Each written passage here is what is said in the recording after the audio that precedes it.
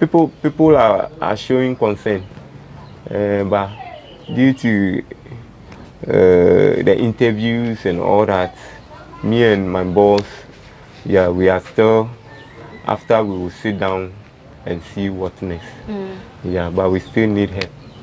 Yeah, we need help. At least we can, this thing can help the nation. Even it come to it, it will even go export with this. So there are a lot of talents in the system. I'm sure there are lots of people watching this, and I'm sure you'll get some help at the end of the day. We are going for a short break, but before then, I just want to ask you, are you engaged? Yeah, I'm engaged. You're engaged? Yeah, I'm engaged. Okay. And your spouse, or I mean your fiance or your girlfriend, is she supportive of what you do? She's supporting me very well. Seriously. Is she around? Yeah, she's around. Okay. She's around. Okay. She's around. So she helps you sometimes? Yeah, she helps me. And because she has been with me for a long, sometimes she even understands the bike things. Yeah, she's picked up. Yeah, she can fast. tell you, Charlie, this your bike is good. I see. Yeah, do it she this writes, way. Oh, that not one, yet. yeah, we shouldn't go there. I see. Yeah, we don't Ibrahim, have to go I would want us to talk about your art side of life. Yeah. But I want us to hold it for now. We'll take a quick break. We'll return and have another side of the conversation about Ibrahim. Don't go away. This is Still People and Places.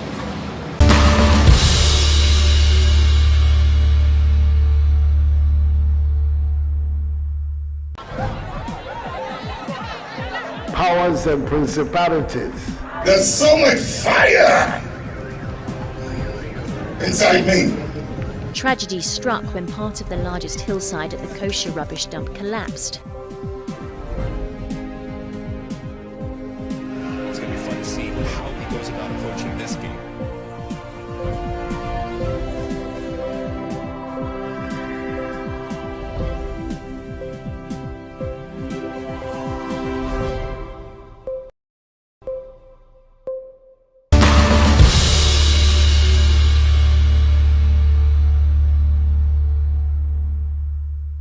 Welcome back. Thank you again for staying with us. This is Still People and Places on GhanaWeb TV. And you see we are in a different setting. Now we have a canvas in front of us. You're still in his workshop, the workshop of multi-talented Ibrahim Sumaila. And this is just another gift of his. So, what do we have here? Yeah, this is the go-kart. One of the go-kart that I did. You've created? Yeah. So like a mini go-kart? Yeah. So first of all, before I build every machine or every motor, I have to sketch it. Oh. Yeah. I have sketch to, the idea down. It, the design, everything. Yeah. I see. Yeah. Before I go on to build it. Yeah, with the metal. Yeah. Okay. So this is one of the things you said you developed as a child, right? Yeah. This is the sketch. Though this is just a sketch. I do painting. Yeah, I do. Actual painting. Yeah, I do painting. Even what kind of paintings do you do? Yeah, I paint signboards. I paint even pictures. Yeah, sometimes people do bring picture that they want to use it to surprise someone on his birthday. Yeah, you will see it like a painting. So like a portrait. Yeah, like a portrait. Yeah, you will see it painting. You see that it's a painting, but you will see that it's a picture. So like you paint the picture of the person. Yeah, I paint a picture. I do signboards. Yeah. I saw you using what are these tools you use? These two because I'm in a metal workshop.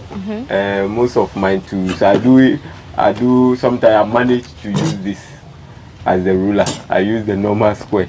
Yeah. This is not the exact tool for it though, but I do use it just because it's like a makeshift something. Yeah, but it works. I saw you twisting and turning. It looks like what I used to do in Pretec. Yeah, because as Right, as we are speaking now, I don't do the painting anymore. Yeah. You don't? Yeah, I don't do the Why? painting anymore because I've shifted it to the engineering stuff. Oh, so the painting is on hold? Yeah, it's on hold. So now, no. For like how long now did you quit? I quit when I started doing the engineering thing. When I started building my own bikes, designing it, I feel like no, I can't combine all. I can't combine all this. So for now, it's just sketching you do. Yeah, just sketching. Yeah, I see. I just did sketching. Yeah. Right. But before, I mean, you decided to just put painting on hold. What were some of the things you were painting? Have you done painting for anyone popular? Oh, I've done even recently. Yeah, I did a painting for Nana Edubuafu Jr. Yeah, the man that discovered the spider, Ibrahim spider. Yeah, I did a the man who saw your first bike. Yeah. No, he saw the latest one that I did. Yeah. When during the interview, I said something like I can paint because he himself wanted to paint a tiger on his wall.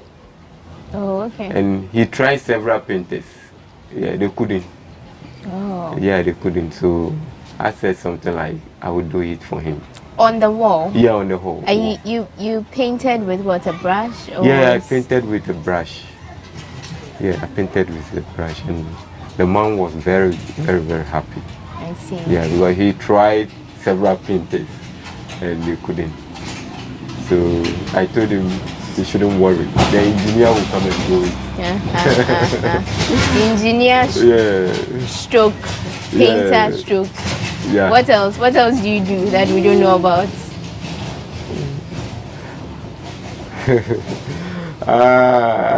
I do so many things. Yeah. I'm an athletics too. Yeah. I'm a cyclist too. I'm a former cyclist. Former? Yeah, I'm a former cyclist. In which group? Yeah, in HM Cycling Club. Okay. Yeah. But you don't do it anymore? No, I don't do it because now you're too busy. Yeah, I'm too busy, so I've paused that one for some time. For some time now. Yeah. Okay.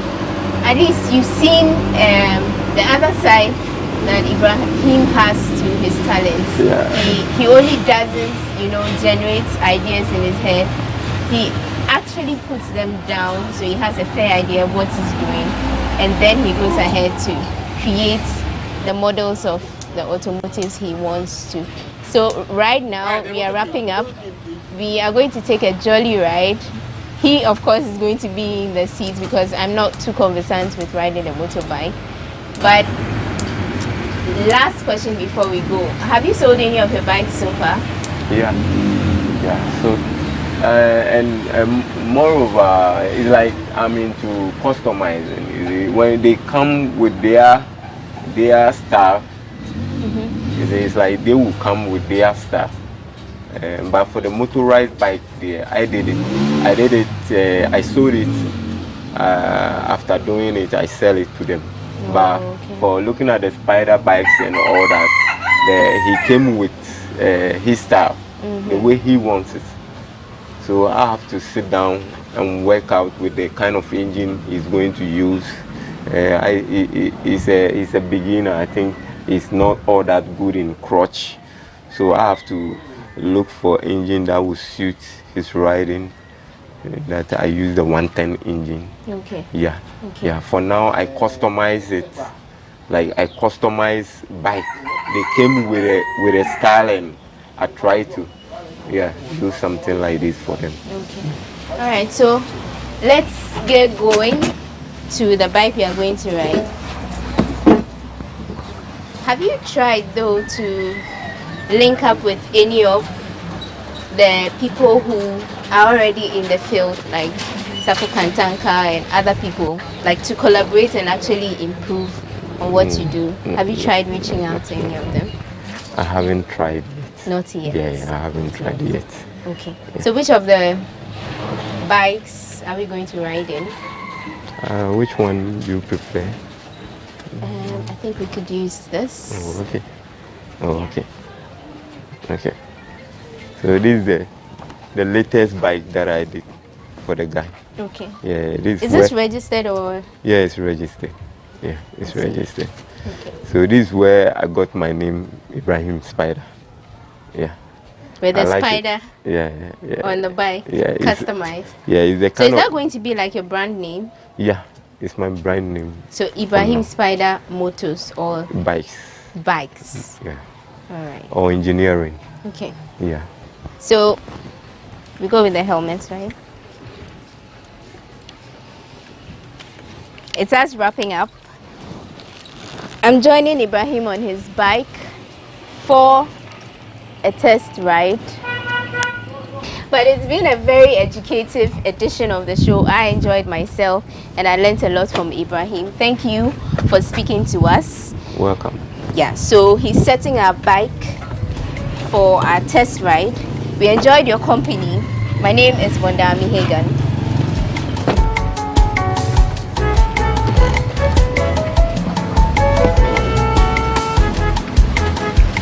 Right. This is People and Places. See you next time.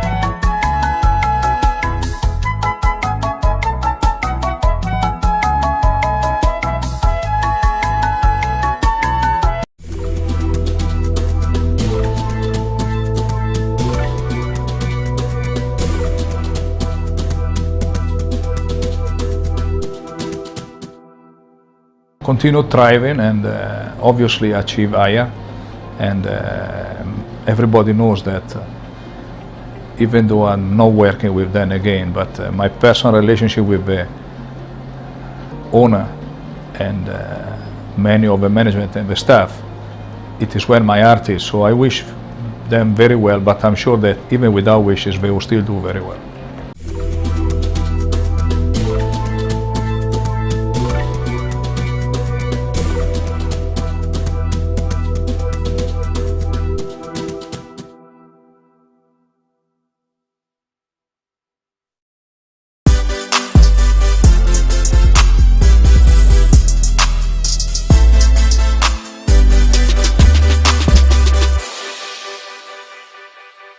We pulled up on one of the most beautiful and talented artists here in Ghana. Yes, we will be having a chat with her to find out what she has been up to lately. But before we delve right into it, let's take this quick break. When we come back, we have so much more for you. This is Talkatainment on GhanaWeb TV, and I am your host, Elsie Lamar. We'll be right back. You're welcome back to Talkatainment on GhanaWeb TV, and as usual, this show is proudly sponsored by Cheesy Pizza. Cheesy Pizza has all you want from juices, smoothies, jollof rice, fried rice, spaghetti, and meatballs. We have great deals for you all week round. Cheesy Pizza gives you the McCheesy combo every Monday and Thursday. With only 49 cedis, you get one small size pizza, fries, and chicken. One Coca-Cola at all pizza branches. Tuesdays are Super Tuesdays at all your Cheesy Pizza branches. Buy your Super Family Pizza at half price every Tuesday for 40 cedis at all Cheesy Pizza branches. Be a part of the midweek bonanza every Wednesday. Buy and get one free at all Cheesy Pizza branches. And also remember to start your special weekend with our special jollof and fried rice from Cheesy Pizza. Every Friday, call 0264 133 397. Call 0264 133 397 to place your order. Cheesy Pizza, your way. And like I said, I have here with me the beautiful and talented Adelaide the Seer. Hello, Elsie. You're welcome. Thank you. You are welcome to Talkatainment. Thank you, Elsie. How are you doing? How have you been? I've been wonderful. You? I can see you look good. Thank you. Thank you. So tell us, what have you been up to? Okay, I've been up to still my music. I'm putting 1 or 2 things in place. I would actually be releasing very soon a single. And yes, I think currently that's what I've been up to. Oh, okay. Yeah. So, within the last time I think I set my eyes on you was on VGMA Red Carpets where you were looking ravishing. Yeah. Anyway, who made the costume for you? Oh, that was, you were looking good in it. Yeah, thank you. I'm sure you received compliments for that. Of course I did. Yeah. So, aside from you trying to come out with a single and all of that, what else have you been doing on the side? I'm actually planning to host a TV program. So mostly I say that I love to put smiles on the faces of people. And I'm actually doing this currently through my music, but as time goes on, I'll be adding other stuff like advertisements and all of that. So apart from music, I'm planning the TV show I told you about, and very soon, yes, we'll be seeing it on air on TV. Okay. Yeah. But we know you to be Adelaide the singer. We know you sing. But what else are you talented with aside singing? Like aside singing, I love to act. I love to talk. So anything that has to do with TV presentation and advertisements, voiceovers, and all that. And I dance as a hobby sometimes. Yes, I think, yeah, acting and all those things. Oh, wow. Yeah. So before the show ends, you'll be giving us some dance moves. We want to see that side of you. All right. But with the acting bit, though, have you killed that part of your talent, or you still, when you get a chance to pursue it, you would grab it with 2 hands? Of course, when I get the chance, I will, with advertisements and everything that is inside of me. The moment I get the opportunity, I am not going to spare it at all. Who is your favorite actor here in Ghana? Who do you look up to? I like Nana Brown, and actor, I liked Majid Michel. I don't see more of him lately, but I think I still like him. What about Nana McBrown do you like? Because I see you both vibe a lot. Yes, I like her versatility. I like her because mostly I see myself in her. I love to do so many things, and that's what she does, advertisements and all that. So I see myself in her most of the time, and that's what I admire about her. Oh, okay. So, wow. I'm just trying to imagine how you can be able to toggle between this acting. Okay, so Kumawood or the Ejako one or the Majid Michel type? Which one? Okay, so my tree is not very good. So I would like to do the English ones, but maybe once in a while, if the tree comes in, fine. But I'm not too good with tree, but I can give it a try. Okay. Yes. So Adelaide, moving away from that, we used to see you in the company of the twins, Twist and B2, that's Dope Nation. Yeah. But lately, nothing have been heard or seen with regards to you and them.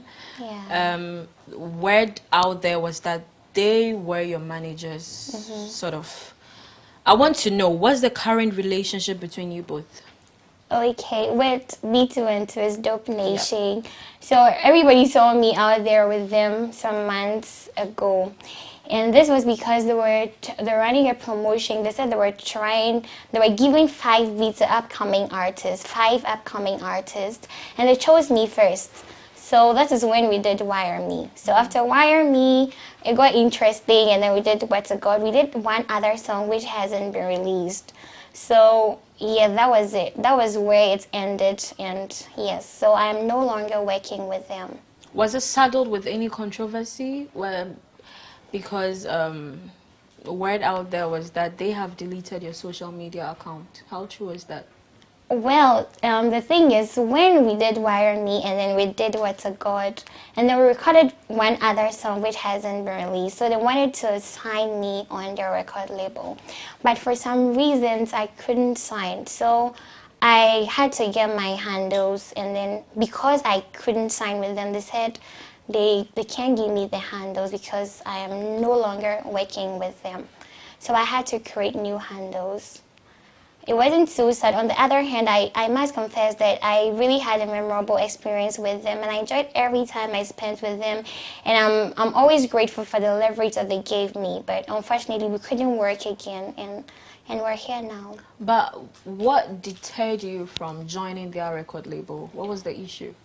It wasn't really an issue. I had to go on a break, a health break, and all of that. So considering the break and everything around me, I felt I shouldn't sign because it was going to come with a lot of responsibility. Yes, exactly. So I just had to pull out. But did they understand? Did they take it in good faith? I think they did, but we're different people. We take things differently.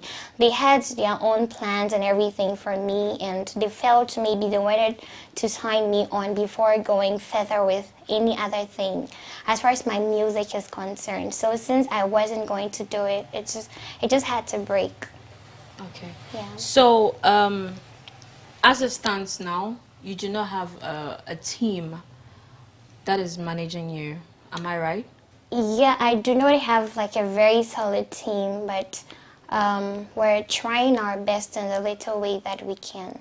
So would you want to put a word out there for people who maybe would want to come on board and, you know, help with production or anything? Of course, as far as my music is concerned, I think I need more people, any opportunity, companies and individuals that can help me realize my dreams more. I would gladly welcome them. Okay. So some time back, there were rumors that Captain Smart had given you a car. Yeah. Well, how true is that? Captain Smart actually promised to get me a car, but he hasn't given me a car. And yes. When was that? He promised, I think around February, some 6-7 months ago, but I haven't heard from him. Okay. Yes. Coming to your place, I realized that, oh my God, there's a whole lot of struggle in terms of the road network and the distance, of course. This place is really far from town. Sure. If you have to attend interviews or maybe an event, I'm sure it will be one hell of a tough time for you. I'm telling you. How is it for you? How is the experience with you and then your mode of transportation? It's really hectic, like you said. Mostly when we're ordering for Uber or Bolt, they don't even want to come here because this place is out of town. The moment they realize where you are, they just cancel the trip. And you have to walk to the motorway or under bridge, pick your taxi to under bridge, and it's a whole lot. It's really hectic, yeah. So with that being said, I'm sure that there will be a need for Adelaide to get a vehicle. Anybody who is touched by this can just, you know, well, she'll welcome it with open arms. We need a car, you know. Now that we don't have the car, Captain Smart promised us, we need to get a vehicle for Adelaide. And of course, you made mention that this place is far and it's out of town and all that. And I'm sure that you need a place that is very closer to town, so you can be able to attend interviews and stuff like that. So yeah, of course, apartment is also needed. And maybe if you are someone who also wants to sponsor hair, clothing needs to, you're also welcome on board. Sure. Yeah. So moving away from that, Adelaide, how do you write your songs? Okay, how I write my songs. Mostly I get my songs when I'm having morning devotion or I'm in the bathhouse, just lying down, the song just drops. Sometimes I can just be having a conversation with somebody and then I start singing. So I can get a line or a chorus, then later I just create something around it and then I make a song. Clearly you do not have a studio in your house, so how do you manage to record? I go to town to record, but as you speak now, Foboko Multimedia is putting some things together to set up a home studio for me, and I want to use this opportunity to say a very big thank you to him, Foboko. I am so grateful. So very soon I'll be getting my home-based studio. Oh, okay, that's nice. That's nice. And you made mention of the fact that some people are plagiarizing your account, trying to create different accounts to extort money from the public. Can you expatiate on that? Not using my account, but they're going, I think people have my pictures and all that, and they're just telling other people they know me and opening accounts and all that, and distorting monies from people, which I think is really bad, and I'm not very happy about. I'm actually not happy about it. Yeah. Okay. So, Adelaide. Yes, I know you're a gospel artist and you delve so much in gospel music. Yes. But who are some of the artists that, when given the chance, you'd want to work with? The list is really long. I'd love to work with. I wish not to mention names. Who's your favorite gospel artist that you are yearning? Hamilton. Okay. I like Daughters. I like Joe Mettel.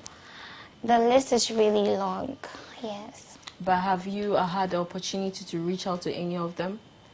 I reached out to Joe Mettel. I think he's busy of late, but with time, I'm sure it would link up again. And then I reached out to Daughters. Actually reached out to me, and it's positive. So let's just keep our fingers crossed. I'm sure I would be doing something with them. Okay. Yeah. What are some of the lessons that you have drawn from your past experiences with your management? And it could be anything. It could be contractual and anything. What are some of the lessons that you have learned? Okay, I'd say one very major lesson that I learned would be anytime somebody opens their arms for you, just be very sure of what you're entering into, and make sure you do your paperwork well. Know exactly your boundaries. Know what you're going into. So don't be too vulnerable to opening up to every opportunity. And then when maybe reality stares at you, then you find yourself wanting. But in the case of Dope, were there did you read and understand any contracts? Were you made to sign? No, I didn't sign like I stated earlier, but from the beginning, we're doing a beat for an upcoming artist. There was no paper on it, nothing. And then later I recorded 2 other songs, which only one was released before the contracts came in, and I couldn't sign. So, yeah. Okay. You have made mention of some negative stuff. What are some positive ones that you have embraced from their camp? Yeah, so as I stated earlier, I said it was really memorable working with them. There was this kind of camaraderie relationship between us. They were more like family, and it's made things easier for me because I didn't know them from anywhere. I just saw them on TV, heard them around, and then I had to record with them, but they made me feel at home. So anytime you have to work with people, for your work to go on very well, you need to have a very close relationship, like something that would make you feel very, very at home, very much at home, so it will make your work run faster, so to say, yeah. Okay. So on this note, let's take a quick breather. When we come back, Adelaide the Seer is still here with us, chatting, and we have so much more for you. This is Talk Attainment on GhanaWeb TV.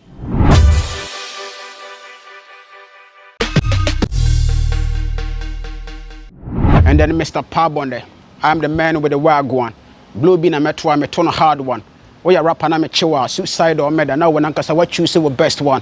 I'm the baddest bro, we killing to and fro. We going all out, nigga for be honest bro. When I'm a target bro, the man to a draw. Rap on a metapati, I'm also son say bro. All I want is Africa on the map. That's why nigga swap my sleep for a nap. Even if we were born in 1957, that would be 1st April. Me then you know with him mad cause I'm here with the hellfire. Guys, you are so welcome to the Discovery segment. Entertainment here on GhanaWeb TV. I'm your host, Ibrahim, and I'm here with super talented, as you've already heard from him, hip hop and hip lifestyle, Mr. Pap. My dream was to be a journalist. Yes, but then I realized my musical career way back in SHS, and moving forward, I you know, when you are good, or maybe when people see that what you're doing is good, that motivates you, and finally I have to choose it as a career since people really want to hear more of me. I did not really start like, you know, like this, but when you believe in yourself, you know, yes, yeah, you keep on, and you know, all the time you have to also learn, and that is why we are here today. Yeah. And when I say I do hip hop, doesn't mean that is the only thing I can do, but in music you have to get a specific area that you can really tell somebody that I'm on this field. Yeah, you don't really have to say I can do everything or something, even though people must see you to be multi-talented. Yeah. Poverty must die, and we here for the motion. I promise to buy my mama house, my papa soon me, yeah. But everything don't scatter for the nation. The rich man getting richer, poor man getting poorer, yeah. But we know giving up a crowd, yeah, and a crowd, yeah, and see, yeah. Now, where can we find your music? Which digital platforms can we find your music? Okay, all the streaming platforms you can ever think of. You can search me there. But then YouTube too. The videos are there that you can watch. Both songs have short videos for them. Right. Yeah, right. so what's your YouTube channel? Mr. Pab? Mr. Pab Official. Okay, please spell the Pab out for them. P-A-R-B. Mr. Pab, the meaning is actually Pan-African Rap Beast. Oh, okay. Yeah, so yeah, Pan-African Rap Beast. Yeah, so it's P-A-R-B. Okay. Yes. Okay, and are you across all other social media platforms? Instagram, oh yes, Facebook, Twitter, Instagram, Facebook, everywhere, Mr. Pab. Right, so this has been the Discovery segment on Entertainment on GhanaWeb TV. My name is Ibrahim. We go back to Elsie.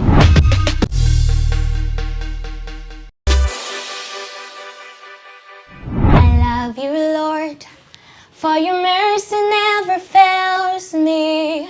All my days you have held me in your hand.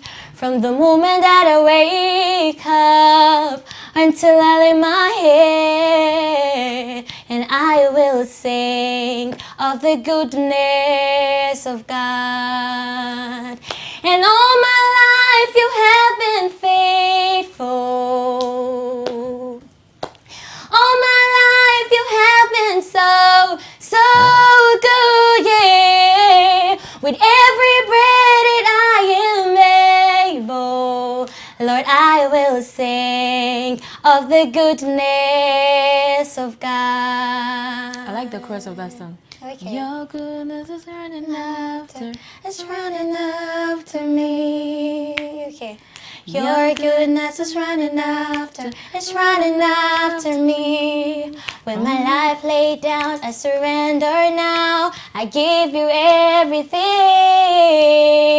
Your goodness is running after. It's running after me. And all my life you have been faithful. And all my life you have been so good, yeah. With every breath that I am able, I will sing of the goodness of God. Very, oh good. I don't even know how to describe your voice right now. It's like silk. So that was Adelaide right there doing her own thing, and oh, she took us to heaven and back. Hallelujah, somebody. Amen. So yeah, so we are back from that break, and of course, if you just join in, we are having a good time here on Entertainment on GhanaWeb TV, and of course, this show is brought to you by Cheesy Pizza. I hope you love pizza, Adelaide. I do. I do. Okay. Hey, don't embarrass me. So here you go. Okay. Oh. Thank you. So you can have a bite and tell us how it tastes. I'm sure I'll also have one. And Let's It see. tastes really nice. Yeah, of course. Very meaty or cheesy. Both meaty and cheesy. Oh, yeah, I've learned a new word. Of course, yeah, this is nice. So, yeah, Adelaide. Yes, it was. I'm sure when you started, the response from people, it was massive. Of course, everybody wants to come on board. Everybody wants to help. And how is it? Is it the same as now? All the people that came in and promised you heaven and earth, are they still around? Oh. Well, it's not like before, but it's understandable. There are people, I'm still optimistic that people are still planning to give me the chance or give me more opportunities to bring out what I have to. Even though, as you speak now, there are a couple of people I haven't heard from, but it's cool.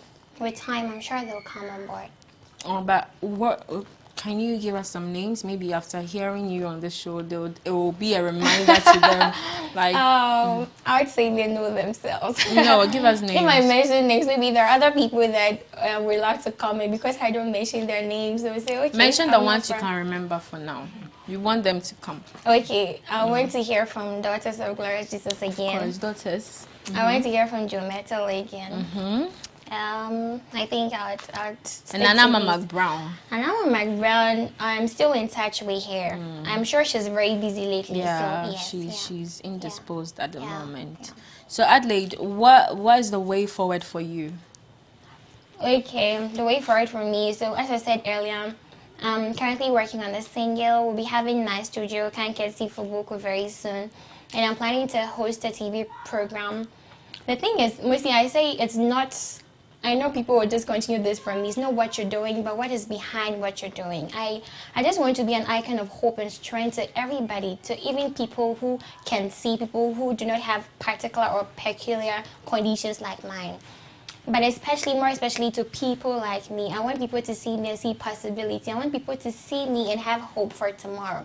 So I'm just going to bring out everything inside of me, like do the advertisements, do singing, do everything that I can do that will put smiles on the faces of people, that will rekindle hopes in the hearts and the lives of people. So with time, I'm sure I'll be getting more opportunities and all my dreams are going to be realized by the grace of God. Amen. Yeah. You speak very fluently. Did you have dreams of becoming a media personality whilst growing up? This is interesting. So when I was growing up, I always wanted to work in the hospital. So this As what? I wanted to either be a nurse or a doctor, medical practitioner. I wanted to do this because I always want to be in a position where I can help people. I felt when somebody needs something, especially in the hospital, I can administer something that would give them life. At least I can give somebody life.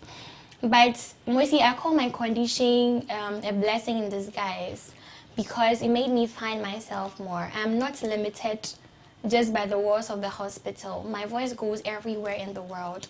And it heals hearts, it heals people. And I think it's helping me now. I can't inject somebody, but at least I can make somebody smile. Yeah, of course. So, yeah, it's great. Your Wire Me song, can you give us some few lines of it? Okay. Every day I pray to God, oh, I pray to God, oh, make you wire me. Why every day I pray to God, I pray to God, make you wire me. Hey, Yeah. Charlie. So, Adelaide, I think we are drawing closer to the end of the show. So, you give us your final words. Okay, thank you very much for this opportunity. Okay, mostly I say that people come into our lives for a reason, for a season, or for a lifetime. When purpose is not known, abuse is inevitable. Know why somebody is in your life and know why you are in somebody's life and work accordingly. Try to help somebody even in a smile or a helping hand, and you will get it in return in a day that you do not even expect. Keep loving yourself, believe in God, trust in God, and believe in yourself. God bless you. Please put out your new social media handles out there. Okay. My new social media handles are Adelaide the Seer Official on Facebook, Adelaide the Seer Official on Instagram, and Adelaide the Seer Official on YouTube. Okay, Yeah. so you can reach her via Facebook, Instagram, YouTube. Adelaide Official. That's the name. Adelaide the Seer Official. Yeah. That's the name. Adelaide the Seer Official. And also soon we have come to an end of this great interview. I hope you sitting at home enjoyed and had a good time as we did. Of course, this show is proudly brought to you by Cheesy Pizza. Cheesy Pizza has all you want from jollof, fried rice, juices, smoothies, spaghetti and meatballs. We have great deals for you all week round. Cheesy Pizza gives you the McCheesy combo every Monday and Thursday. With only 49 cedis, you get one small size pizza, fries and chicken, one Coca-Cola drink at all Cheesy Pizza branches. Tuesdays are Super Tuesdays at all their branches. Buy your Super Family Pizza at half price every Tuesday for 40 cedis at all Cheesy Pizza branches. Be a part of the midweek bonanza every Thursday. Buy and get one free at all Cheesy Pizza branches. Also remember to start your weekend with the jollof and fried rice from Cheesy Pizza branches every Friday. Call 0264 133 397 0264 133 397 to place your order. Cheesy Pizza, your way. And of course, they have asked me to give this coupon out to Adelaide, so you can go to any branch on it, and then you can order for anything you want to order at any of the Cheesy Pizza branches. Of course, please, we need time to go finish our pizza, so we are going out. Yes, so before we do that, I think Adelaide will give us something small so we can just go and chill. Sorry if you're home and you can't have it though. Yeah. So give us some small lines, any of your favorite songs that you want to give again. I wanted to say thank you to Papa. Okay, so you can do that. You can say the thank you, then after that. Okay. Okay, I'd like to say a very big thank you to God first for everything that's going on in my life. Thank you to my wonderful family. Thank you to my head pastor, Apostle Kennedy Oheneyebwa. Thank you to Fuboko for your massive support all this while. And then to one person like me who has been very supportive, Caritas Tete, God richly bless you. To Portia Gabor for starting my story. I'm so grateful to you out there for loving and supporting me all this while. May the Lord continue to bless you. Please continue to follow and support me. Thank you. Thank you. Shikon Femi Joy, Adebe Femi comfortable. Bojini Mani Wale, Mayana Kama Kevalo, Blematasani Hewa. Jalafena icho Ogbeji Yehowa Zeba Moko moko beni tamobo Shikbola femi joy Adebon femi comfortable Bojini mwani wale Mayana kala kebwalo Blematasani hewa Jalafena icho Ogbeji Yehowa Zeba Moko moko beni tamobo Moko moko benwe tamobo Moko moko benwe shishihu Moko moko bekashi pon shishi Na wakawa katoe Bojinyo mwe kalo Moko moko beni wabonga Ogbeji Yehowa Zeba Moko moko beni tamobo.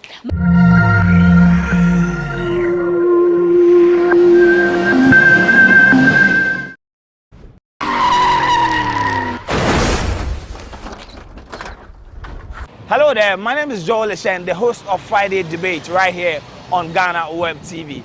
On the 27th of November 2021, I'm inviting you to join the GhanaWeb staff as we embark on the GhanaWeb Road Safety Campaign to help save lives. We'll be meeting at 6 a.m. at the Legon Preseg bus stop and we'll be ending at East Legon. Come in your numbers and join us in our quest to save lives on our streets. I hope to see you there. The GhanaWeb Road Safety Walk is proudly sponsored by Trillium Industrial Company.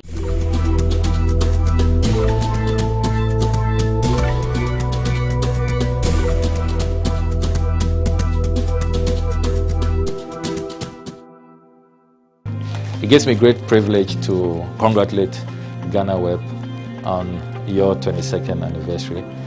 You have been a trailblazer and providing accurate and timely news. And we salute you on all your achievements and accomplishments. We wish you another 22 years of top-notch professional journalism. So congratulations once again, and keep up the good job.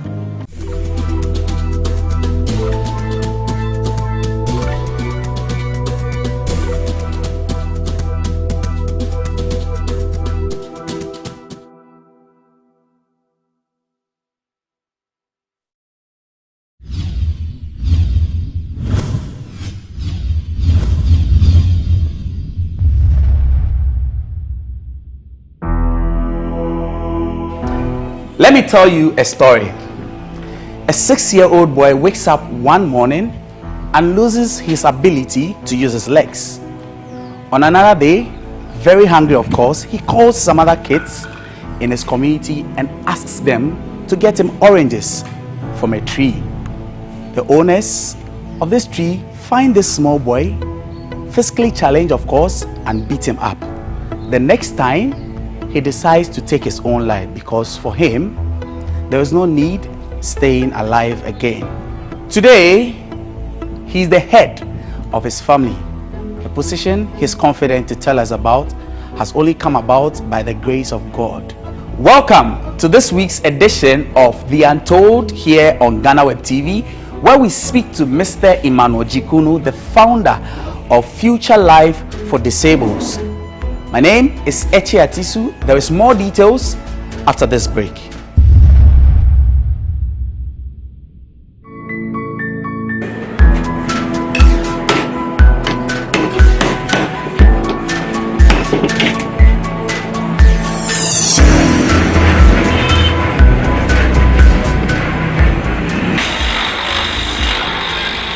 It is a Tuesday morning and Emmanuel is busy at work at a shop located at Media on the Accra Nsawam Road in the Greater Accra region.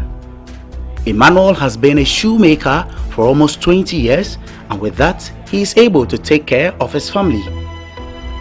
Shoemaking is not a lucrative job for many in Ghana, and for the physically challenged like Emmanuel engaged in this trade, they face double the challenges their able-bodied counterparts deal with on a daily basis. Ye juma say cry ye binim hi obeye juma no cry say ne ope na odi amount enye otumi ba ha be ye de ope bia na oko but for now the media me wo juma no mache ti for now ba ma juma mu a ya me ne obe kan no unti ase wo de wa juma be ko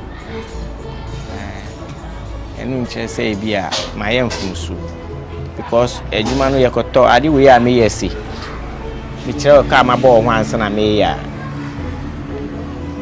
but ukwa koton ne kakra bi na obenya oso obi betumi aba ha se odi ni chale what aba wa mefa o chale what wa mefa komo chale what ebi ni gon we mapam eda ha so many weeks ti we yira na oba be ye dede se u be fa me we ya ma ye na eton 65 no u ba be fightika ampa so to wa hodi obora mu pe oni baba na pra na wafa na orioko instead of sanka o report na anka police ye bibinu police crime film kra o wa we disable by obechi na den na obeya man nishi nti no anu nti ejuma no de challenges de bebre na yekoto nyama nso ye ohaw kokroma koto nyama yebre the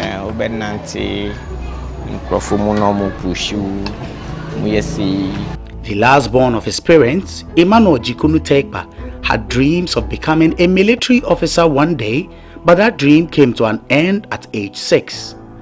He woke up one night to use the bathroom but couldn't move both his legs. My mom came and took me up, but one to me and paid me in general. So it come like I collapse. So before I realized, me cry Sabia. Oh, me sa omoyewi menesu tete me.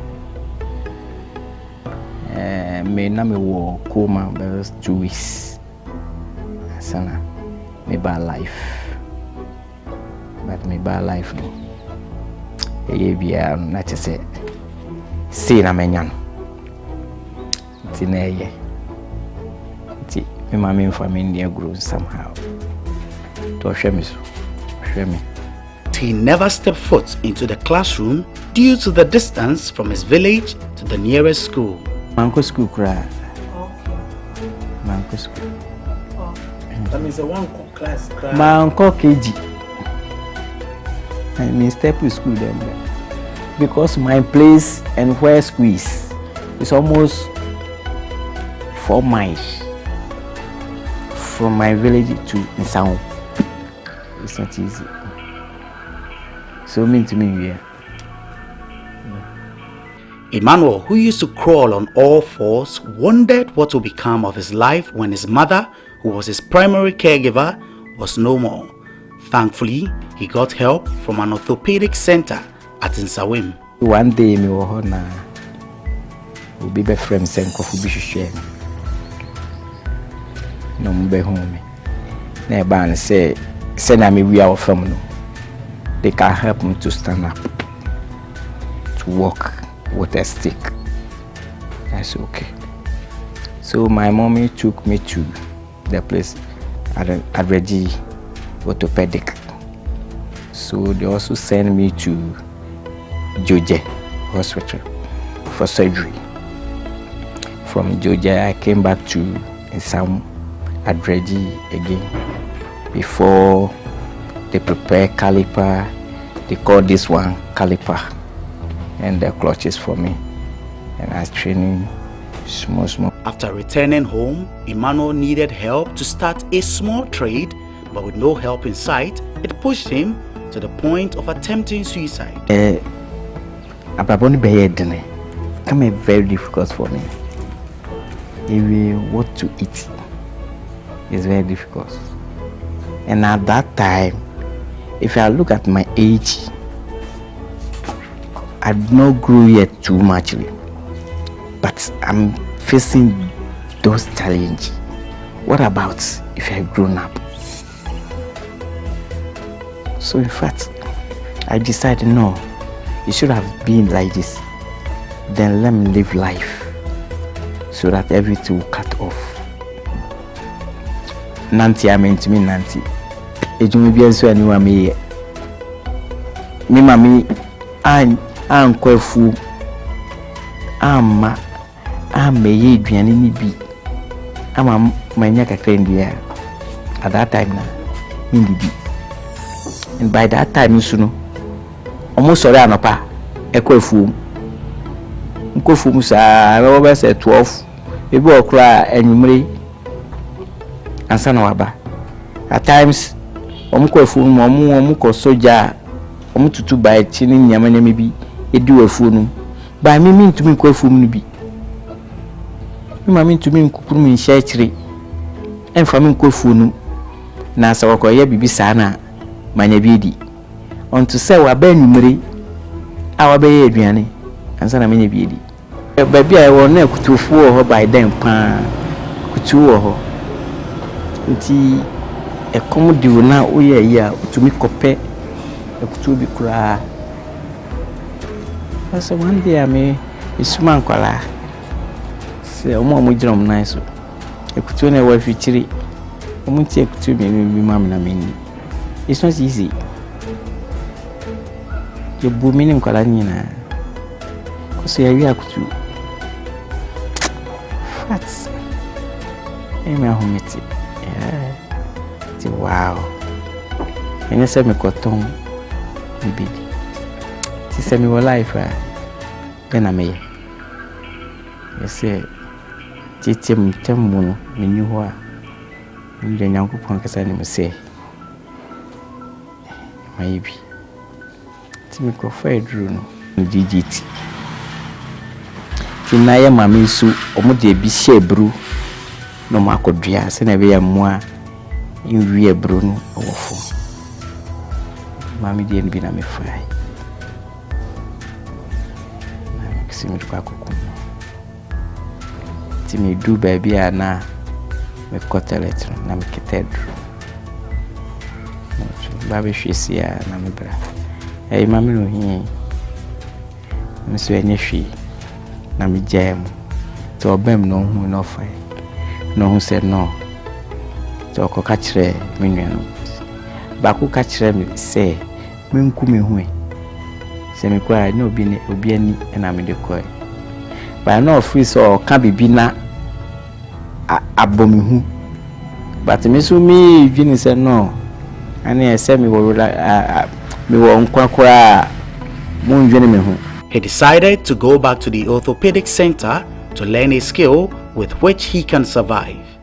Metinas na me kan se ni me call back na makoka chiro bruni se pese me hwe adwuma ti me call so na me call sa anka ba bia o mo ye adwuma no ho a mo nkyere me adwuma no o ye process no di me call hwe adwuma na me hwe shumiki no me si me hwe mechanical ba o si me hwe shumiki na me hwe shumiki no ono a mo bo am bibia ekoba ti me wie shumiki school no I was Sumania Rehabilitation Training Center. I want to be me bear no na me yen kakra na me didi yen kakra no aboa nti ebeba say I'm not depend on my parents again or say make sure say unless somebody give me money before I'll eat or no. So she making I was planning to get a place like a kiosk so that I can work. And the same period, I write a letter to them again. They asked me to go and find a place where I can put my kiosk. And I came and found a place. They come and buy it for me. So I'm not joking with my work. Early in the morning, I wake up from Sumia, that place to Media, almost 4 miles. I wake up, I walk and come here. Before I get tricycle, they give me tricycle. So I use tricycle from that place to here every morning. When I close, then I go back. Emmanuel found love, but his family and that of the woman were not happy about the relationship. The opposition grew stronger when the woman became pregnant. Now we were training so many me be see one sound. Me see one sound me bag na make it an. Me cut in a cam or jai mate in jai bag no. No soon or tongue nkushia. Na tama me be na say na wa humi me bag. Ti can e 2 con. Na we frame. O free station one. Na we frame say ma jam me bag. Nti enu na me danas. Ti me ba holidays na me ku fiu. Me sa ko school. Na me fa ni nche na me tia. And I down. Until me ba holidays me see one sound my home. Ti one day me see what honum and I'll be some baby amity. I'm a children. Me be few Friday, Saturday. Na me name me bra wife. I'm a tino ya wufufu. Me one say no aba if you. Or free some. Okay. Tinas ye din komo sa na okoi. Ti mi wi school da mi wi eyi na me ba no. Obehia me wo kwan. Na osa ebeja mi fi. Omo ti say girl ni nyim no. Na surprise you. Even my brother, all my families and their families. Omo fa girl no call so omo koye na abortion. Mo dey no call hospital by doctor ni also obey abortion now obisi ti on asim say money me So mo fa no call more than 3 months. Ni busuafo. E ni call be say 3 months. Yam pese obebe me kula biom. One day me wo ho am ti me adwuma apatase me yes make. No one say waba. Aso waba. So he. Bani say. No see o de me buy Ibrahim. Asa. Okay. Ni. Oh, sa buy no. E na me blanso bu fui. E na mo ko bubu dan mu. Cement no mo tutu nyina. Se me ko ha samasu aware de am ko to. Me preach. Yenye easy. Man fan easy. Ba nyame adom. Nya baby tonight. That 1 month no. Do 1 month no pepepe. Obi mami edan. Obi mami edan bi seminar. Mbai. Kono. Anya easy. Sa by 1 month time na nyame ayadom. Simi room. Ma poso. Ti be free hire. E ho de anya me no dia. Ti oba no kwa ko no twins. Ansa na mo nyina. I started them. Me ye ma decide me de dem amewu mi no pe. Ba se na koye no koye mi de. Ti o se mi ofo. Mo ofo pa. Nti nyame adon o. Se de me okay.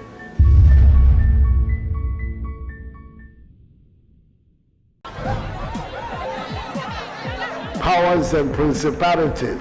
There's so much fire inside me. Tragedy struck when part of the largest hillside at the kosher rubbish dump collapsed. It's going to be fun to see how he goes about approaching this game.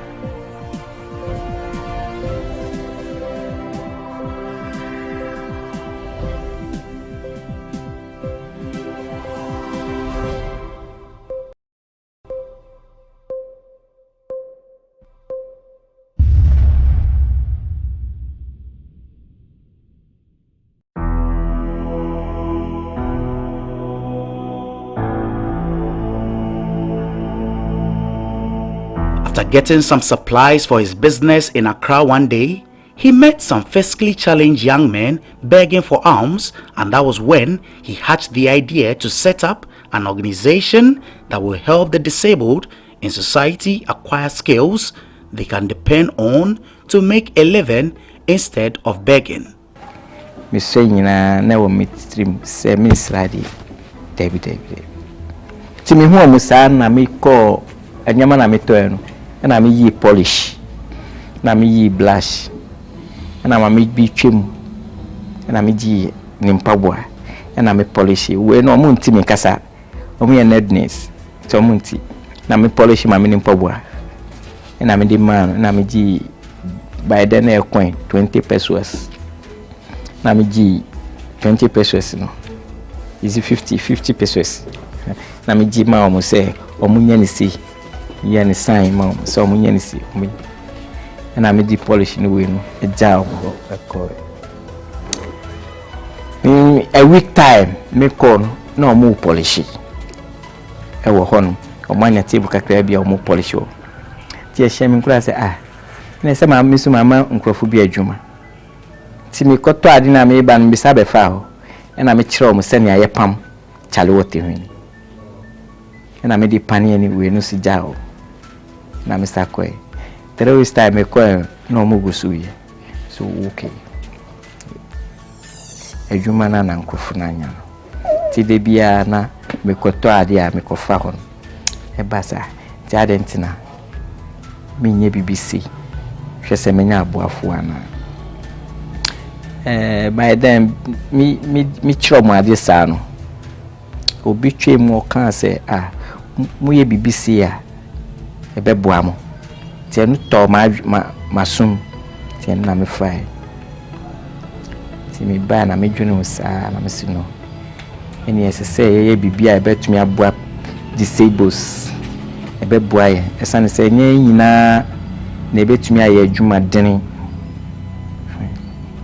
nti mekɔhu me nuanom bi na meka kyerɛ m sɛ mepɛ sɛ ɛyɛ bibi te sɛ adwuma ɛyɛ disables only for disables yɛbɛkyerɛ yɛn ho adwuma no mimi nim shoemaking sɛ bia wo so nim dia wonim no na yɛde ataakye na yɛde ayɛ nti yɛyɛ no yɛnya shoemaking more shoemakers more na menya ba me yɛ sɛ ne yɛ sɛ tsa yɛbɛtumi apa obi ama na bɛkyerɛ ti yɛhyia nipa miɛnsa bi na me de adwene to mu ti omo ampopo mu ti na mu gitu ti yɛ starti wɔ madwuma mu hɔ.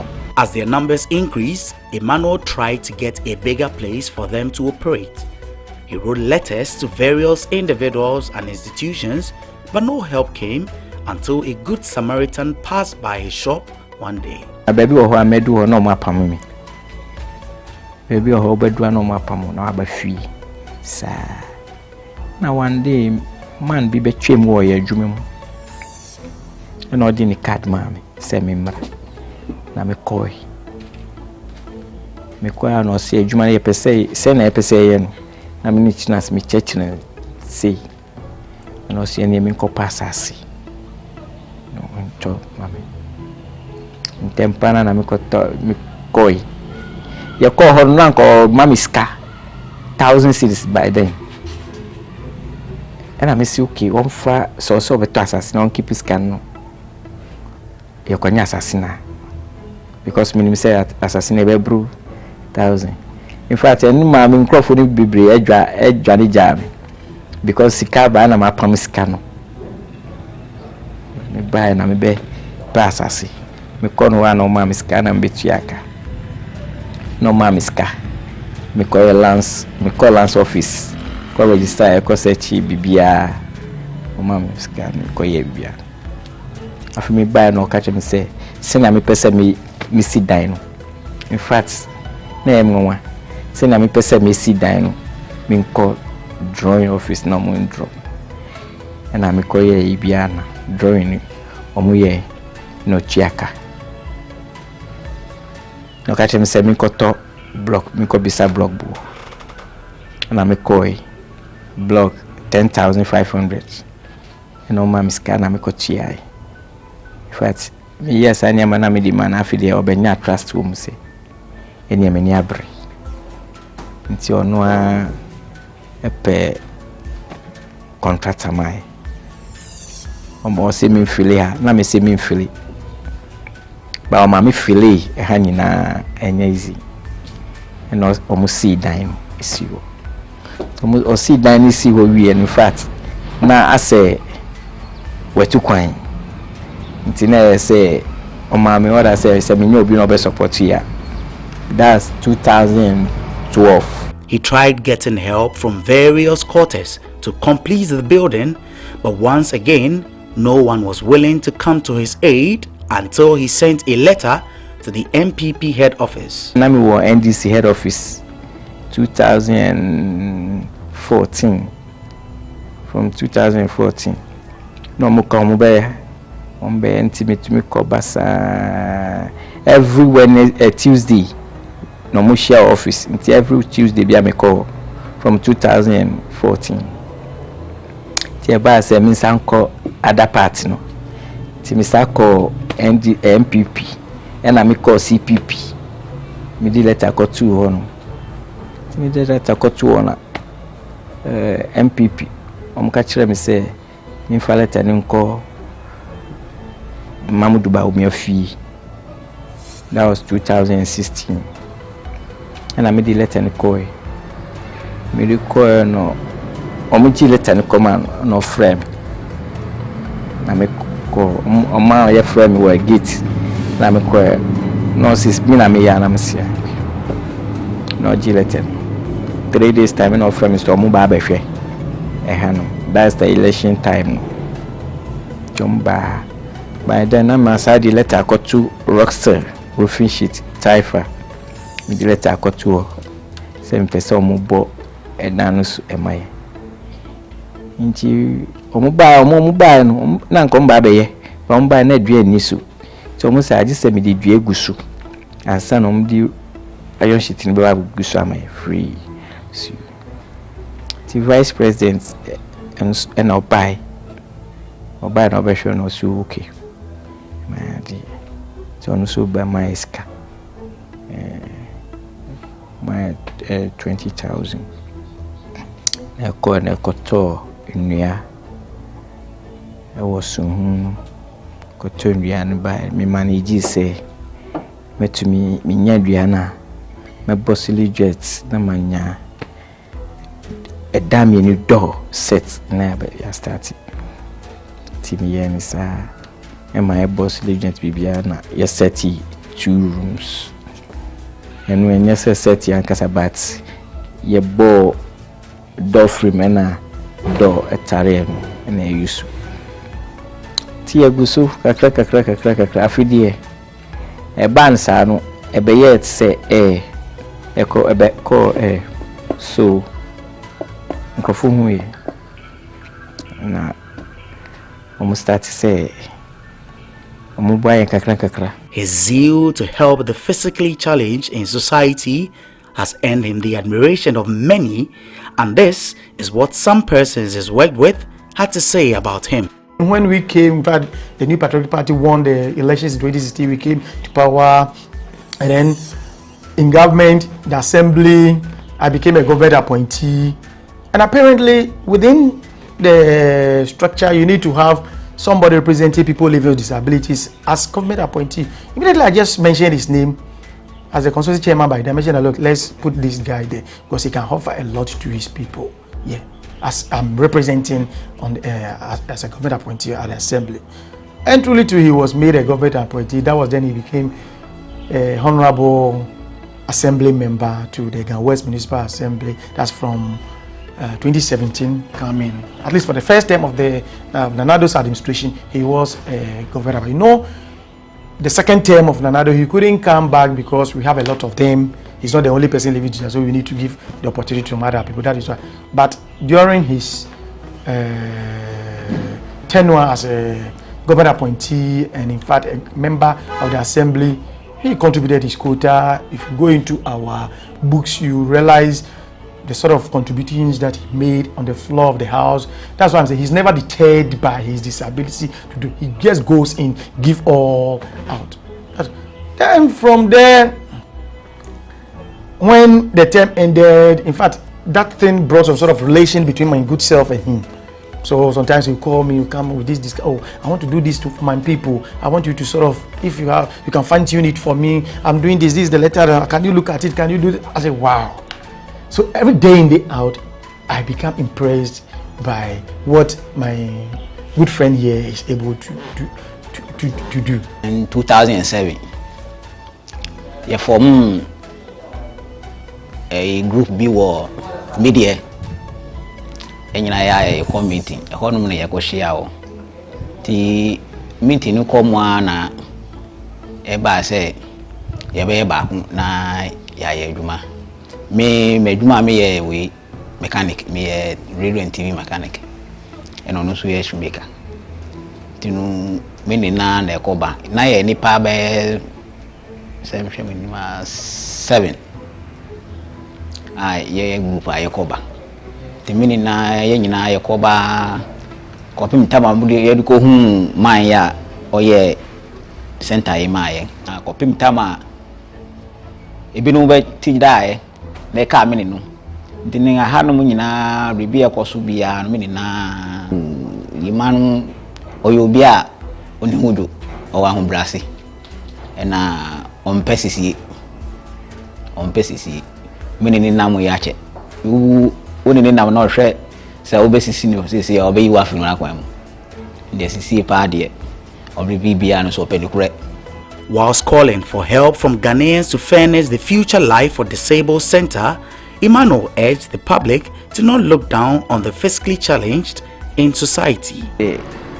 So be what that condition more feel say nebi ye no debi erade fa dia say atitina pro no na fana we yen yi no sis ebusua mu sisi and my family said my family bi wa obeka akire I can say truly say me na me ebusua ne head for now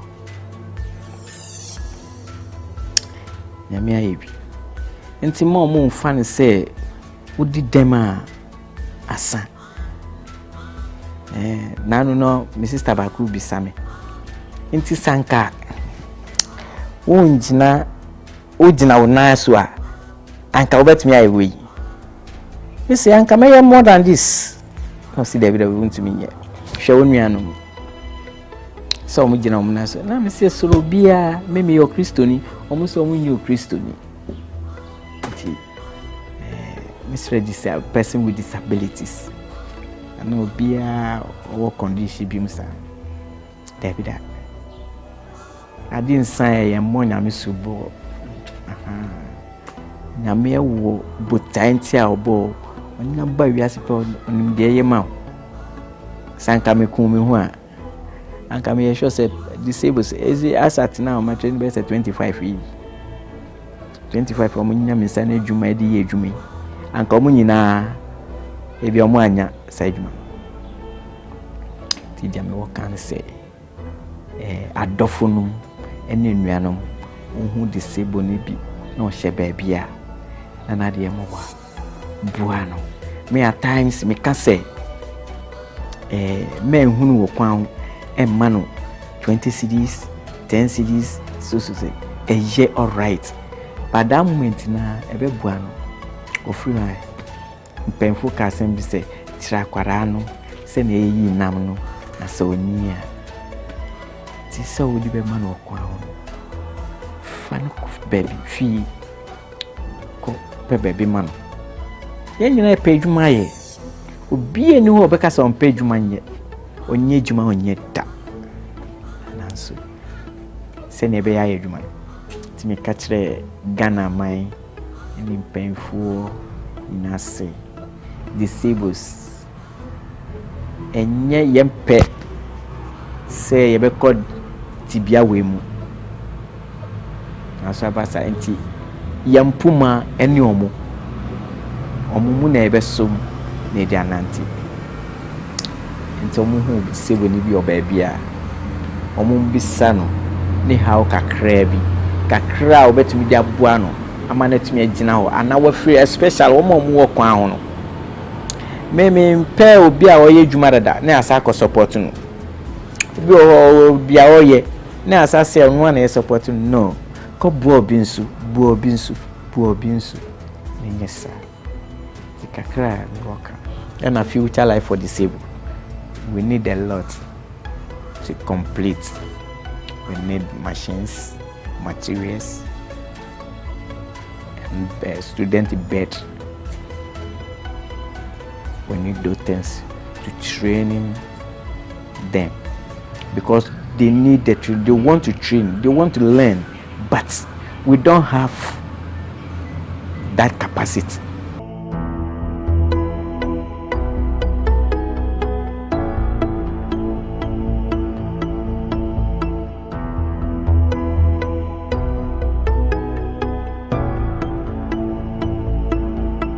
What you see here in my hand is a sandal and is the final product of the work of Mr. Emmanuel Tekpa here, whose story we've brought to you on this episode of The Untold right here on GhanaWeb TV. Remember, as we always do on this program, is that we aim to inspire you. We believe that today, this story is one that has brought you some inspiration and hope for the future. Remember to also follow us on all social media sites. It's at The GhanaWeb, and also visit www.ghanaweb.com for news on business, entertainment, sports, what have you. Remember also that as part of our 22nd anniversary here at GhanaWeb TV, we have compelling content for you. So stick and stay for even more. Until the next edition, my name is Eche Atisu.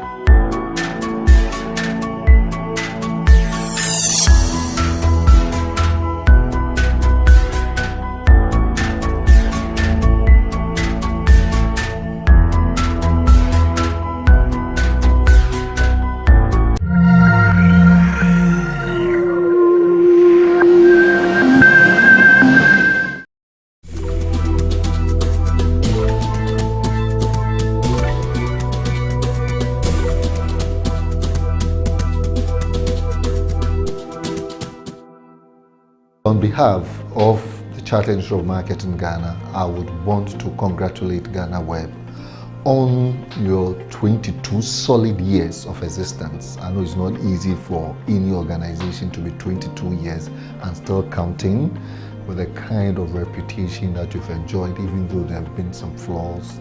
I guess you've done very well. You've added value to advertisers, especially Chartered Institute of Marketing in Ghana, in terms of visibility, whether eyes or ears. And we would want to congratulate you. We would want to see more enhanced, what do you call it, benefits and products that you could churn out for your clients going forward in the next 22 years.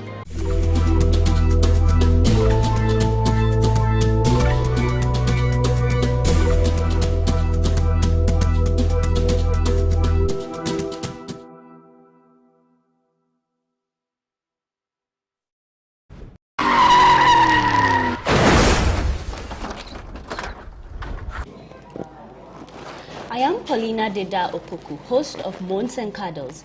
Join us November 27 for the GhanaWeb Road Safety Walk. The time is 6 a.m. We are starting at the Presbyterian Boys Secondary School through to East Legon. Let's walk to save lives. See you there. The GhanaWeb Road Safety Walk is proudly sponsored by Trillium Industrial Company.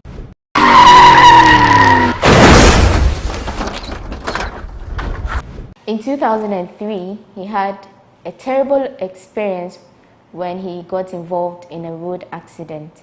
And after this, he decided that nobody else should go through this same experience. So he decided to embark on a nationwide road safety campaign. Our guest today and the ambassador for GhanaWeb's road safety campaign is Vice Osei Kufuor. We popularly know him as Obo. Big boss. It's me. It's been so many years, over 16 years since you had this accident. We want to take you back. I'm sure it's not a pleasant experience and nobody would like to recount it, but we want you to go back in time and share the whole experience, when it happened, what happened, how you went through the whole phase. All right, thank you. And let me begin by congratulating GhanaWeb for embarking on such an initiative, such a campaign. Road accidents, it is something that is a joint responsibility. It shouldn't be one person's responsibility. So, just to your question, in the year 2003, I mean, budding musician, touring around, traveling, performing. On a fateful night, it was the 28th of December, we were scheduled to perform at the carnival, which was, then it was called the Vibrant Street Carnival in Accra. So it was myself, a few of my handlers, and then my PA, his girlfriend, my dancers, you know. So we had my car and then another car behind us, you know. We left home, charged up. I think we had slept, so we woke up around 12 or 1-ish. You know, en route, the carnival. We had the right of way on the Mortuary Road. We had already gone past the Latebiokoshi intersection, so we were almost heading towards Obechebilamte circle. And then there was a military van, a military pickup. I'm sure this was the time where the police were, I think crime had increased around that era, so the police had several patrols going on. And I don't know whether they were chasing somebody or not, because what I remember is we had the right of way, it was late, traffic lights were amber, so we were going straight. So the car, there was no car coming from the other side, and plus we got to the intersection. So when we got to the intersection, I thought I had right of way, so I was moving. So before we could say jack, there was a massive collision. Sadly, one of our friends passed. May her soul rest in peace. And then we all sustained several degrees of injuries, you know. How long did you spend to recover? To recover, yeah. Give or take about 3 months. About 3 months. What was the degree of your injury? It wasn't massive. I had a fractured arm. I had a few cuts, deep cuts on my faces because I think I got in contact with the windscreen, the windshield. And then I had my both wrists for about 2 months. I couldn't turn any key. You couldn't move it. Yeah, I couldn't really use it to. What I remember is I couldn't open my door. So anytime I have to lock my door, somebody has to come and do it for me, you know. But were any of you in the car wearing your seat belts? At that time, I think we were all wearing our seat belts. I think at that time we were all wearing our seat belts. So what I attributed that accident to was it was an accident. So once accidents happen, it was maybe we could have paid more attention from my side as a driver. I could have paid more attention, slowed down very much, like slowed down to the barest minimum speed. Anytime you get to an intersection when traffic lights are amber. Because once traffic lights are amber, it means watch and go. You look, make sure no cars. And then, so we were from the back and we thought we had right of way. So we watched, we didn't see any car. So we thought we could go. But I'm sure if we had reduced our speed, when the police vehicle was making the U-turn, the military vehicle was making the U-turn, we could have seen it and we could have stopped. I mean, we saw it too late when we applied the brakes.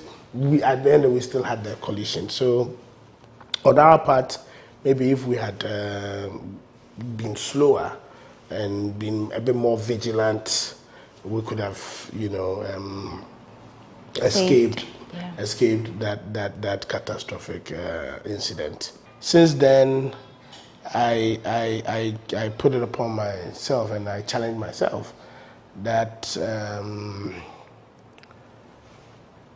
I won't stop because maybe God wanted me to have this experience so that I could put myself up for such a task.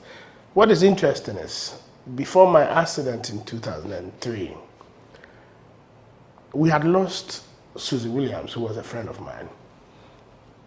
It was through a road accident, so it was quite worrying, but I hadn't paid much attention to it, you know. And then Terry Bonchaka in October, the same year, we lost Terry Bonchaka. So when we lost Terry Bonchaka, I said, no, this road accidents thing, because you look at the circumstances surrounding the accidents and you realize that it's either we need education, the road users need to be educated, or it's either we need to pay a bit more attention to how we drive, you know, or either we have unqualified people driving, you know. So then I began researching into that area. So while I was recording my third album, and if anybody who has followed up, or every album, I find a social campaign to attach to that album. So that year, I was already contemplating whether I would make road safety campaign as one of my social responsibilities for that year. So I had already visited the Road Safety Commission, you know, but I hadn't really paid much attention to that. I wasn't giving it all my energy. So once I had my accident, I came out, the whole focus, out of fear, I wanted to do a road safety campaign so bad. After I healed, I mean, on the sick bed, I wrote about 4 songs that were geared or that centered around it. You know, I had Miubio, which in the song you still get the elements of What taking clean what worker more menfa mentina worker stay no monsa a sign brony friend accident a sign a two beer a two president. You know, I was just dropping snippets of road safety messages in different songs on the album. I had Ayemiya, then I had the Okwaba itself, which was a full song, but then Okwaba hadn't come up. You know, then it was just to devote myself and make road safety campaign my work. You know, so I remember walking into the office of the Road Safety Commission. Then they used to be around Circle. The then executive director was Noble Apia, and then I told him that when I got there was, whoa, hey, what's the body in the office? Oh, we thank God, God saved you. I said, yeah, I think God made me have my accident for a reason, and I want to become a road safety ambassador. So I need information, I need materials, I need to go to training. It's my own platform. Once I've gone through this, when I want to talk, I have the platform of radio, I have the platform of TV. You don't need to spend money. I can do this, you know. So we started. They started giving me information, put me in touch with their research team, you know. So every opportunity I have, I was talking about road safety. My focus then was on 3 major things, which was drunk driving, overspeeding, and wrong overtaking. Around that time, that was the key messages that the Road Safety Commission were preaching. And so we preached this message, and then we came together to draw a program, you know. So we had several road safety messages, but then I realized that what can I do that if I am not even present and it's performed or it's showed or it's played, you can still get the message to get to all of Ghana. How could I reach everybody in Ghana, you know? So then I started writing Okwaba. So Okwaba, which is my road safety song, was after a lot of research and having so much research material, how do you condense all this material, make it entertaining, make it attractive, so that people will not tune off their radio or change the channel on their TV sets when the song is playing. So bring things to make it entertaining and let it also capture current affairs, you know. Then we have had the 3 minister suffering from a road accident, dying from a road accident. We've had people in their homes and vehicles entering their homes to kill, you know. So there were a lot of issues going around. So then I decided to do the Okwaba song. And then I had a nationwide tour, which was called tourboard.com. And the theme for the tour was saving our lives, protecting our future. And what this tour did was we went to different regions and different districts. And as part of our tour, so for instance, if we would have a concert in Kumasi, during the week that the concert is coming to Kumasi, maybe Monday we would have a road safety engagement at Obuasi station. We would have, the next day we'll have another road safety engagement with the people at Asafo Market. The next day you have road safety engagement with the people of Konongo. You know, so you choose several districts in a region so that the week of the road safety, the tourboard.com, which is a musical concert, but themed on road safety, you get it, you know, being performed and also getting that particular region to get a lot of road safety messaging across board, you know. And then, I mean, because for me, what I realized was the key issue about road safety is people take it lightly. And for me, that is one general realization, that if we are able to make people appreciate, for me, that would immediately reduce our road accidents rate by about 40 or to 50%. And what do you think would bring this awareness? Because so it's making people aware, like, so it must be a massive campaign, it must be a never-ending campaign. So when you are driving, even though it's your vehicle, even though your profession is not a driver, Your profession could be a journalist. Your profession could be a lawyer. Anytime you sit in a car, it is a driving profession. You are coming to drive. And the driving profession is guided by its rules, including your knowledge of road signs, the fact that you must have a license before you drive, the fact that you must wear your seat. There must be very, very strict adherence to driving regulations. So anytime you are going to drive, anytime you are going to sit in a vehicle and you are going to drive, you must realize that you are coming to drive. So that the general culture people have when people get to church, immediately, no matter where they are, no matter what they are doing, once they enter church, there's that general sense of realization that I am in the church. I am in God's presence. I'm coming to communicate with God. So sometimes they don't even pick their phone. They put their phone on silent. All that happens because the person has predetermined in their mind and have it stuck in their mind that I am in the presence of God. I am coming to church. I'm coming to fellowship with God. You must have a similar interaction and reflection once you sit in a car. Once you sit in a car, you have sat in your vehicle. You are coming to drive. It's death and life. And so give it all that necessary attention, necessary reverence, abide by the rules so that you can be safe.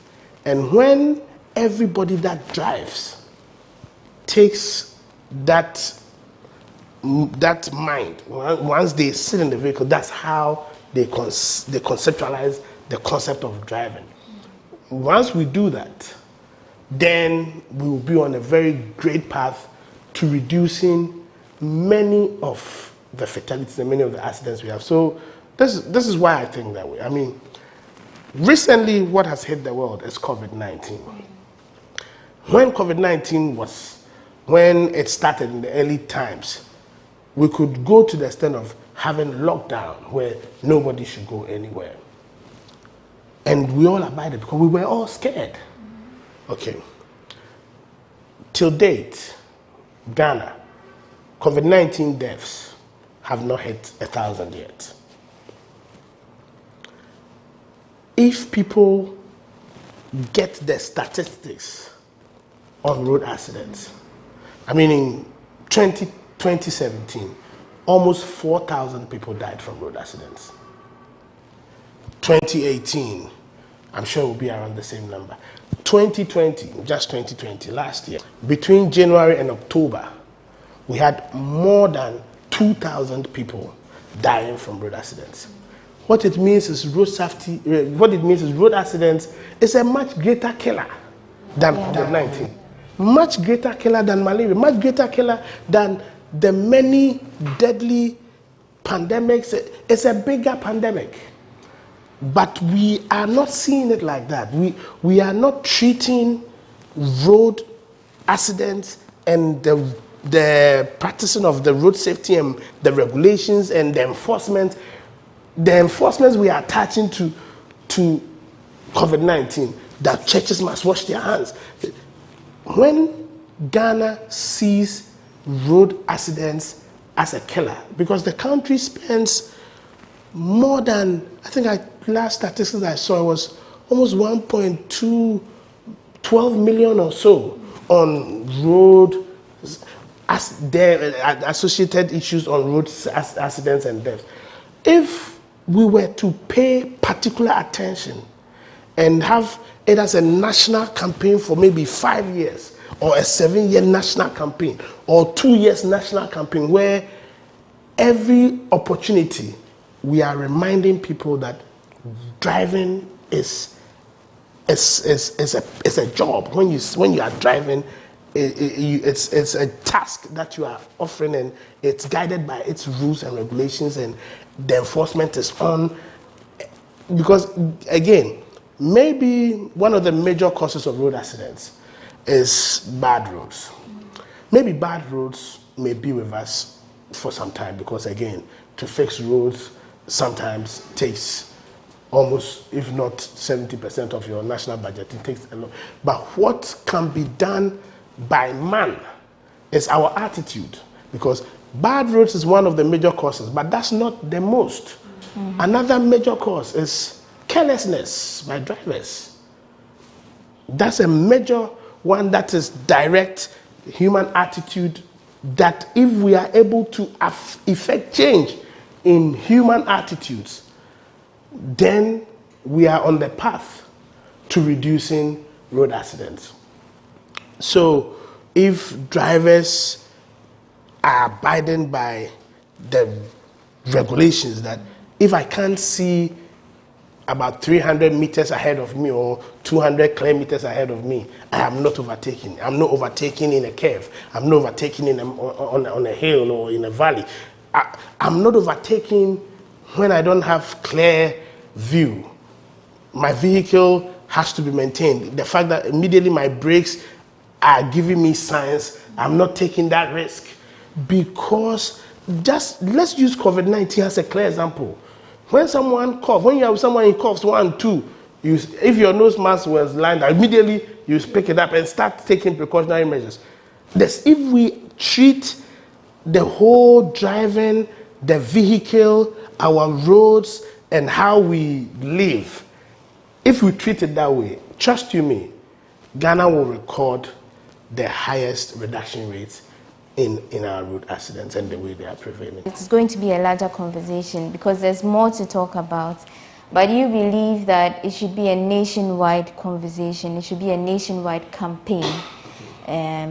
Authorities and stakeholders should get involved. Is that to say you are seeing very little from major stakeholders in this fight? So, when did Ebony pass? 2018? Yes. In 2018, myself, I got Sarkodie, I got Edem, EL, and a couple of musicians together, because I think there was something that I had been discussing in the background for so long with stakeholders in the road safety area, which is dualization of our major roads. I mean, if the road on which Ebony passed, the Accra and the Kumasi-Sunyani road, if it was a dual carriage, there's no way Ebony would have lost her life. In several countries, single lane roads, which recorded maybe give or take 1,000 accidents per year, once those roads were dualized, it reduced by more than 60% in some cases, in some instances. And so, why can't Ghana come up with a plan where within 2-3 years, the same way we find money out of nowhere for some emergencies that come up? This is a living emergency that we're living with, because road accidents kills more in Ghana than any other thing. Yeah. It does. But we've not had, I don't know, whether it's the leadership with that passion or I don't know, we don't have that national discourse or whatever. So in 2018, there was a massive clarion call from myself. Later we formed a group, we called it Citizens Road Safety Trust, where we wanted to sponsor a private member's bill to Parliament. But again, in the same vein of we doing these activities, because we are individuals who are not professionals in this field, and it's our social responsibility. So we issued a few statements, started the process, but we met up with Road Safety Commission. We agitated. Government gave a bit more financing. I don't know if you remember, in 2018, government made a statement that they were going to give 6 million to the Road Safety Commission for some immediate, actions. But I feel that the problem is beyond leaving the road safety authority and just government to do. I think there must be a national consensus building where it's not a political party issue, but then there becomes a certain national call where we all understand that every Ghanaian will pay a cedi more. Maybe from their salary they'll be deducted, or we need to come up with a certain trust or a certain idea where we all know that because of this plan to dualize all our intercity roads, which we know that once all the major accidents happening, the ones that are leading to fatalities, most of them are happening on our intercity travels. If we were able to dualize Accra Kumasi, Accra Cape Coast, Accra Takoradi, Accra Ho, if they were able to dualize these roads, the Eastern Corridor, the Western Corridor, if these roads were dualized, our accidents could reduce by half. And that's a starting point. And then the next is deal with the human factor, the carelessness on the part of the drivers, not checking their tires, not checking their, servicing their engines, their brakes, the things that, and then stronger enforcement of the law. If the police would, when it comes to issues of road safety, there's no compromisation, because this is life and death. I mean, if we could attach the same fear and forcing the enforcement of the regulations as far as what is, I think I try to use COVID-19 as a comparison all the time, because it is one thing that I see so many people conforming to because they are afraid to die. And I'm telling you that road accident, that car that you are driving to Accra, it can kill you quicker than COVID-19. And so do the same, practice the same, attach the same set of enforcement rules, the same set of principles, the same set of regulation, and attach it, the same set of conformity, attach it to it. And if we're able to do that, trust me, wonder, and I mean, Ghanaians should put this to test, we would be singing hallelujah. I mean, this year, maybe because last year and this year, because COVID-19 and the lockdowns and co, I think they are still compiling the statistics. I'm sure accidents may reduce, but if you look at the percentage and the quantum of road usage, definitely over the last 4 or 5 years, we've always, I mean, there's the motorcycle part, the Okada part, which I mean, driving an Okada puts you 24 times at risk than a car. But a lot of people, for convenience sake, they are getting used to the Okada. This is not to spoil any Okada business. You are putting your lives at risk, higher risk. And this same person will wear their nose mask, hold their sanitizer every second because they are scared of COVID-19. She can have an accident. I mean, last year we had over 12,000 injuries. So apart from the 2,000 plus who had died, there are about 12,000 who have lost their limbs, their hands have been cut off. Some they can hear again, some they can never eat, some they can never even make love because they've become paralyzed due to road accidents. It's a killer. It needs all the attention and all the devotion of time so that we can deal with this canker before it kills all of us. It's so obvious, the passion you are attaching to road safety, and I mean, like you said, it's a bigger conversation. Oh, it is. And there's a lot more to say. It is. But for now, we just want you to tell Ghanaians, leave them with a message that they won't forget in their everyday lives, as far as the road safety campaign is concerned? More than 2,000 people die every year from road accidents in Ghana. Apart from these 2,000 people that die, another close to 15,000 are left with injuries. Some they can't walk ever again. Some they can't handle anything with their hands. They have their hands cut off due to accidents. And these accidents are caused mainly by bad roads, carelessness on the part of drivers. You and I being careless on our roads leads to so many deaths, so many fatalities. It's about time we make road safety part of our daily livelihoods. The practice of road safety, abiding by the rules and regulations, and also allowing the police to enforce their laws. Police, enforce your laws wholeheartedly without bending the rules to suit Tom, Dick, or Harry. Road accidents are killing every day.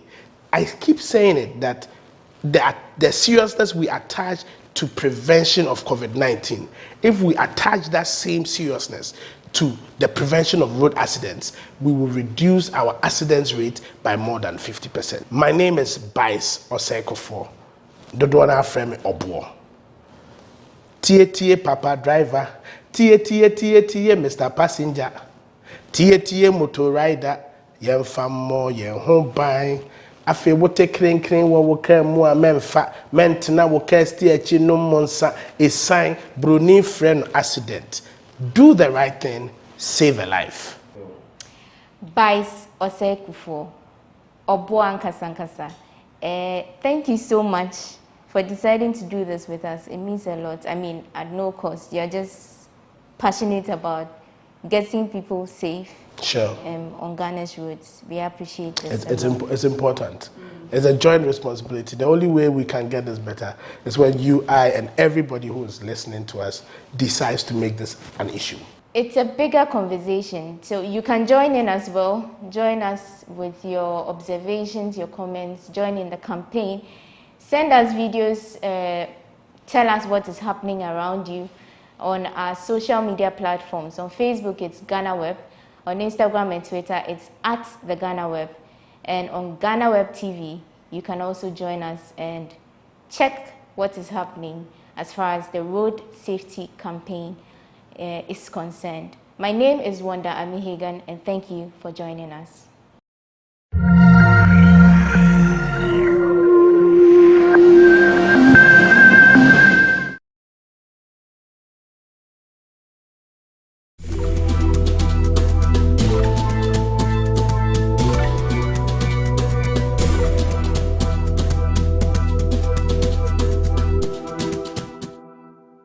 I would want to congratulate management and staff for how far they've come. GhanaWeb is the biggest portal in Ghana and even in outside Ghana as well. For the people outside Ghana, this is their go-to portal.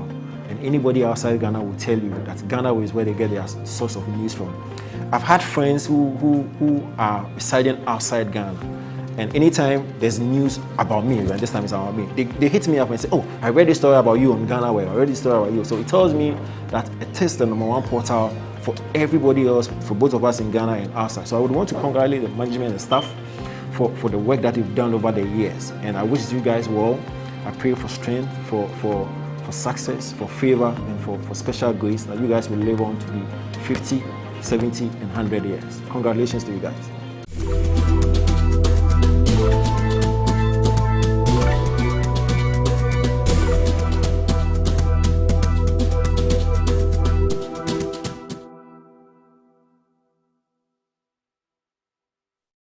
Other networks, and you're good. And for me, that's a breakthrough for me, and that's the most exciting one for me. It is easy for me. I can use it to pay for any service, even though unfortunately I must say there are places you go to and the person says we don't accept Momo, or we cannot accept Momo, or we cannot load money onto your wallet. I was in Kenya and I saw how the M-Pesa system was working, and it's very smooth. And I think over here is something which everybody, in fact the motor rider, they called it tuk-tuk over there, they were all accepting this they were on an Uber platform and you pay using Momo. And I thought that was beautiful. So for me, that's my pick. I would ask you all to pick Ibrahim first. Which one of the digitalization and digitization agenda jumps nicely? I'll start by, taking off from where you have left off in terms of the mobile money interoperability. But for me, 10 years ago, if anybody had told me that mobile money, indeed, that telecommunication companies will be receiving more money from the public than banks in Ghana collectively would, I wouldn't ever have believed it. But today, off the top of my head, I can tell you that MTN, Vodafone, Tigo, Airtel, and so on a daily basis, receive more money and have more business to do with money than maybe GCB and the other banks that we are aware of. And for me, that is exciting because not everybody had access to these traditional banks. You go to the very remote areas of Ghana where they also need, and you have just given an example of your own mom and so on. These were persons who were totally cut off from banking, but mobile money has presented that opportunity for them also to be banked. So where they would ordinarily have been denied of certain opportunities because there would have been a delay in trying to get the money through to them, by which time whatever they would have needed the money to attend to would have been too late. Now it's timely, and it's also does not even depend on which network you are on. So practically, my mom didn't have to pay lorry fare now. Doesn't have to pay lorry to come and collect money. Yes. And it saves the climate. Exactly. Because you don't burn fossil fuel. But on the flip side, are we also looking at the other disadvantages that so the banks are no longer employing like they used to? In 2008, 2009, banks were the major employers in Ghana. Today, people go to do national service with the hope that when they perform well, the banks would employ them. Does that happen? No, it doesn't happen any longer. At best, they give them a contract. After 2 years, the contract expires, different group of people come. Those who were on contracts become unemployed.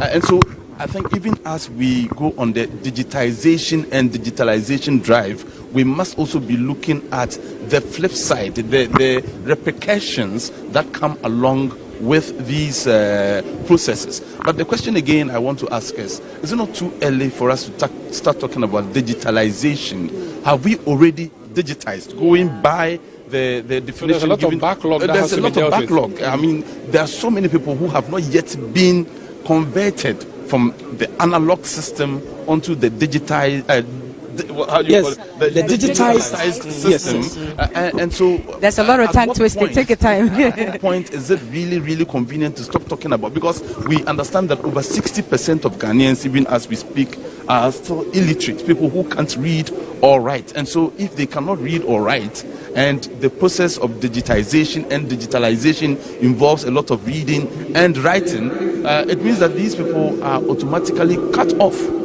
And for me, that's where. So, Emma, what's your pick among the top issues that we have? So we have the Ghana card is there. There are issues with the Ghana card, of course. The banks rejecting them and so on. But which one is your pick? There's the paperless ports when you import your car. I know you import your car and so on. So these issues, which one is your pick? I'm yet to import the car, but there are issues about the NIA, of course, like you've mentioned. Just recently, we heard from the civil servants, public servants, for instance, the issues about the Accountant General wanting them all to have it. As it stands now, I don't know if all of you have already registered your SIM cards with the NIA, because I don't have an NIA card just yet, but it's something that I need to work on. But one thing that excites me also is the Ghana.gov.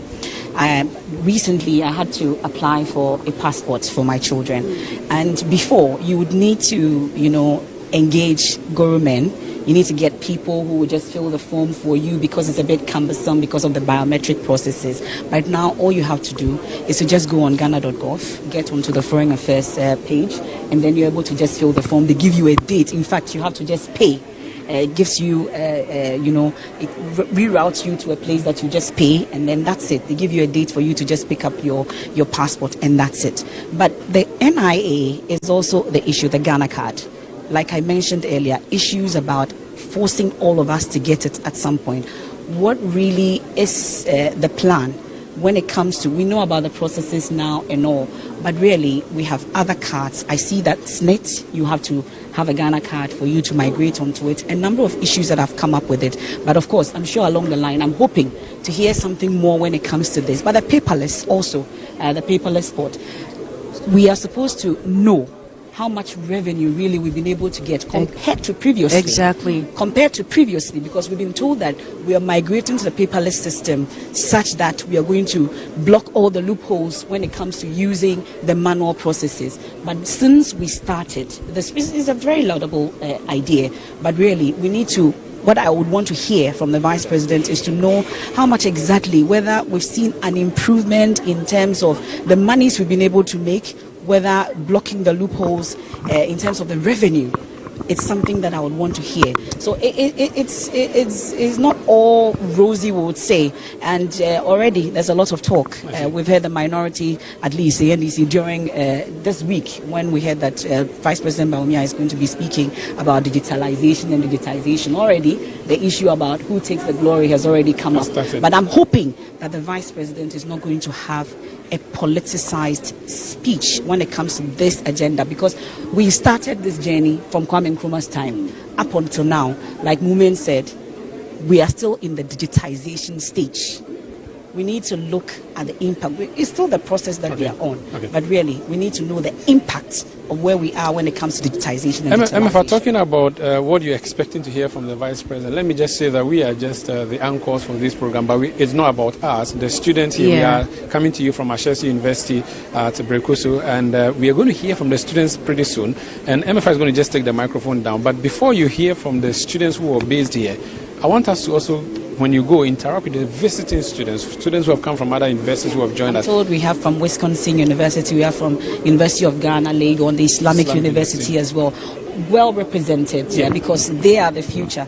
They need to drive this agenda for us, so we would want to... So you have permission to go in and go and speak to these students. Okay, you want to come in here? So I would love to talk about the medical drone service. We all know the disparity in our health delivery system here in Ghana, especially in the hinterlands. People or patients who are not even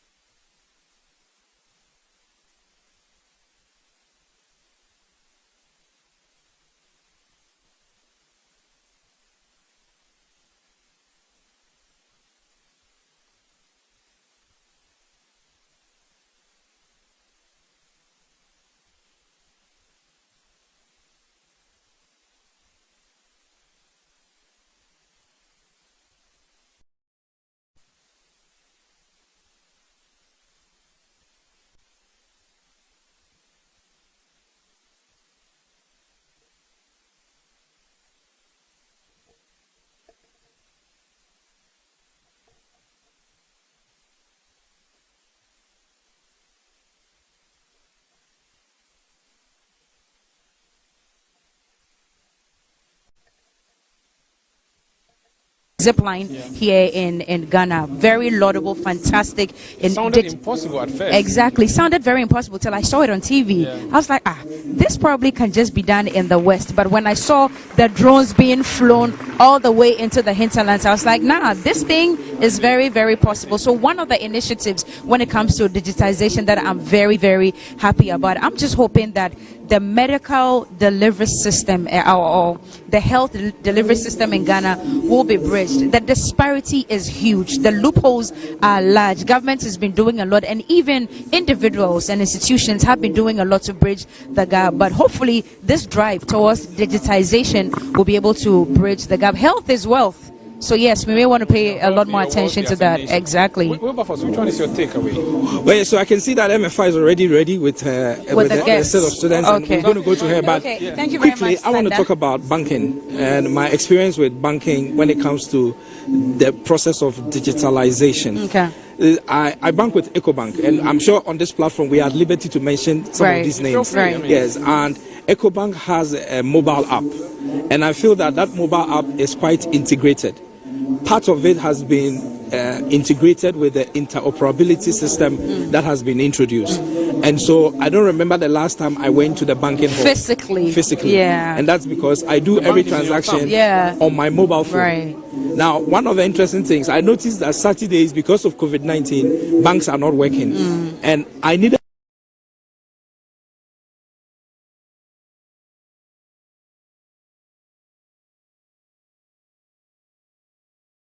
the Ministry of Information.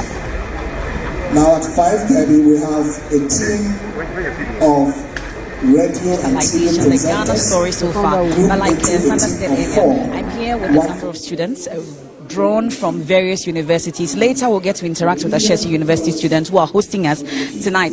But I have SC Dombo, I have University of Ghana, Legon, I have the Islamic University, and of course Wisconsin University. But I'll start with the ladies all the time because women in ICT, go women. So I'll start with UG. I have the president of Dombo here, but let me start from University of Ghana since they are also the landlords when it comes to digitization, you know. Your name, please. It's okay. My name is Amtu Akumfiameyaw. I'm USAG Women's Commissioner and I'm lead for Girls in ICT Tertiary.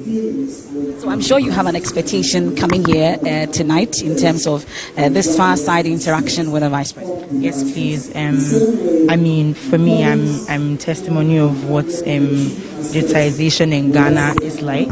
So I just want to hear more about it because being lead for Girls in ICT, I now understand some of the integral things like how NITA works, like how data protection works, very basic things like how NIA is integrating the SNIT and NHIS, and sometime later we are hoping to do driver's license and all of that. So for me, I'm impressed and I want to listen to other things that I haven't heard or I'm not aware of. And I think one of the basic things, aside all the things I'm seeing that are impressive to me, is interoperability, because before, if your mom wanted to send you money and she was like using Vodafone, like a token and you have to walk all the way, but then right now she can send it to me from Vodafone on MTN.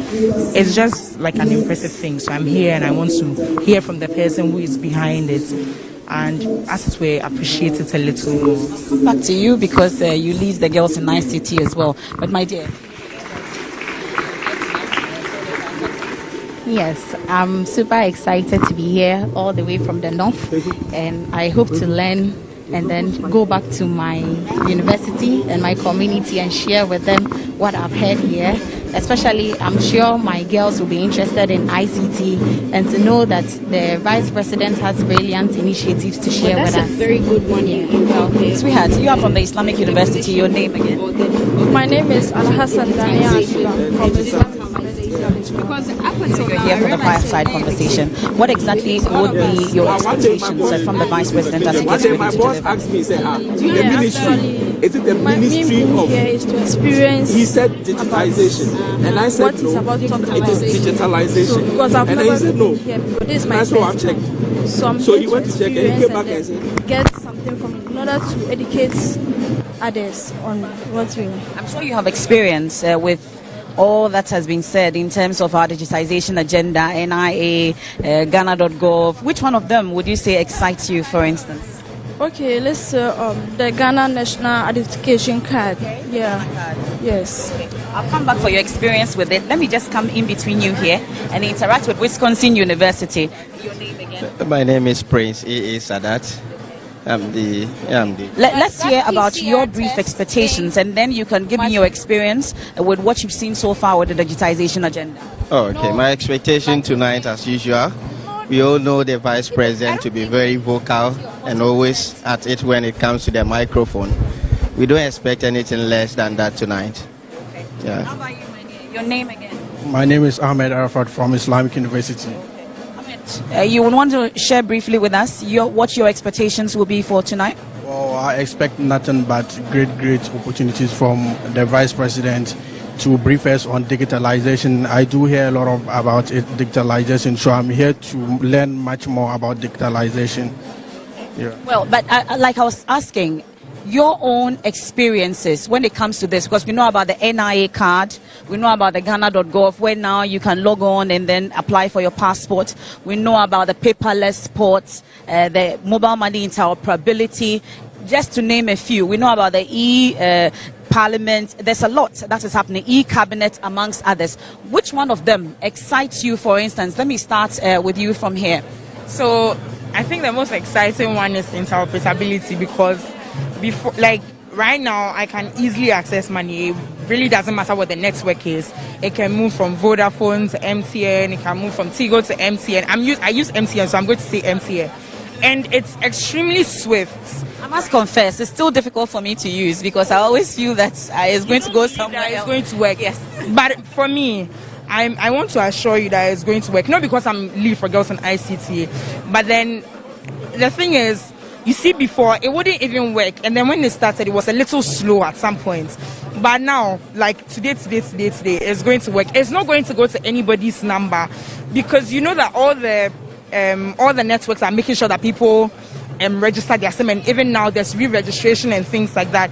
And it will interest you to know that even for SIM card re-registration, if you are one of the people that happen to buy your SIM card from the roadside and it's already registered, if you not go to report that that's what happened, they will not allow you to even do the re-registration your own. So I think that interoperability is fantastic. I need my money fast, and I'm happy that it's coming to me fast. Do you all have NIA cards? Yes. Oh, you all do? Oh, then I'm late. So you've registered your SIMs already? Hey, okay, so then my late. Interesting. Okay, so let's talk about the process, for instance, that you had to register your Ghana card. How smooth was it? Well, I did mine in Kumasi, and I think that it wasn't really tedious. You just had to get up early, come through the queue, and then you get registered.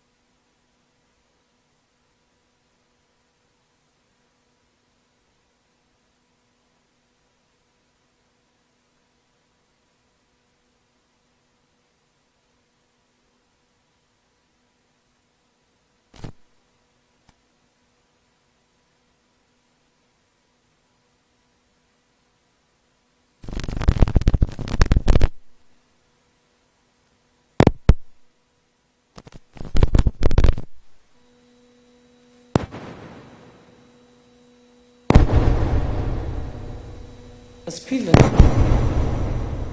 It's difficult to even get access to. How different is it?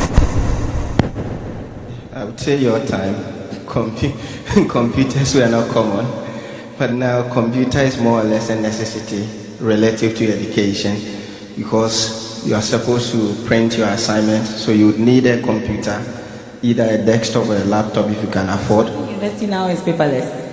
Oh. Yeah, exactly. Let's say my institution, for instance, we do a lot of stuff online, and with the effect of COVID, majority of our lectures are being done online. We only come to campus once in a while. So I think COVID, that's one of the positives, that paperless system is gradually fading away. Yeah. Well, it looks like you all share in the view that now university is more digital than it used to be. Is it any different with the Islamic University? Because I've heard from Wisconsin. I don't know how different it is. Well, it's just the same, but I like the fact that he said they do have lectures online, and definitely know that we are now in the contemporary world. So we have lectures through our e-learning process, through our e-learning platforms, and we normally do our assignments through that processes. Well, I'll leave it here. Thank you so much for joining us in our makeshift studio. I'll hand over back to my colleagues and then we continue from there.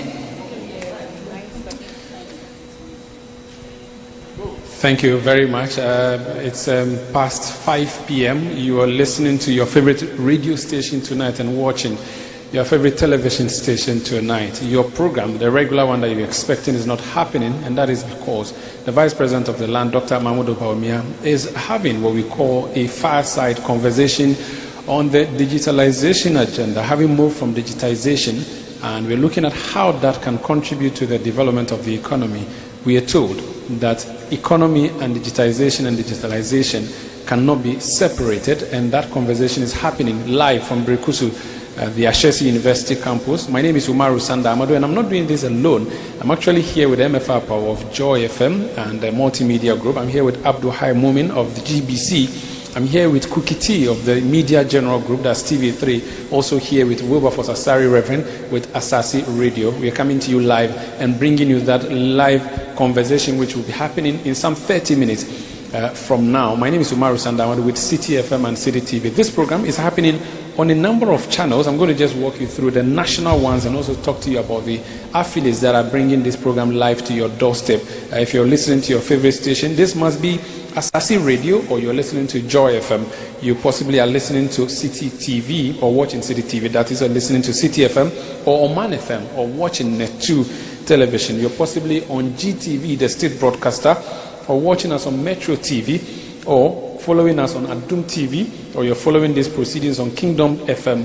NTV is carrying these proceedings live, so is Unique FM, UTV, and Peace FM, as well as Happy FM. That's at the national level. And it's not just happening at the national level, at the regional level. Lots of stations are carrying this feed for you. Let me start from Wilberforce. Which other stations are helping us with this coverage? So I have Vision FM. We also have Liberty FM. So I have Vision FM. We also have Liberty FM. They are located in the Western North region, and there are other stations in the Eastern region, such as... So before you move, there's Stylish Radio in Bibiani, also in the Western... Yes, Stylish FM, yes. Okay. Stylish Radio, right. I should say. Yes, there is in the Eastern region, you will have Obuoba FM in Koko, and Efiema FM, also in Koforidua. We have the Republic FM also in Koko. Is there another one there that I'm not seeing in the Eastern region? Can you help? That must be about it. But if you're in the Hafo region, Success FM is live at the moment. Jewel FM, Rejoice FM, Bono region, India FM, Service FM, Space FM. Now, Bono East region, you would also have Radio Link transmitting live right now. Star FM, Classic FM, and if you're in the OT region, Canon FM and Safari FM are also telecasting live. Please hold it there. Moving, I'll come. The list is a long one. It's exhaustive, yeah. Acknowledge all these stations. But let's bring the conversation home. So why is this conversation happening? What is the Vice President trying to send across? And the Vice President is doing this on behalf of the government of Ghana. The chief spokesperson of the Akufo-Addo government is the Member of Parliament for Fasi Ayerbi, Kojo Opon-Nkrumah. He's actually joined us. We dragged him here, even though he's busy trying to organize things there. Kojo Opon-Nkrumah, you're welcome. So you have 5 journalists actually who are going to interview This feels like an assault. That's it. On the government. But what is this agenda about, this digitalization and digitization agenda? I mean, in the last 4 years, Ghana as a country has been going through an exercise to digitize and digitalize. And it's important to take stock of what we've achieved so far and look to what more we seek to do, perhaps in these next 4 years, when it comes to the agenda to digitize and to digitalize. More importantly, it's also critical to have a conversation about the impact that has been made so far, or the lack of it, and have an opportunity to examine for ourselves whether what we are being told by our experts and technocrats is a reality, or what people on the ground are experiencing is different from that. And so today we are here in an academic setting in the beautiful environment of Brekusu, Ashesi University, where, as you can see behind us, faculty, students. I do understand that they've also invited students from some other universities. Yeah, we have students from University of Ghana, Wisconsin, Islamic University, and they're all here to also listening to this conversation. Yeah. So we're doing a testing of what has been done so far and talk to us about how that's linking the economy. And the man who has been leading that, His Excellency the Vice President, will have the opportunity to make some remarks, subject himself to some Q&A. Okay. You have a question? Yes, but even before we get to the Vice President, now you're the Minister of Information, and I'm particularly worried. We know that every 4 years, government changes hands. Sometimes the same government will take over, like in this case of the NPP. Is there a national drive or a national agenda to protect the progression of all these interventions? Yes, there is. So it is a Ghana agenda, first of all. Indeed, if you go back, the Kufuor administration is the one that started it all. I always argue that there's only one government of Ghana, and there are various administrations. So the Kufuor administration started off with a national ID card as the very first salvo, and it is one of the pillars of the digitization and digitalization agenda. We noticed in the Mills Mahama administration, they tried to extend it. We all saw the extent to which it went. And then the Akufo-Addo administration took it up, and we've seen the speed and the oomph with which it has gone forward, and has had the opportunity to add onto it other layers: the digital, property addressing system, mobile interoperability, online payment platforms like Ghana.gov. So it is a Ghana agenda driven by various administrations. You cannot preclude from our democracy the right of the people to choose at any point in time who should drive that agenda. And you cannot cast any of these things, even if you put it in law, it is still a matter of application of that law by whoever is in charge. So I think what's important is that it's a Ghana agenda. Successive administrations are trying to drive it. We are all bearing witness to which administrations drive it in which direction. Tonight's conversation, we don't seek or intend to politicize in any way. I believe Cookie's point would be that often political parties come with manifestos. Are you getting the national drive? Are you getting the national support for this so that you have an inter-party support for this, so it is something that can progress in the future? Yes, we are, by making all that we are doing a national exercise. Okay. And that is why everything we are doing, even tonight's conversation, you will notice that it's not aimed at being partisan or anything. Okay. So it is a national agenda. Very well. But we must also concede that different administrations have the right to agree or disagree with it, have the right to prioritize or not prioritize it, have the right to fund or defund it. And we must allow our democracy to allow that to play. What is important is that the people of Ghana, at the end of the day, look to it and ask themselves who is best placed to execute this agenda and who believes in this agenda. But that is a political conversation. For us, what we are doing is aimed at putting the structures in place to help us leapfrog some of the gaps that we have had, and we're trying to carry the whole country along with us. What is the level of penetration of the digitalization and digitization process, given the fact that we still have in some areas erratic electricity supply? Digitization depends mainly on constant power and connectivity. Now you want me to give you parts of the Vice President's speech before he comes up?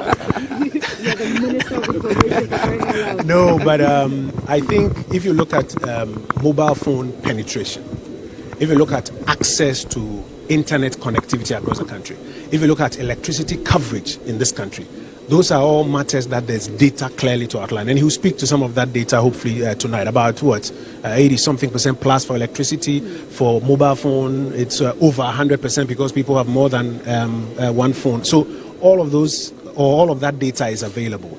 But I think one of the key things is what is the level of uptake for each of these interoperability or digital platforms that is being rolled out? What is the level of subscription and usage? Again, he will hopefully outline a bit of that data. But we must also understand that for technology, early adoption is usually low, but it is through forums like this, as you drive and stimulate it some more, that you then get a lot of people running. Take Momo.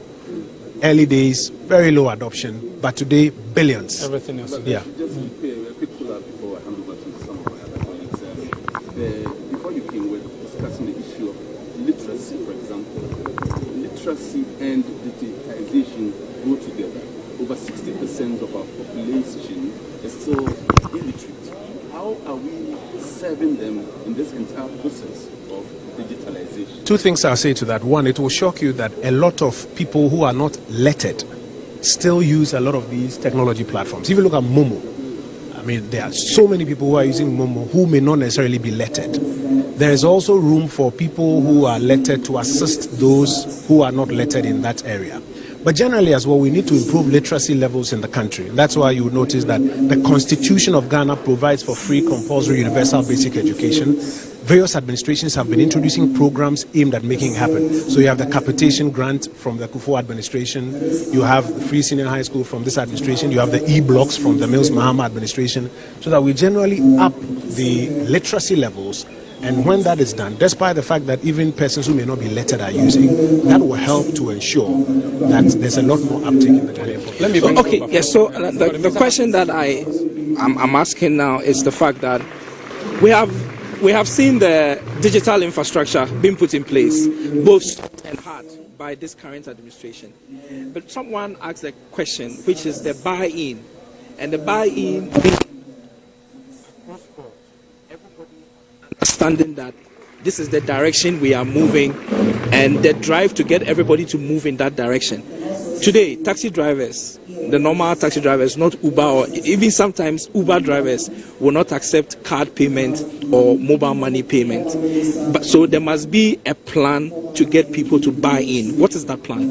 A lot of public education, public orientation to get people to get onto these platforms. And we need a lot of support from you, our colleagues in the media, to continue to popularize some of these platforms and some of these methods of, for example, going about normal public services or even private services.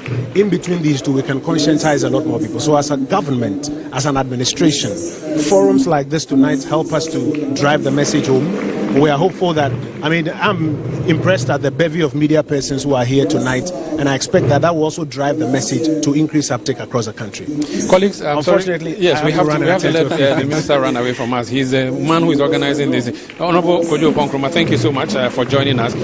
This is a live broadcast of Baumia Speaks. That's a hashtag that is being used. It's a hashtag that's already trending. It has to do with the digitalization agenda, and it's happening on all the media platforms that you respect and adore and listen to or watch. It is a program that is coming to you live from Ashesi University at Brekuso in the Eastern region. My name is Umaru Sandamado. I'm here with my colleagues MFR Power of Joy FM, Abduhai Mumin of GTV, Kukiti of TV3, and Wilberforce Asari of Asasi Radio. We're going to hear from students. We heard from visiting students from the University of Ghana, students from Wisconsin University, students from Islamic University who are here to listen to the Vice President. The Vice President is about to speak. We'll be doing that.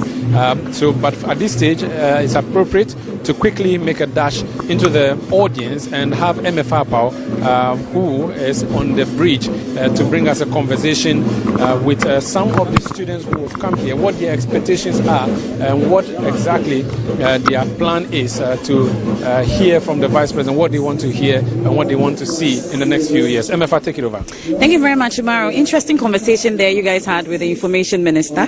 But I am here, sandwiched by students of the Ashesi University and then one lone University of Ghana student as well. But I'm sure you can hear in the background that already we are getting ready to start. So I promise that once we finish briefly this one, after the Vice President speaks, we'll get to interact again. But this is the president of the students of the Ashesi University. So we have to interact with him. Please, your name again. My name is Tobias Echowood. Okay. Yes, well, Echo, I'll choose to call you Echo. I'll leave the Tobias out. And then I know Berima here. I know Ayeyi, but I don't remember the rest. So please forgive me. So we'll go to, but let's start with your leader at this point. Thank you very much for joining us once again. So let's talk about your expectations briefly and why you allowed the Vice President to come to your university. Yes. I mean, so with regards to our expectations, it's such a crazy experience to have the Vice President come to us here to have a conversation with us. It really does feel like he's pushing forward for the leaders of tomorrow. So I'm really expecting that a lot of plans will be made, and it was actually scheduled to inspire the youth, right? To inspire us over here to be able to have these conversations and move forward and act on it in the future. Okay, great. So that's the expectation. Berima, let me quickly take your expectations as well, briefly. So once again, as Toby said, it's a crazy experience that he's actually here, and we expect that first of all, you tell us more about his plans for the upcoming years in regards to digitalization. Now, he's done a great job over the past 4 years. We certainly want to hear more about that and what especially we as students are going to derive from that. Great. I'll do with you briefly and then we can go to the podium. How about your expectations, you say? I think my greatest expectations is, as young people, we are going to be leading the digital revolution. So what are some of the measures that the government is going to put in place to ensure that we've created a space that encourages young people to innovate, to create things, and to be the leaders of this movement that we are hoping to walk into? Okay. How about you? For me, I'm really big on inclusivity, so I want to see how technology is going to help bridge the gap between the urban and the rural divide, and then how education would also be a bridge when it comes to technology. Inclusivity. Let's do University of Ghana. How about you? I'm expecting more of such digitalization policies to be rolled out in the coming years, because it's really helping us to reduce the level of fiscal cash circulating the system. Okay. Yes, I'm expecting more. Okay. Well, we will talk about University of Ghana more, because I don't know how you sat down for Ashesi to now become the most digital university. But how about you, sweetheart? Oh, I'm interested in learning about how the various infrastructure will support the digitization movement, in particular whether it's energy or transportation, how these can be leveraged.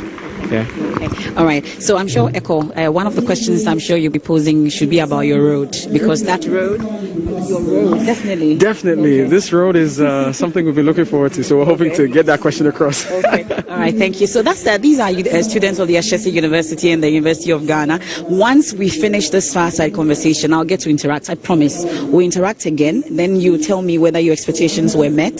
So it's a deal. We'll talk again after that. Over to you, Mara. Thank you. Thank you so much, MFA Apau there of Multimedia, having a conversation with students of Ashesi University. If you're listening to Joy FM, City FM, any of the stations, GBC Radio it is. If you're listening to 3FM on the general platform, if you're listening to Asasi Radio, these are your uncles who are bringing you the lecture that is coming through from Ashesi University. I'm here with my colleague journalist, and we are having a quick preview of the Vice President's address, which is what we have been told by handlers as a by the far side conversation. I'm going to get 1 minute each from my colleagues what we expect to hear from the Vice President before we go to the podium. Go before first. What do you expect to hear from the Vice President? Well, yeah, so I expect that the Vice President of the Republic will give an account of the digitization and also digitalization drive that he has championed in the Akufo-Addo administration. And again, I expect to hear what is next, because largely we have infrastructure in some places, but there remain a lot more to do to move our country fully onto a digitalized platform, where you know that the country is digitalized, and we are going to go that direction. For now, we have a lot of things that are still on the analog front. A lot of payments, a lot of activities are still being done in our country outside the digital space. And so I expect that beyond what has been put in place, what is the next stage to leapfrog the country from being a completely digital space. Very well, thank you. Let me hear from I want to see if there's going to be any collaboration between government and the telcos, because when you're talking about digitization, you cannot do that without connectivity. And at the moment, the telcos provide connectivity in this country. Even when we're on our way here to Ashesi, I even lost signal at a point on my phone. So if I'm supposed to transact anything on my phone and I've lost signal, how do I do that? So I just want to see the collaboration between government and the telcos, especially in the area of connectivity. Very well. Yeah. Thank you. That's Cookie. Abdulhai, what do you expect to from the recently held National Housing and Population Census exposed the fact that the digital address system really hasn't worked. I am hoping that as the Vice President comes to address us on digitalization, that will be one of the highlights, that he will tell us and inculcate the town and country planning department in this whole process for us to understand how the next phase is likely to look like. I'm looking forward to seeing that. It's back from the audience. Yes, and like I said earlier, I would want to know about the impact so far since we started implementing, and that's what I would want to know. And hearing from the students, I'm sure that they'll get to ask your questions as well. A depoliticized presentation. Indeed, and I would want to hear from the Vice President on the plan at the Land Commission. Too many paperwork there, even though the agenda is on. how soon would that happen? And in the courts proper, how are we going to have a digitized and a digitalized court system so I don't have to do a lot of paperwork? Let me at this stage now move you to the podium where Dr. Gideon Buak, technical advisor and spokesperson to the Vice President of the Republic, who is anchoring this program, has just introduced the Minister for Information, Kojo Ponkruma, MP for Fasere. Let me take you there now for a commencement of the program.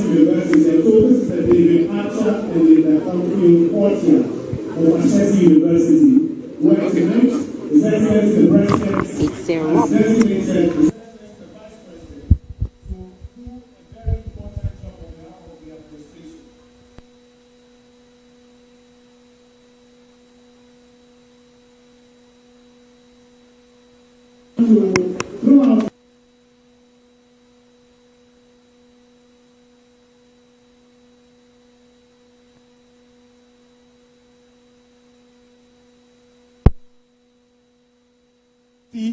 And His Excellency, the Vice President of the Republic of Ghana, Alhaji Dr.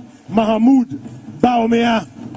Let's hear it. A big round of applause, ladies and gentlemen, as we welcome up on stage here at the David Acha and Linda Cornfield Courtyard, the President of Ashesi University and His Excellency, the Vice President of the Republic of Ghana, Mr. Patrick Ewua, and Dr.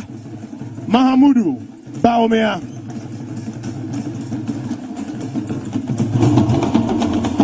Thank you, guys. Thank you.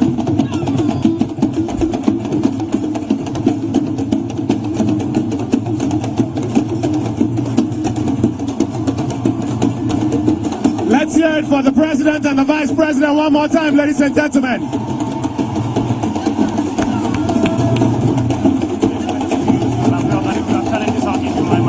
Okay, all right. So I'm going to hand over to you shortly. Okay. Thank you very much. Ladies and gentlemen, we'll yield the podium to our host, the President of Ashesi University. Patrick, we're in your hands. Thank you.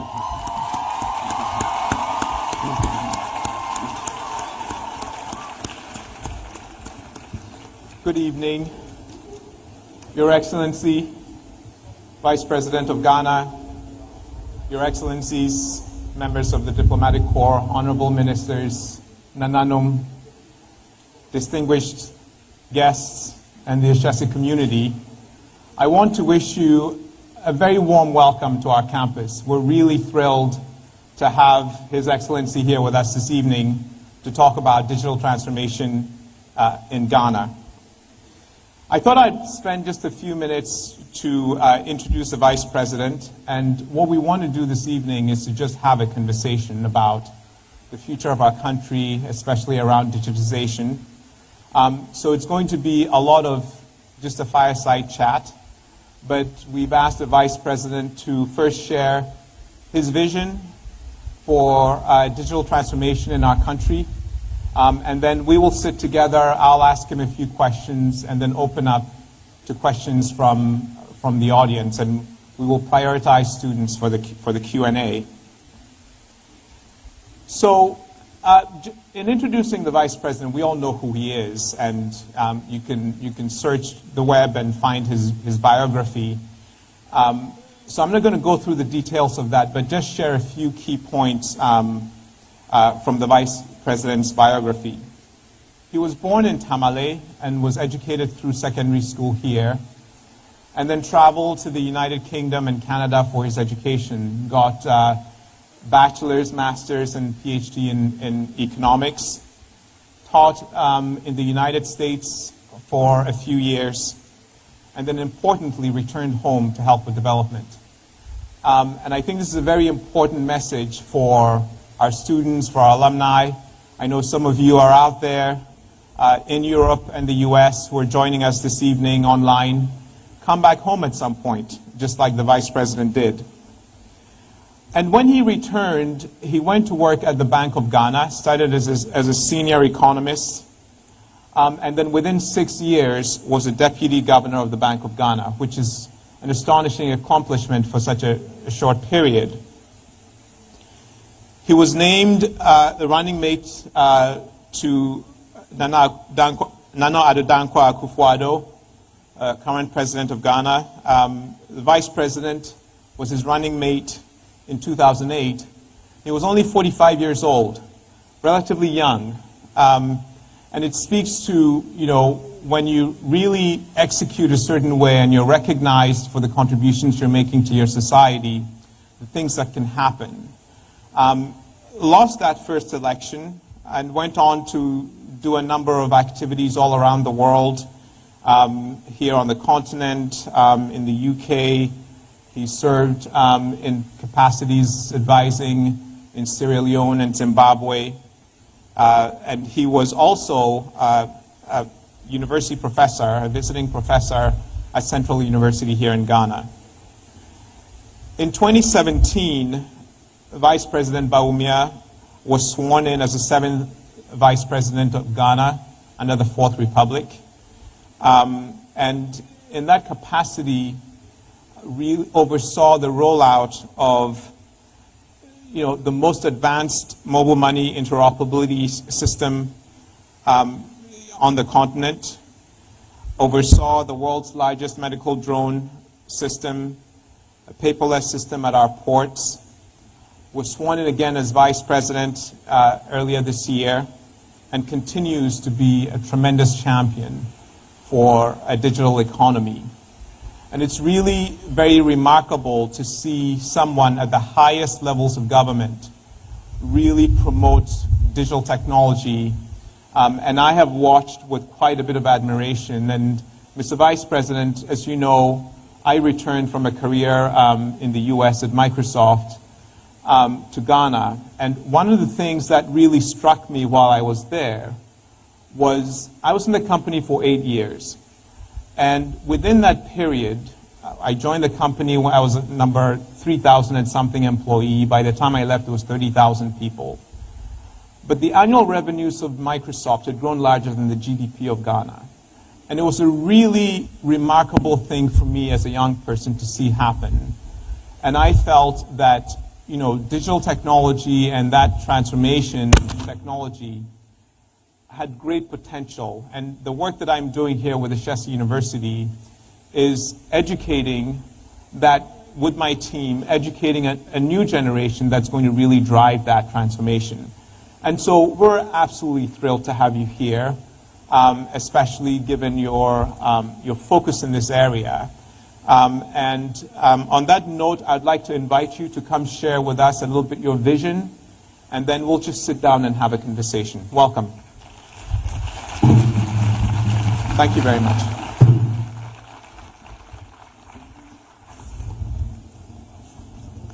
Thank you very much, Patrick, for those kind words. The founder and president of Ashesi University, Patrick Awuya, ministers of state, members of parliament.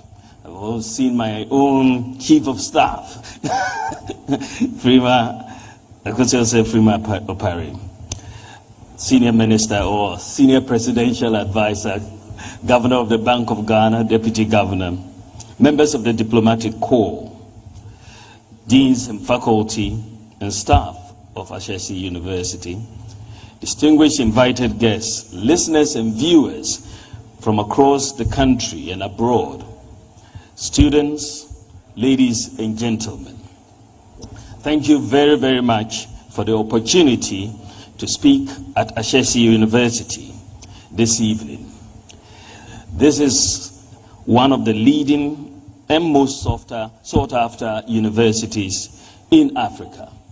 This is a world-class university. Congratulations to the founder,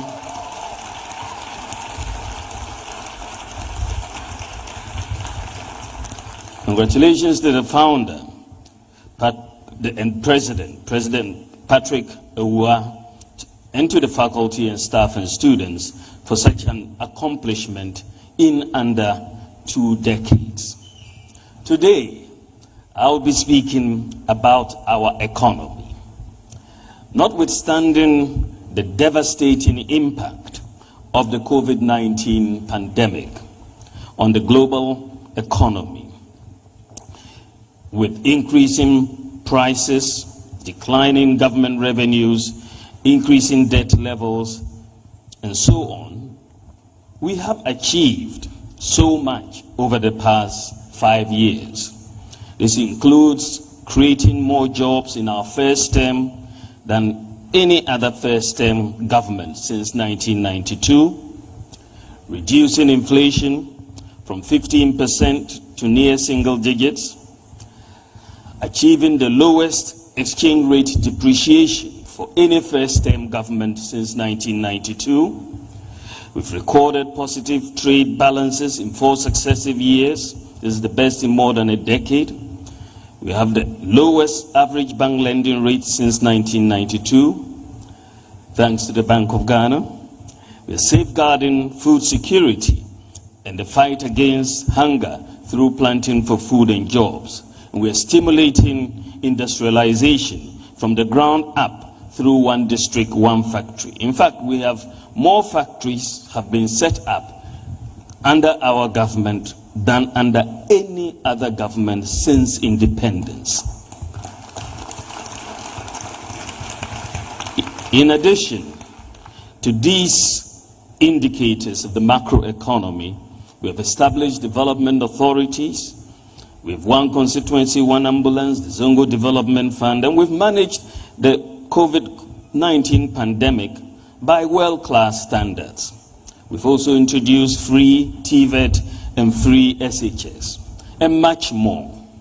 There is a lot to say about these, but tonight I want to focus my remarks on how we are transforming Ghana's economy through digitalization, because it is important that we highlight the critical nature of digitalizing the economy and how it underpins the reforms that the citizenry expects of government. We can only build a vibrant modern nation if we have strong systems and institutions. Otherwise, we will be stuck in a vicious cycle of rhetoric and underdevelopment. Under the leadership of President Nana Addo Dankwa Akufo-Addo, we have focused on pursuing digitalization as part of our economic strategy. Because the 4th industrial revolution is upon us, and we must be part of the modern world. Also, there is a growing body of empirical evidence that illustrates the capacity of digital technology to create jobs, significantly boost productivity, increase income, and support wealth creation. For example, the World Economic Forum's Global Information Report estimates that an increase of 10% in a country's digitalization score fuels 0.75% growth in GDP per capita. It is therefore clear that going forward, countries that fail to digitalize their economies are likely to be uncompetitive in the emerging global digital revolution. Therefore, when we assumed office in 2017, we asked the following questions. How prepared is Ghana to compete in the emerging global digital revolution? Have we got in place the key pillars that would enable our economy to participate in the emerging digital revolution? Is the system we have fit for purpose? Ladies and gentlemen, the first thing to note in talking about the digital revolution is that it is a data revolution. The Economist magazine in 2017 put it this way, and I quote, "The world's most valuable resource is no longer oil, but data," end quote. Data is as important in this 4th industrial revolution as oil discoveries were for countries decades ago. Data is the basic requirement for participation in the emerging digital revolution. But it was clear when we assumed office that the system underpinning the operation of Ghana's economy was not designed for a data-driven economy. The system had major shortcomings and presented challenges for digitalization of the economy. The key enablers for digitalization were not in place. And these challenges included the citizens and residents could not be uniquely identified. It is possible to be born in Ghana, to live a full life, to die and be buried, and there would be no trace of you on any documentation that you ever lived and died in this country. There is also, as we looked at it, the inefficiency and corruption in the delivery of public services. In the day-to-day interactions of Ghanaians, whether in applying for driver's license, passports, and any other form of government permit or license at the local or national level, corruption has been so ingrained that bribe-taking and giving are often tolerated to the point of being considered as normal behavior. We also had a lack of a functional national property address system.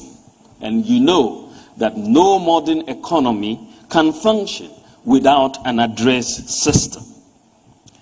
There was the existence of the large informal sector and the dominance of cash in payments. We also had financial exclusion, and so many people not being able to have access to financial accounts and services. Our government databases are largely manual and not integrated.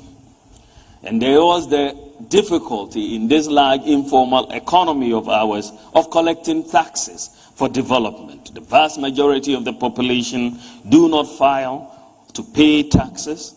And when they do not file to pay taxes, there's no way of finding out because you don't have the data.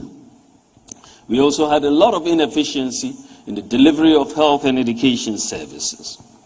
All the challenges I have just described so far are symptomatic of a disconnect between the government machinery on the one hand and the lives of ordinary people on the other.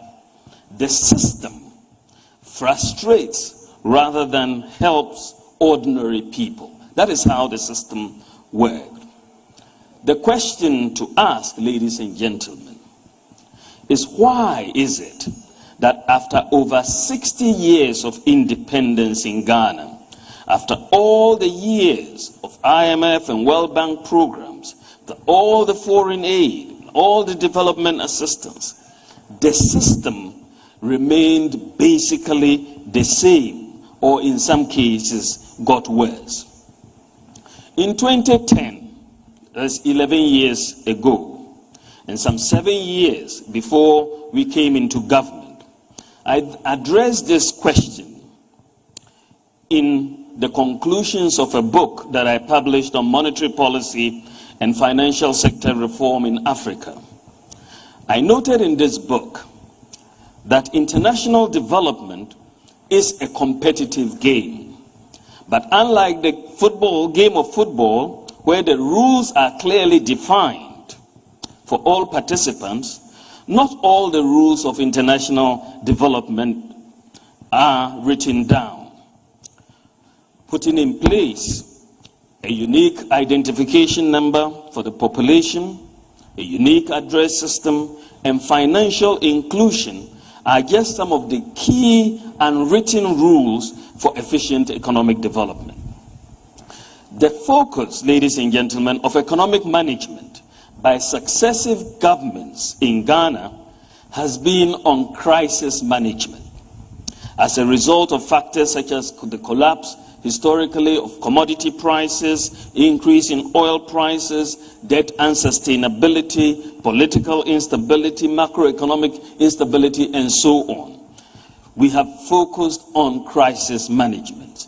Governments, by and large, have not focused on the underlying system that underpins economic activities. I therefore concluded in the book that digitalization was the path to modernizing and transforming the Ghanaian economy and African economies in general.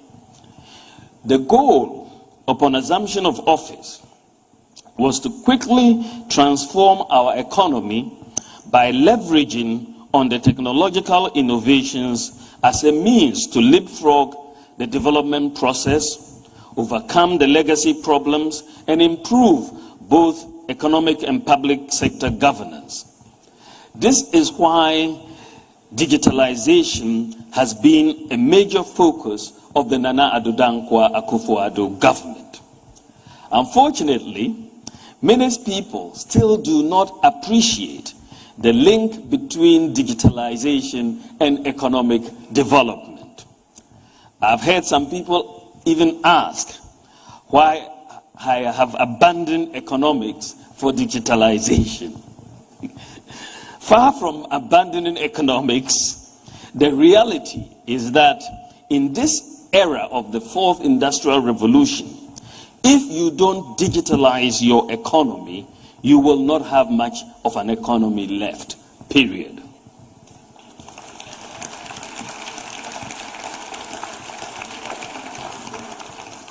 A few days ago, the World Bank President, David Malpass, at the recently concluded G20 summit, stated, and I quote, "Without digitalization, we won't be able to reap the full benefits of human progress." This is the World Bank President. That without digitalization, we will not be able to reap the full benefits of human progress. This statement is a validation of why Ghana has rightly focused on digitalization in the last 5 years. Ghana has actually been ahead of the curve on digitalization. Our strategy since 2017 has been to build a new system through digital transformation. What are the elements of this new system for digital transformation?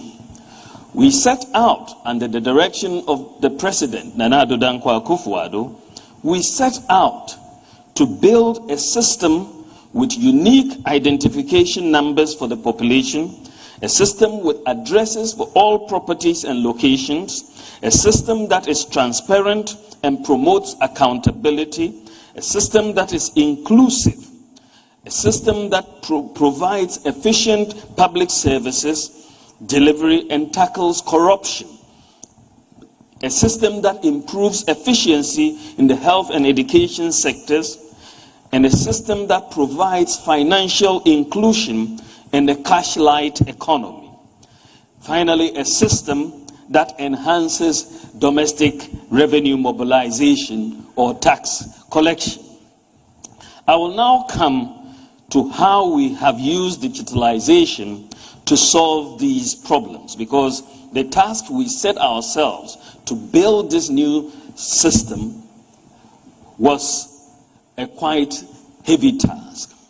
And we opted for digitalization as the instrument or the tool to pursue the building of this new system. So how is digitalization addressing the issue of a unique identity for the population? On coming into office, we quickly moved with the issuance of the biometric national ID cards, the Ghana card, to the population. The Ghana card project was initiated by President Kufuor, but was practically abandoned for 8 years. We revived the process. So far, 15.7 million people have been enrolled on the Ghana card by the NIA, and most of them will be enrolled, most of the population will be enrolled by next year. With the Ghana card, the identity of people, even dead people, can be established using their fingerprints.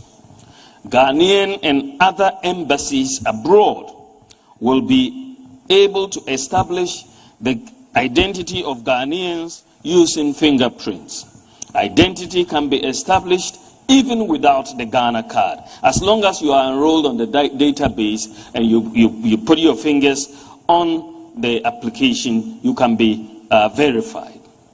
It is not widely known, ladies and gentlemen, that the Ghana card is also an e-passport that contains biometric information that can be used to authenticate the identity of travelers. The government, since this year, has been working with the International Civil Aviation Organization, ICAO, to globally activate the e-passport function of the Ghana card. And I'm happy to announce that on 13th October this year, the Ghana officially became the 79th member of the International Civil Aviation Organization Public Key Directory Community. Ghana's country signing certificate authority would therefore soon be imported into the PKD system through what is known as a key ceremony. The key ceremony for Ghana will be held at ICAO headquarters in Montreal before the end of the first quarter of 2022. Ladies and gentlemen, what does all this mean? This means that by the end of the first quarter next year, the Ghana card will be recognized globally as an e-passport and can be read and verified in all ICAO compliant borders. That is 197 countries, 44,000 airports in the world. When this happens, holders of the Ghana card will be allowed to board any flight to Ghana. Furthermore, the good news for diasporan Ghanaians is that when the Ghana Immigration Service is linked to the NIA architecture, and that will be soon, diasporan Ghanaians who hold the Ghana card should not have to obtain visas to return to Ghana.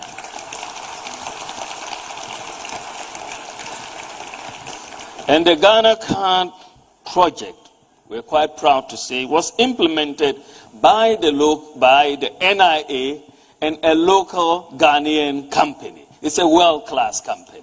And this is Margins, IMS, and we're proud of them. Secondly, how is digitalization solving the problem of a property address system for Ghana?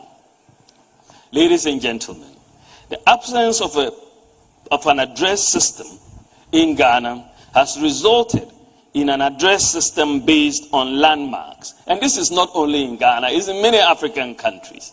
You are seeing on the screen a cartoon that was sent to me by a friend from South Africa. I think that was yesterday. They were doing some voting for municipal elections, and he was a bit frustrated with the issues of finding places.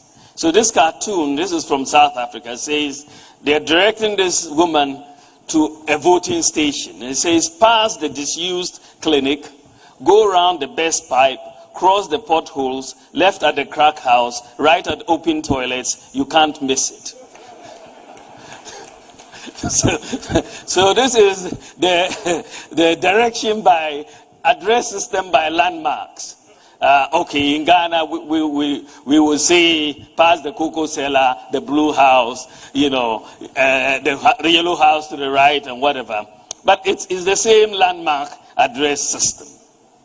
To solve this problem of a lack of a working address system in Ghana, we have leveraged on GPS technology to implement a digital address system for Ghana, capturing every square inch of land in Ghana. In the process, The Land Use and Spatial Planning Authority, LUSPA, has identified 7.5 million properties in Ghana across the villages, towns, and cities. 7.5 million properties. And we have provided all these with street names, house numbers, and digital addresses. And right now we are in the process, LUSPA is in the process of affixing the address plates to all these properties. It's ongoing. It's a major achievement for Ghana. We engaged with Google last year. We engaged Google last year with a request to integrate our digital address system into Google Maps. I know all of you students, when you go to look for a location, you immediately go on WhatsApp and get to Google Maps and forward it and so on. We said to Google that we wanted to integrate our digital address system into Google Maps. They did their due diligence, and this year they agreed for us to do so. So we will do so by the end of the year. So when you enter, once it is done and you enter and put the address of any property or the digital address, Google Maps will take you there. The digital address system, again, was executed by LUSPA, the Ghana Post, and in collaboration with a local Ghanaian IT firm. How is digitalization addressing financial inclusion and the dominance of cash payments? One of the biggest problems that was impeding financial sector development in Ghana is the issue of financial exclusion. This means that most of the population is excluded from fully participating in the financial system because they are unable to open and operate bank and financial services accounts. And this reinforces the dominance of cash payments. When we assumed office in 2017, we decided to use digitalization to solve this problem. The data showed that about 70% of people in Ghana had no bank accounts, but about 80% of the population, adult population, had mobile phones, and they had 30 million mobile money accounts. It was also not possible at that time to send money to customers of different mobile money service providers. So we asked the following questions. Why can't we make it possible to send mobile money across different mobile money service providers? And also, why can't mobile money, the mobile money account function just like a bank account by making it interoperable with bank accounts? The answer to these questions was the implementation of the groundbreaking mobile money interoperability system by the Bank of Ghana and the Ghana Interbank Payment and Settlements Services. Mobile money interoperability has made it possible to transfer money seamlessly between different service providers and also between a bank account and a mobile wallet. And because the mobile money account performs just like a bank account, as a result of mobile money interoperability, we have practically solved the problem of financial exclusion in Ghana. I should note that Ghana is the first country in Africa and one of the few in the world to achieve this type of interoperability between bank accounts and mobile wallets. Even in the United States of America, the Federal Reserve Bank does not have interoperability in its real-time payments network. The American Bankers Association, in a letter to the Federal Reserve in September 2021, called on the Fed to strive towards interoperability with the real-time payment network. Therefore, achieving mobile money interoperability in Ghana is no small feat, especially at the cost we did it. The data shows that because of mobile money interoperability, Ghana is also the fastest growing mobile money market in Africa. Banks are also responding to the competition for the unbanked from the mobile money service providers. Next month, all banks in Ghana will launch the bank-wide mobile money wallet, which will be available to customers and non-customers through a mobile app. It is similar to other mobile apps from Vodafone, Airtel, Tigo, or MTN. The users of the app will be able to move money from any bank or mobile money account into this wallet. I think this will bring a healthy amount of competition between the mobile money service providers and the banks for the mobile money business. Ladies and gentlemen, today, the payment system reforms we have put in place as a country has made it very easy to open a traditional bank account. For many banks now, anyone can open a bank account remotely through their mobile phones without even visiting the branch or filling out forms. Clients need only a valid national ID card and no documentation. You dial a USS code, put in your national ID card number, and pronto, a bank account is open for you. This is progress. As stated, in the informal sector, which is dominated by cash payments, most merchants are reluctant to accept other forms of payment for reasons of cost and convenience. To address these challenges, the Bank of Ghana and the Ghana Interbank Payment and Settlement Services recently rolled out a universal QR code that allows all merchants and service providers as well as individuals to receive payments instantly on their mobile phones, as customers can just scan the QR code or dial a USSD for those who have YAM phones. The universal QR code is very conducive for merchants because all they need is the mobile phone. They don't need a point of sale device, and when payment is made, it goes into their Momo or their bank account instantly, and they will receive an alert instantly. While QR code payments exist across the world, universal QR code systems, where all the banks, all the mobile companies, all the fintechs are on one platform with interoperability between mobile money accounts and bank accounts, is a rarity. We don't really have many of such examples. Ghana, again, is the first in Africa to implement such a universal QR code payment system. To deepen the digitalization process, the Bank of Ghana has started the process to launch a central bank digital currency, the ECD, next year. The ECD is simply a digital form of the physical CD in circulation. It is legal tender, issued and backed by the central bank. It is not a cryptocurrency.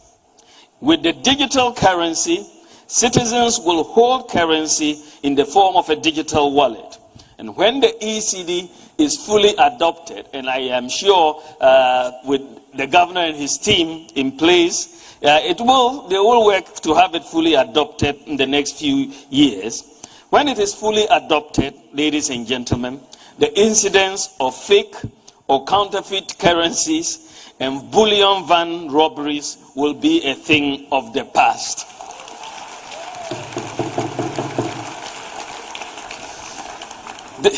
Just imagine this country in just a few years. Ghana is at the frontier of payment systems development. There's no doubt about that. Ghana is at the frontier of payment system development. Thanks to the hard work of the Bank of Ghana and all stakeholders, I can confidently say that today, Ghana has one of the most advanced and most inclusive payment system architectures in Africa. No doubt about that. The digital payments infrastructure is boosting e-commerce in Ghana. Businesses are booming over the Instagram, Facebook, Twitter, and so on. And many people who cannot afford to rent or build shops are able to do business on the internet at little cost, with deliveries held by the digital address system and payments made using mobile money interoperability. Ladies and gentlemen, how is digitalization addressing the issue of efficient public service delivery and corruption? Our approach to improving the delivery of public services is to minimize human contact as much as possible. Therefore, we embarked on an aggressive digitalization of the process of service delivery across public institutions with coordination from my office. Look at the passport office. We went to the passport office. Digitalization of the passport office was done. Before 2017, applications for passports required that the applicant complete a paper form in pen and submit it to the passport office either personally or upload it online in PDF format to begin the process. It was therefore still a manual process. Following digitalization, passport applications are now online, and there's no need for middlemen or guru boys or for the payment of bribes to obtain a passport. The average turnaround time for the acquisition of passports has been significantly reduced, and today you can apply for your passport at home on your mobile phone, and it can also be delivered to you at home using a courier using the digital address that you have given. This is a marked difference from what used to be the case. Then we went for digitalization at the ports. Previously, the bureaucracy in clearing of goods at Ghana's ports involved a lot of paperwork and used to be largely manual. This caused delays, corruption, inefficiencies, frustration, and loss of revenue to government. Many citizens who had cleared goods at the country's ports had horror stories about their experiences at the port.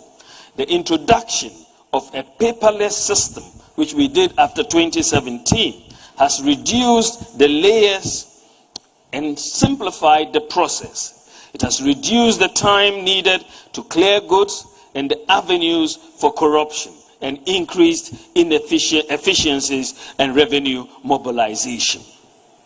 We went then to digitalize the Drivers and Vehicle Licensing Authority. The DVLA offers two traditional services: driver licensing and vehicle registration. These services have been fully digitized. With digitalization of the driver's license in 2019, the DVLA experienced an increase in service by 109%. So you see that a lot of people were applying online and getting their licenses. With digitalization, there are no middlemen or guru boys, or there's no need for bribes to be paid to obtain a driver's license or register a vehicle. Due to the digitalization, a client no longer waits for several months to receive his or her license, but now they can get their license in one day once all the requirements are met. Ladies and gentlemen, we then moved on to the motor insurance database. The National Insurance Commission has also implemented the motor insurance database. The objective of the introduction of the motor insurance database is to curb the menace of vehicles with fake motor insurance stickers plying our roads, thus endangering the lives and property. With digitalization of motor insurance in Ghana, all insurance policies which now have key security features have been synchronized to a national database, which can be accessed simply with a mobile phone by the insured, the police, and the general public. Members of the public can also self-check the authenticity of their insurance policy. All you have to do is dial *920*57# and follow the instructions And thereafter, you will know the insurance status of the vehicle. So if you're about to board a vehicle and you want to check, you dial *920 *57# and put in the vehicle, the license plate, and it will tell you whether this vehicle has insurance or not, so that you can make your decision. Then we moved on. Again, the motor insurance database, I believe, I don't know of any other African country that has put together this motor insurance database. Ghana is the first to do so. When we move on to digitalize the births and deaths registry, easily one of the most depressing visits I have paid to a government office during my time as Vice President was to the births and deaths registry headquarters. There are hardworking people there, but there clearly was insufficient investment in the institution. It was messy, it was chaotic, and it was sad. It turned out, after we engaged the births and deaths registry, that they had 3 separate databases for births and deaths registers, and none of these 3 separate databases were talking to each other. They were sitting in silos. It is therefore not surprising that corruption and fake birth certificates thrived in this environment. Thankfully, the process of digitalization of records at the births and deaths registry is almost complete, and the 3 databases have been merged into one database and cleaned up. Furthermore, we are integrating the births and deaths register with the databases of the Ghana Health Service, the National Identification Authority, the Ghana Statistical Service, Immigration, and the police, so that the record of births and deaths should be consistent across all these organizations.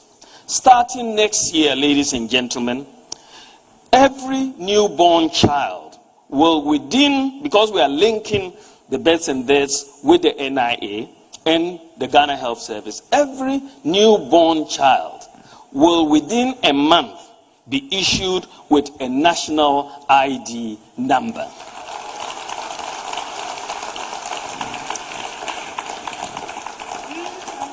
And so when you are issued at birth, you will have your national ID number, and that will be your number until death.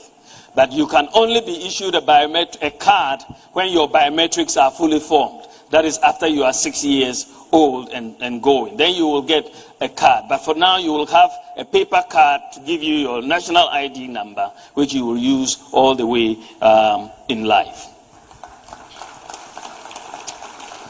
We also moved to, and I'd like to thank the Ghana Statistical Service for providing 13,000 tablets to the Ghana Health Service to use for this exercise.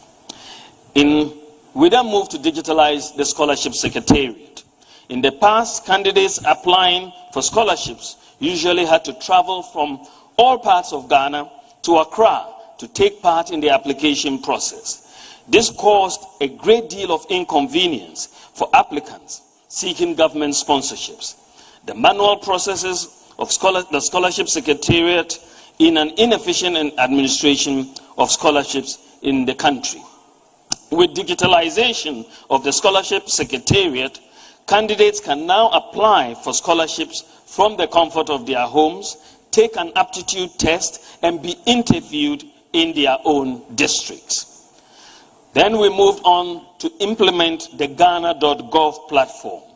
To make it easy to access government services, government has also launched the Ghana.gov portal, which is a one-stop shop for accessing government services. All government institutions are expected to be on the Ghana.gov platform by the end of this year. All government institutions. This means that you should be able to apply for and obtain any government service online through the Ghana.gov platform.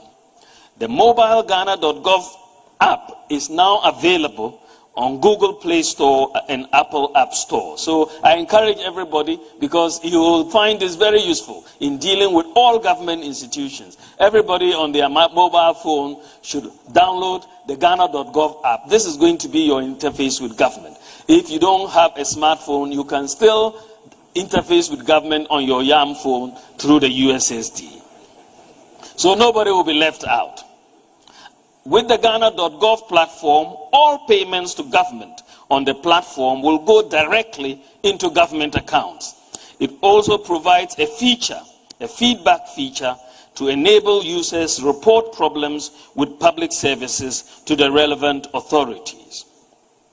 Again, the Ghana.gov platform, when we decided to put it together, was implemented by the Ghana Revenue Authority, again in collaboration with a consortium of Ghanaian IT firms. Just fantastic group of firms that have put this platform together. It's a world-class platform.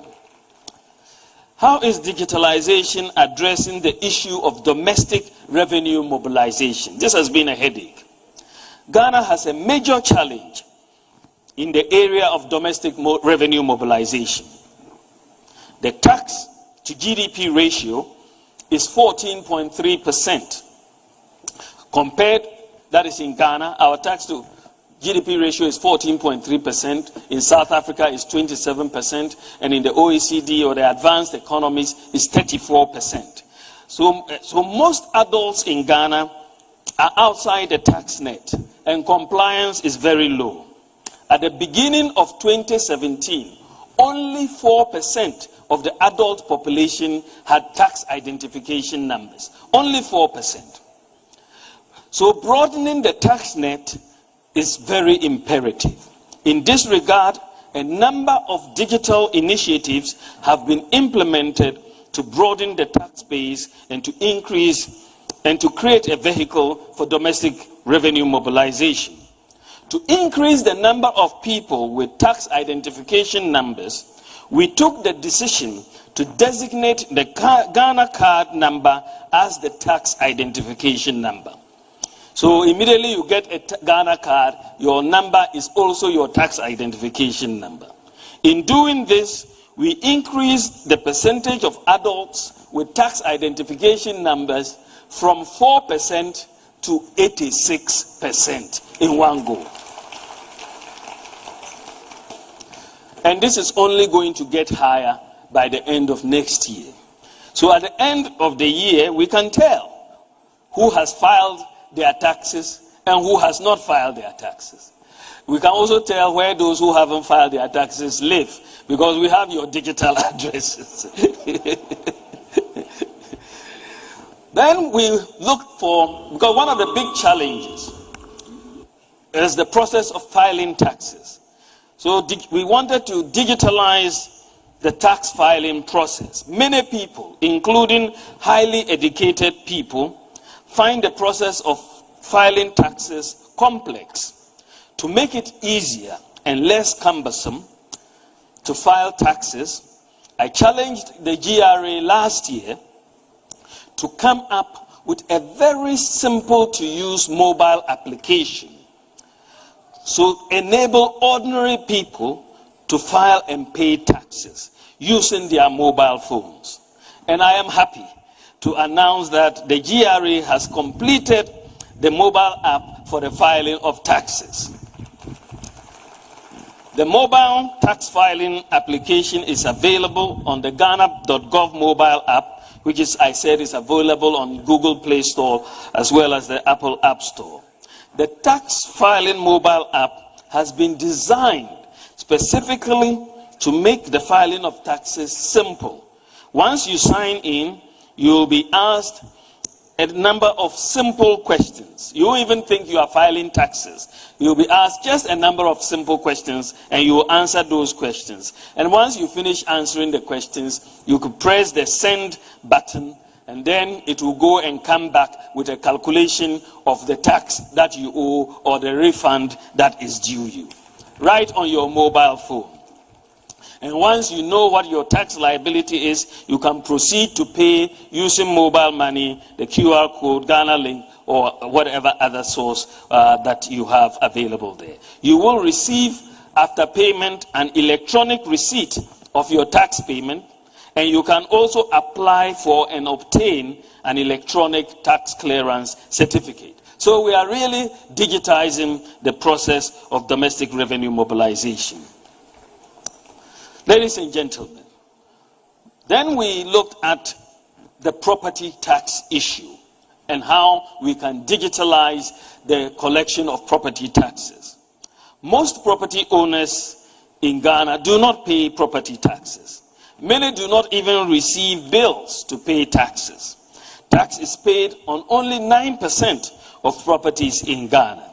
And some people who also collect taxes pocket the money.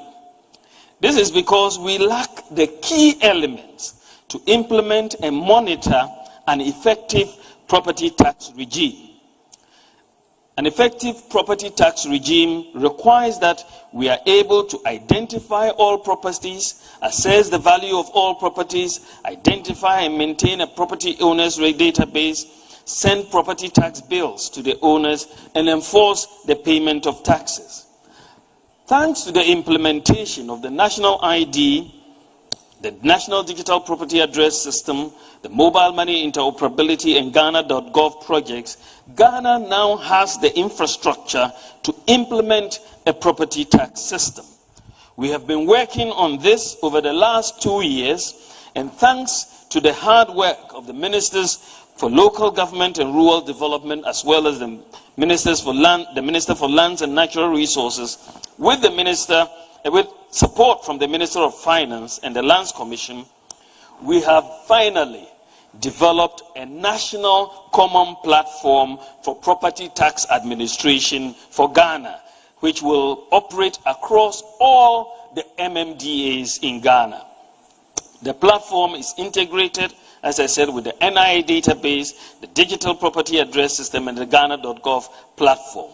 Homeowners will be able to receive their property tax bills, pay their taxes, and receive receipts on their mobile phones. The platform is ready and is expected to be implemented by the Ministry of Local Government in 2022. Digitalization, ladies and gentlemen, has therefore helped government for the first time to put in place a robust and broad-based vehicle for domestic tax collection. And this has eluded us since independence. We now turn to the issue of improving healthcare delivery and how has digitalization helped us in this area. Before government commenced its systematic digitalization of medical records at the public health facilities, all records, as you can see, this is an example of medical records in a hospital. All records and documents were paper-based. The process of locating patient files was cumbersome, and documents sometimes were misplaced or misfiled. This caused delays and inefficiencies in the delivery of health services and the reluctance of some sick people to visit public health facilities. We have embarked on the connection of health facilities under the Ghana Health Service onto one digital platform. So far, all teaching hospitals and all regional hospitals have been connected and can talk to each other.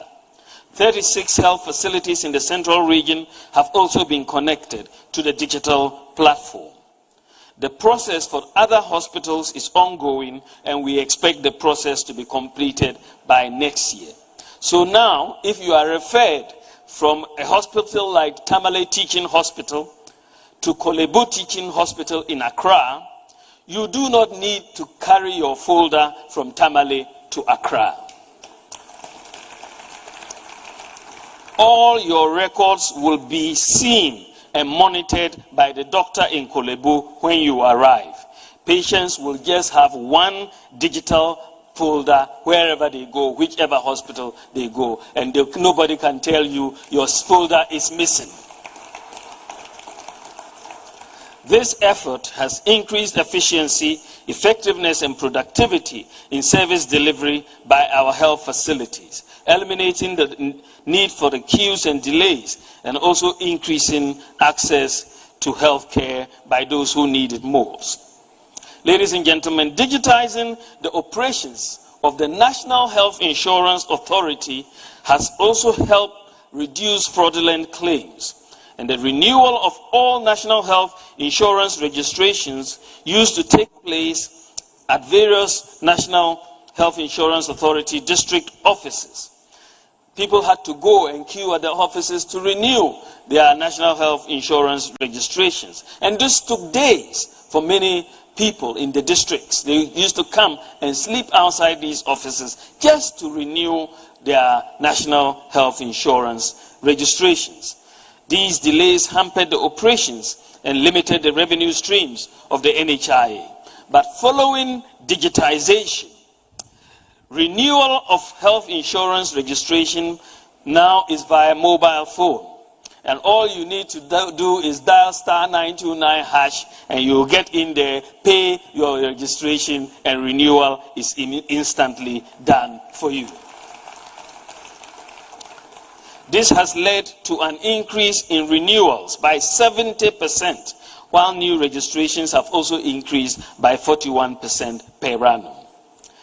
Ladies and gentlemen, hospitals and clinics in remote and largely rural communities have difficulty in getting medical supplies, especially in times of emergencies involving, for example, snake bites, childbirth, blood supplies, floods, and so on. Many lives in our rural and remote communities are needlessly lost because people are unable to access critically needed medical supplies on time. To address this problem, Ghana opted to partner Zipline, the world's largest automated on-demand delivery service for medical supplies. Ghana was the second country in Africa, after Rwanda, to implement the delivery of medical supplies through drones.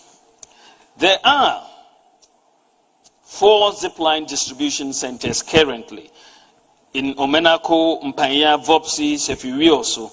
And these 4 centers deliver about, on average, they do 100 flights a day. This December, we will add 2 more centers at Enum in the eastern region to cover all of the Afram Plains and 90% of the Volta region. And then we'll add a center in Ketikrachi, which will cover Oti region and 3 districts in Bono East and Northeast Gonja district of Savannah. The next 2 drone centers will be in Funsi in the Upper West region and Kintampo in the Bono region in 2022. And this will bring Zipline drone coverage to virtually all of Ghana by the end of 2022.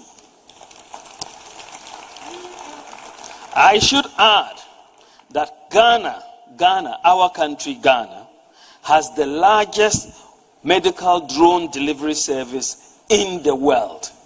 In the world.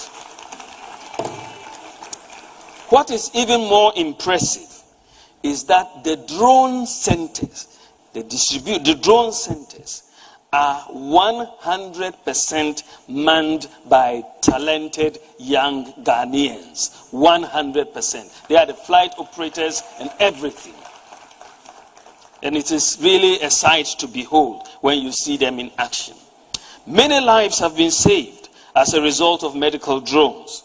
Interestingly, the US government has only recently contracted Zipline to also start delivery of medical supplies by drones in the United States, after Ghana and Rwanda have taken the lead.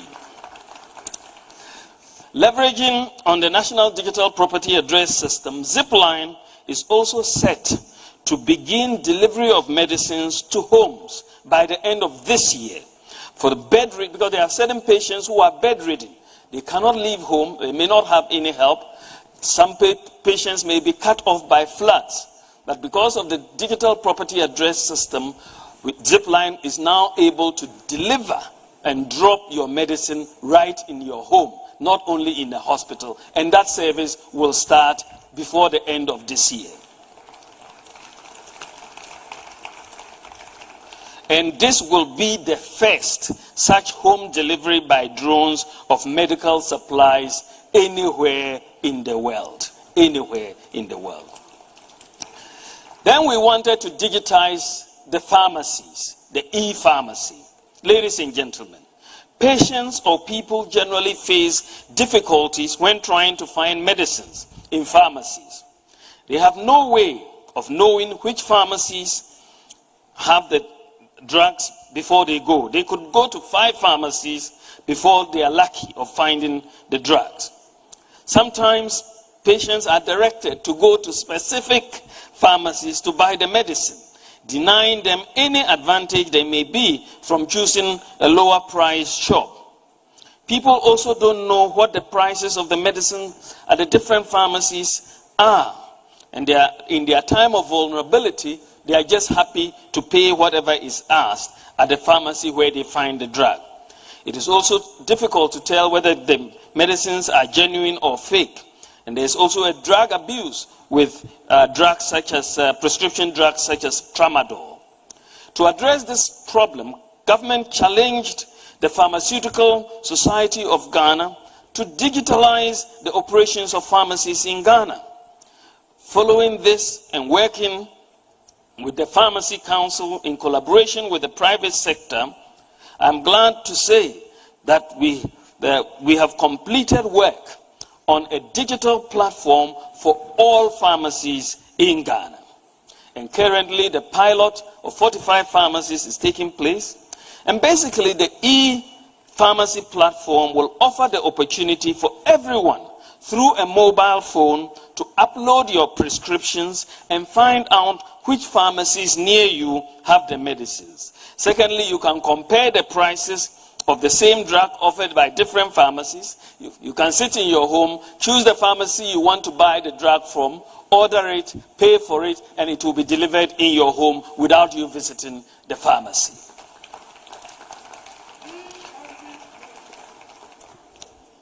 The e-pharmacy will also help us address the problem of drug abuse. Those who are prescribed the medicines, controlled medicines like tramadol, for example, will no longer receive a paper prescription. They will be sent a one-time code via SMS. And once the prescription is uploaded, and it will be used only once at the pharmacies. Thankfully, the e-pharmacy will be launched before the end of this year. And this will make Ghana, I'm so proud of this will make Ghana the first country in sub-Saharan Africa to have a national scale e-pharmacy, and only one of the few countries in the world with a national scale e-pharmacy. I would like to thank the Pharmacy Council, the Ghanaian private partners for being very proactive in meeting the deadlines we have set them. Now to the education sector. To make our education sector, to make sure our education sector is not left out of the digital revolution, we're providing free Wi-Fi to our senior high schools. We've provided free Wi-Fi to 710 senior high schools in Ghana. 710 senior high schools in Ghana, 46 colleges of education, 260 district education offices, and 13 public universities. We've also provided teachers with 350,000 laptops. 350,000 teachers have been provided laptops under the one teacher, one laptop policy. So for teachers, the writing of lesson notes into notebooks is over because the curriculum materials are already installed on the laptops. Our next goal, ladies and gentlemen, is to provide tablets to high school students.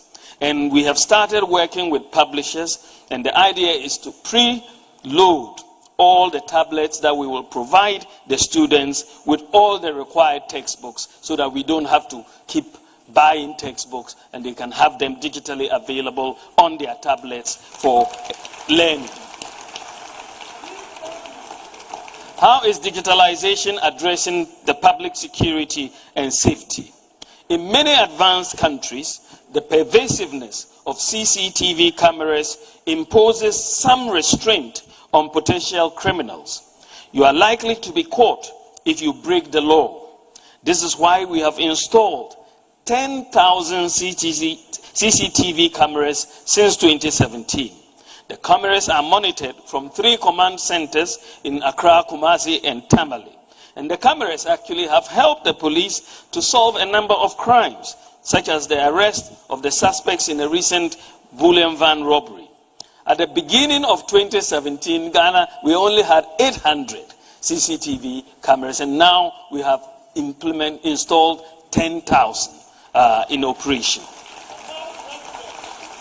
Ladies and gentlemen, the key to building a data-based economy is not only in generating data, but it is even more important that the data does not sit in silos.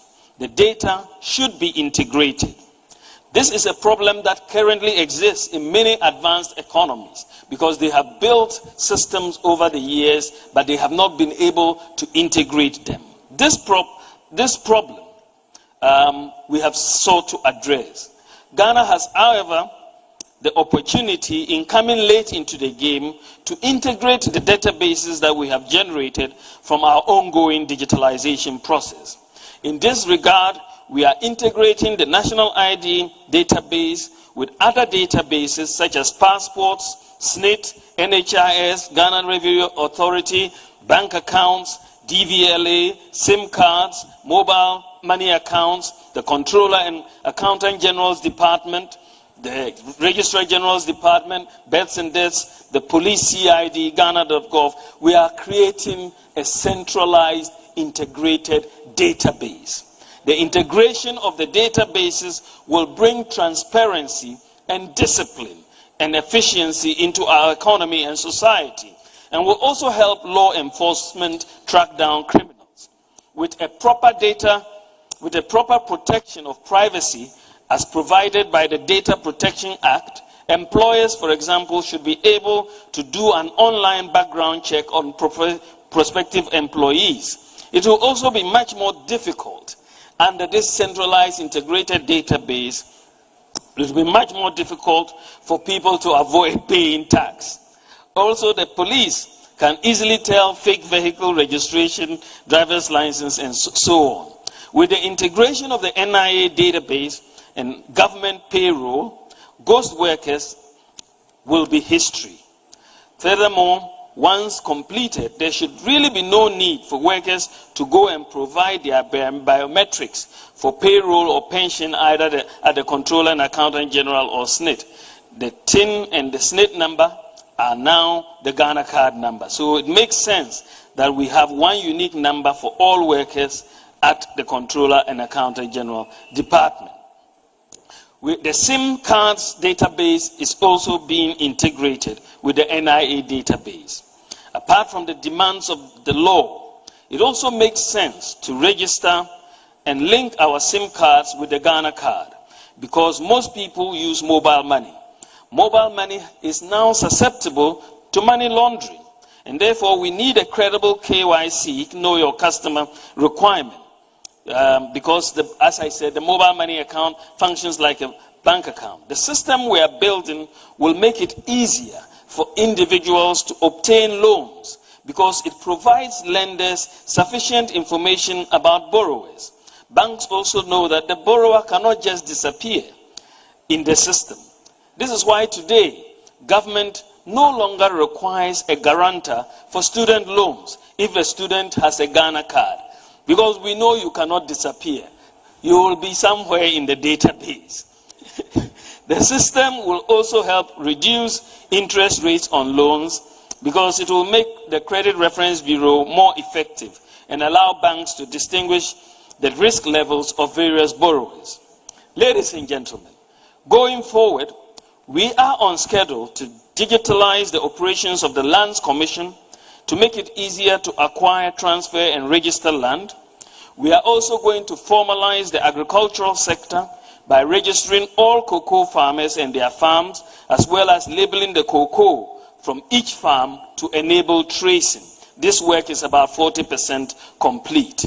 Next year, we will also do the same for food crop farmers with a target to digitalize fertilizer distribution, and work on this is ongoing.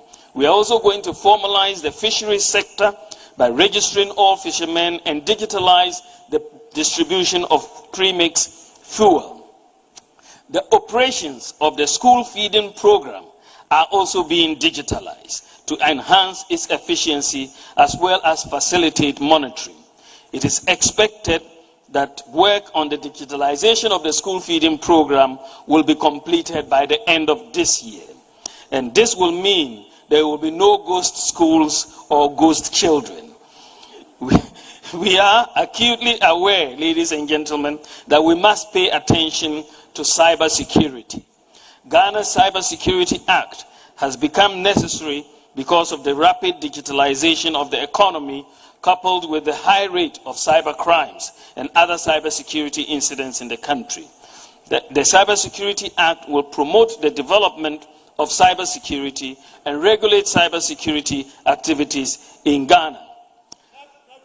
Thanks to the hard work of the Minister for Communications and Digitalization and Ghana's cybersecurity team, Ghana's cybersecurity ranking is now 89.6% compared to 32% in 2017. So we are improving cybersecurity.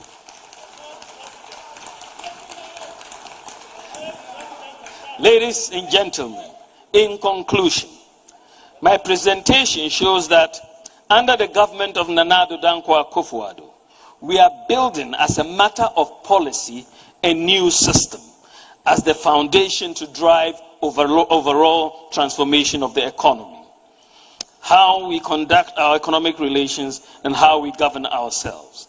Digitalization is the key instrument of transformation. To do this, we first needed to build the tools of digital transformation.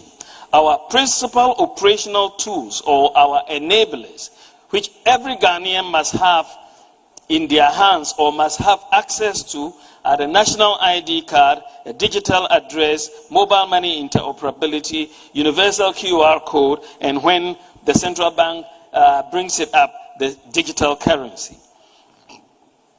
Step by step, we are applying these enablers to innovate many areas in our everyday economic activities and interactions with businesses and with our access to public services such as the passports, ports, and so on.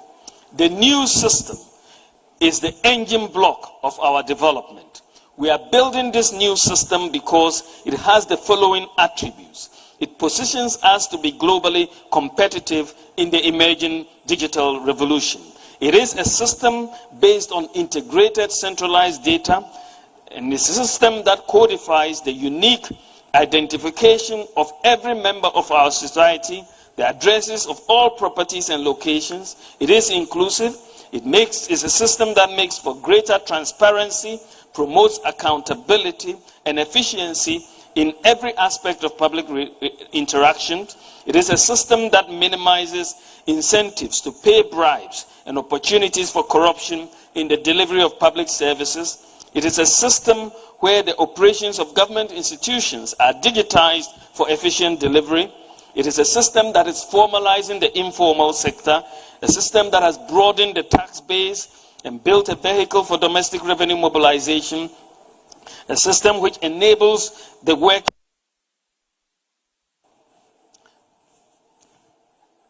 Hello? A system which enables the workings of an effective credit reference bureau, and a system which facilitates equitable access by all Ghanaians to healthcare and education. Ladies and gentlemen, the reasons things appear to work in the developed countries as much as they do is largely because many of these attributes of a good society are in place, and they are working to innovate on them.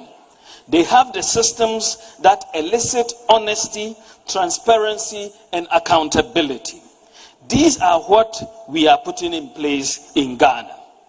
It has taken political will on the part of government to put these systems in place. The status quo benefits the few to the detriment of the many. Further, there is little immediate political benefit from implementing these innovations.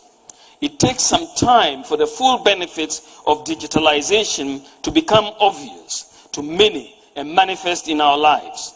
Politicians generally cannot afford to wait. The infrastructure we have put in place for digitalization is soft infrastructure. It is not like a road or a bridge you can point to, but it is powerful and expanded as you can see with this soft infrastructure that it is a powerful and expanded highway for development. It really takes leadership to think far and know that I don't want to base policy on the present, but I want to base policy on the future. And in implementing the soft infrastructure and all the pillars for digitalization, the government of Nana Akufo-Addo has in fact shown a lot of leadership.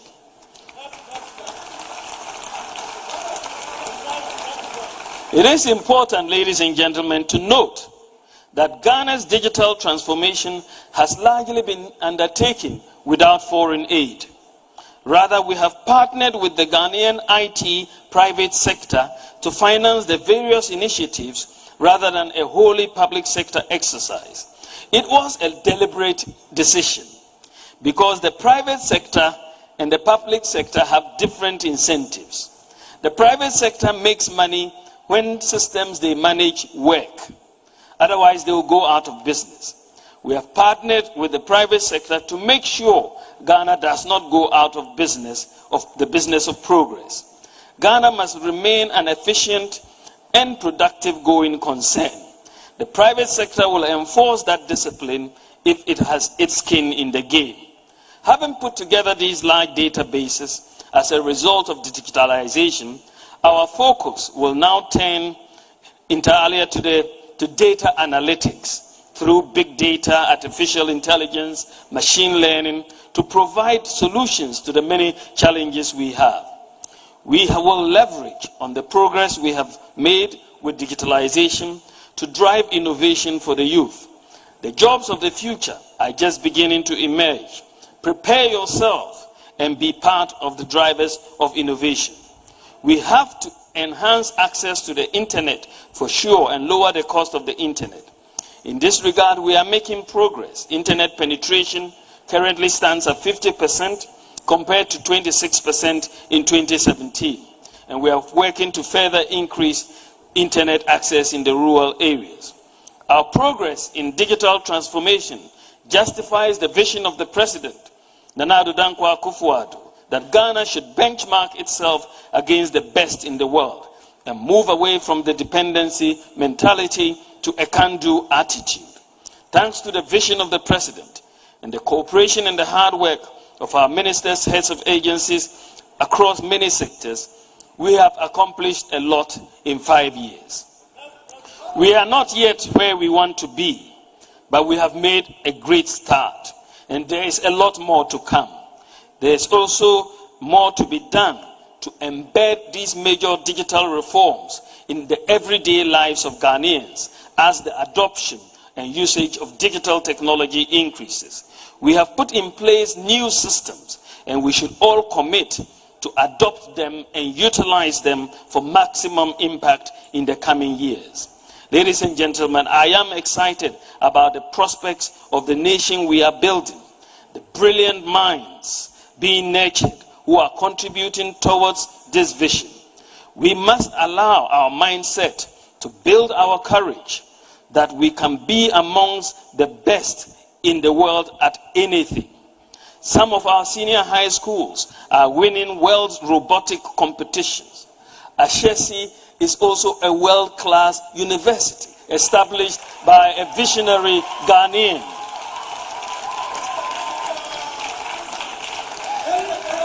The digital revolution is a youth-driven revolution.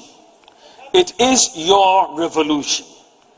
And I look forward to all of you playing a role in making our nation great and strong. Thank you for your attention. God bless you, and God bless our homeland, Ghana.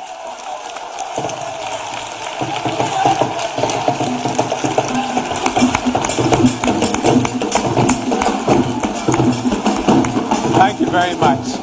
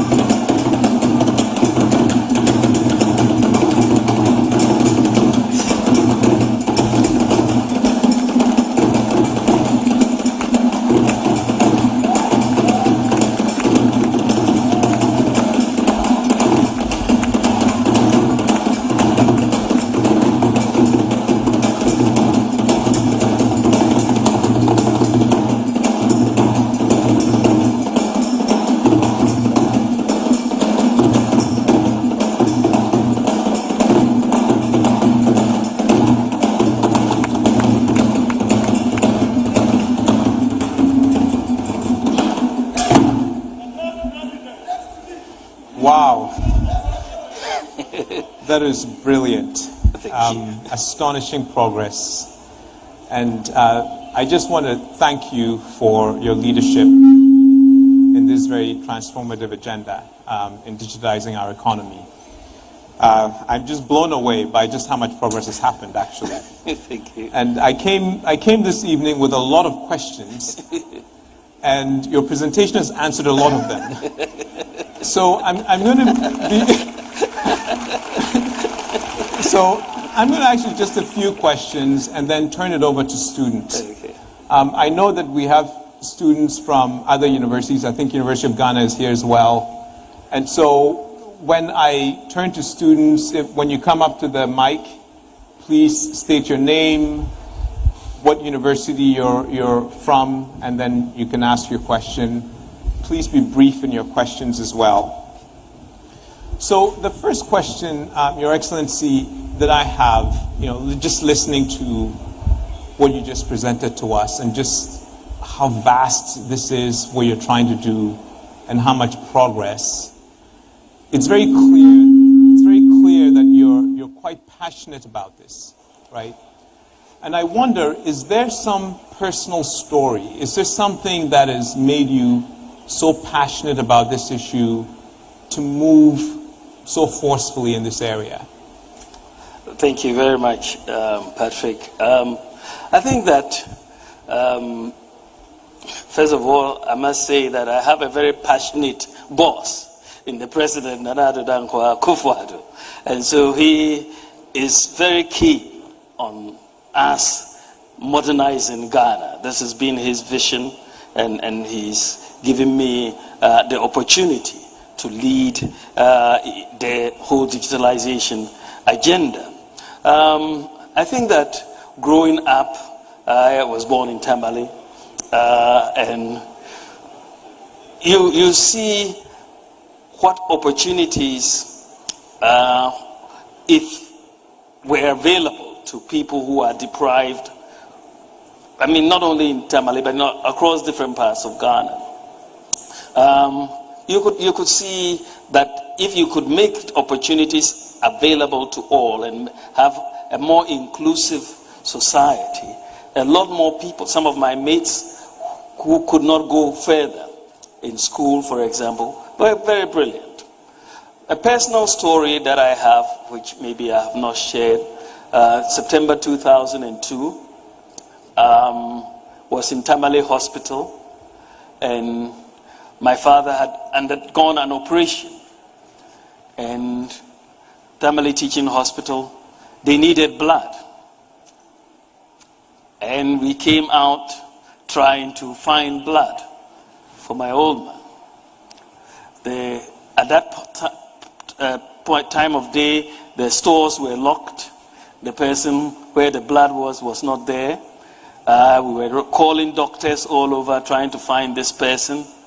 By the time the person arrived, to the office and we actually got the blood, my father had died. Now, so when I met Zipline in Silicon Valley, I took a team from Ghana to Silicon Valley, the IT firms, and we looked at different technologies, and I met the head of Zipline.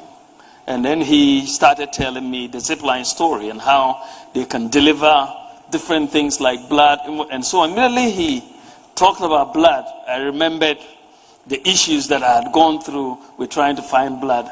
And I thought to myself, if only we had a service like Zipline at that time in September 2002, maybe my father would not have died. We could have called Zipline to drop the blood and then he would have been saved.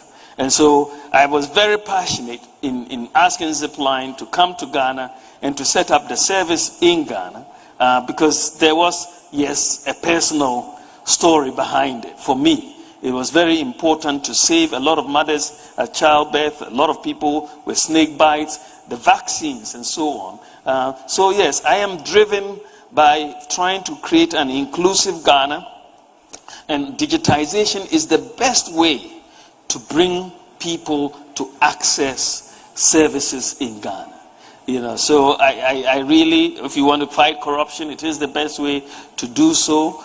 Education, health, agriculture, and so on. So I think I'm very driven, as the president is, to make sure that we can provide Ghanaians opportunities to progress and to develop. Well, thank you very much for sharing that story. One thing I'm struck by, and really thank you for sharing that story, is there have been quite a few times where I encountered people who they've experienced something difficult, and you start to talk with them about the solution, and they say, well, but this is Ghana, it can't be done. And so thank you for taking that tragedy and moving us to do something about it. And I hope our students here are taking note of this story and what you can do when you have a personal pain or you have a personal difficulty, that you should think about how do you solve the problem for others and for our society at large. So my next question is, if you could wave a magic wand and something would happen at institutions like this in higher education in the country to further this agenda that you have with the president, what would it be? What is it that we should be doing more of? Tomorrow when I wake up, I call my team and say, let's go do this thing. Right. I think that one of the things that we have found out in the context of digital transformation is how brilliant, how talented our people are. As I told you, almost all the digital transformation initiatives that we have implemented have been implemented locally by Ghanaians. And so we have the talent here, we have the expertise here, and in the universities, you have very, very brilliant minds. And what we should be doing is turning our attention to the problems and how we can be a part of the solution of those problems. We've put in place a lot of enablers, a lot of tools. Now we need to innovate and build on those enablers. And I think that for higher education here, I think we should be challenging you more to come out with solutions and practical solutions to problems that we are facing as a country.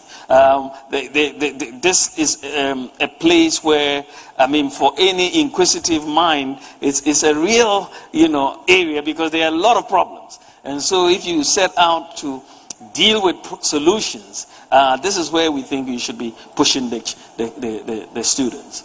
Yeah. We would love to do that, and one of the things that has worked really well elsewhere is when the government puts out a challenge and says there's a problem we want to solve and makes a call for research and innovation to solve that problem and provides the funding to drive it. So we would love to partner with the government in doing more of that. But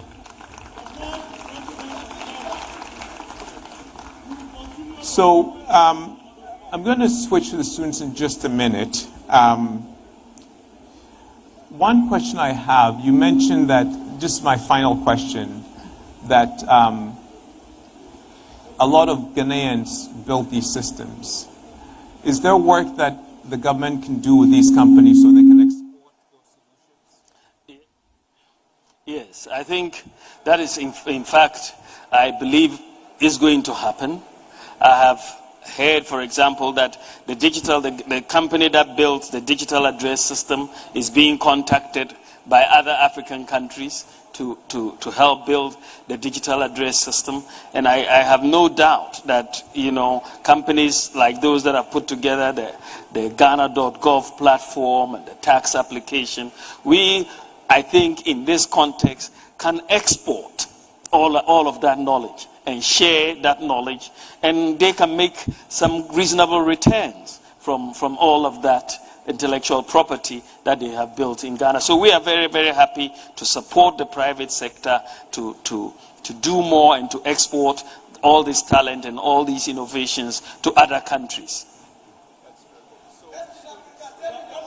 Ready? Are there any questions from the students? I will start with the mic on the left here, on my left. So just come up. Don't be shy. So your name, your institution, and then a brief question for the Vice President. Awesome. My name is Tobias Echowood. I happen to be the Ashesi Student Council President, and I am privileged to be here at this point in time. Three at a time. Thank you so much for everything. I am truly amazed by everything that you've covered. And there are some of the things that came to mind which I was hoping to get the time to ask you about. With regards to some of the major points that you put out in terms of data access, as well as digitizing the economy with regards to the digital address system, I wanted to find out what are the plans with regards to infrastructure meeting the ideals, specifically education and transportation. If we are able to educate the Ghanaian community on what is being available, as you've done for us here and now, but the educational facilities are not able to live up to the vision. Transportation, if we're able to sort it out for the digital networks, roads, for instance.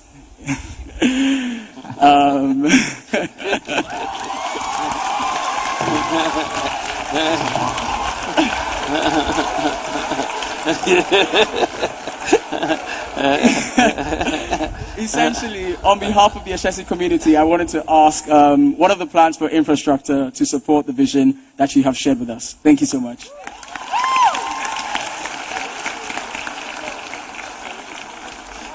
Thank you very much, Tobias. He was not shy at all. Very good, very good questions. I think that, there are two issues that Tobias has raised: education and transportation and infrastructure in relation to that. Of course, as I said earlier, that in terms of education, we are very much trying to make sure that there's a digitalization going on that allows access of everybody to material, whether you are from the less advantaged or the more advantaged areas. Everybody should have access to the material, and this is why we've provided a free Wi-Fi to the schools. We're providing to we have provided laptops to the teachers. Thank you. And we are also providing the opportunities to have all of these things disseminated in terms of tablets to the students as well. In the area of infrastructure, there's a whole lot of work that is going on infrastructure, especially roads. But I know that you are very concerned about the road that I just came on. I know that is your biggest concern. And it is almost very sad coming to this world-class university on a very Saito road.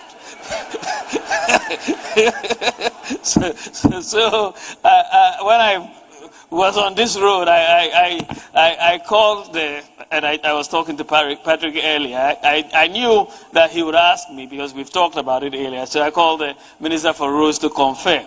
I'm very happy to tell you that the procurement for the construction of the road is going on. And the Minister tells me, so he assures me, and this is a Kuwait-funded project, and he assures me that you will see work starting next year on your road. So that is the answer to the road. But it's not just this road. We are doing a lot of roads in the country, and we expect to improve infrastructure in that context. Okay, can we take another question? I'll take 3 from the left, and then I'll move to the right. So go ahead. My name is Osei Chene, Ashesi University. My first question is, disruptive technologies have a way of upsetting everything when it comes to traditional businesses. In this digital drive, how are you equipping local businessmen and local industries to stay competitive? I would like to give an example.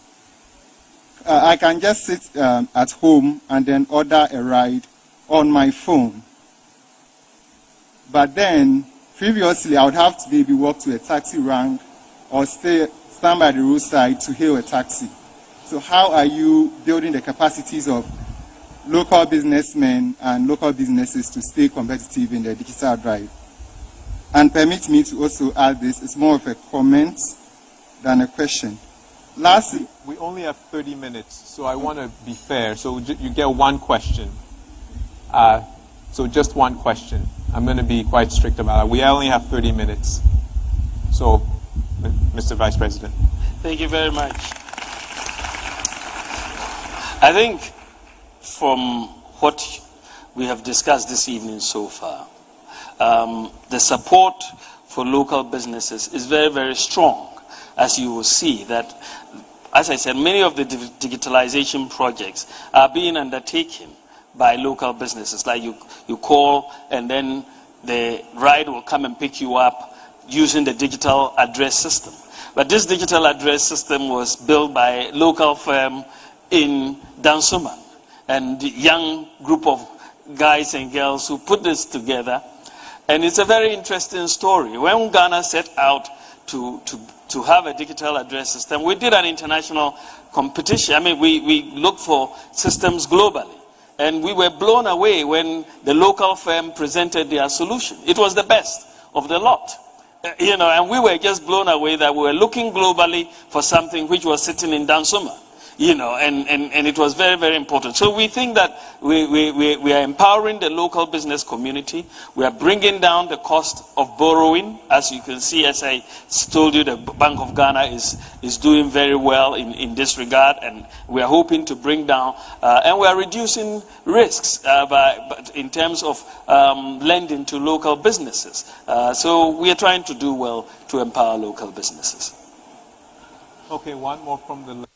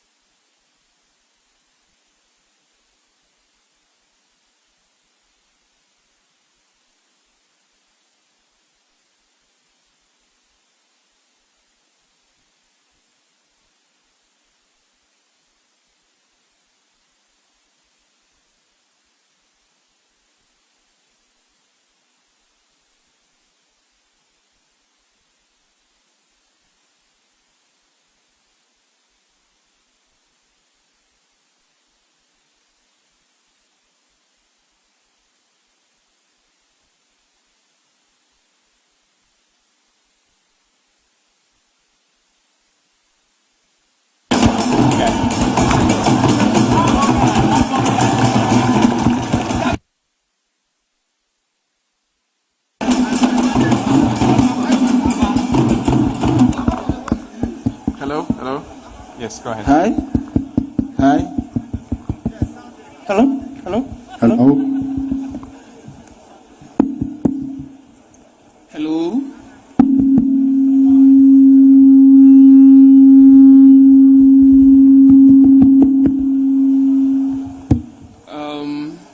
Okay, you can go ahead. Hello. Okay.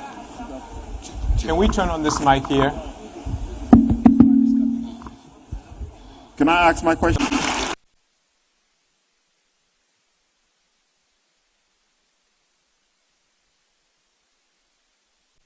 Analytical framework to be able to tell us what the impact of certain policies would be. Now, I'm very, very excited about that, Seth, and I think that when we leave here, make an appointment to see me and we can have a discussion. Yeah. Hello.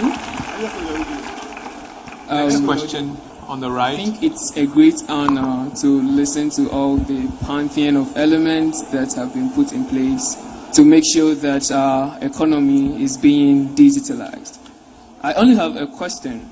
According to the Global Broadband and Innovations Program, less than 5% of rural inhabitants in our country have access to internet.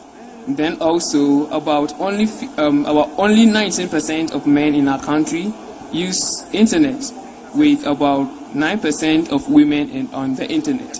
My question is that we know that driving our economy through digitalization would need a lot of people being on the internet specifically. I want to know if there is any initiative that is being put in place to make sure that a lot of people now get access to internet, especially the older people of our economy, so that they can also get onto the internet and then participate in this digitalization. Thank you.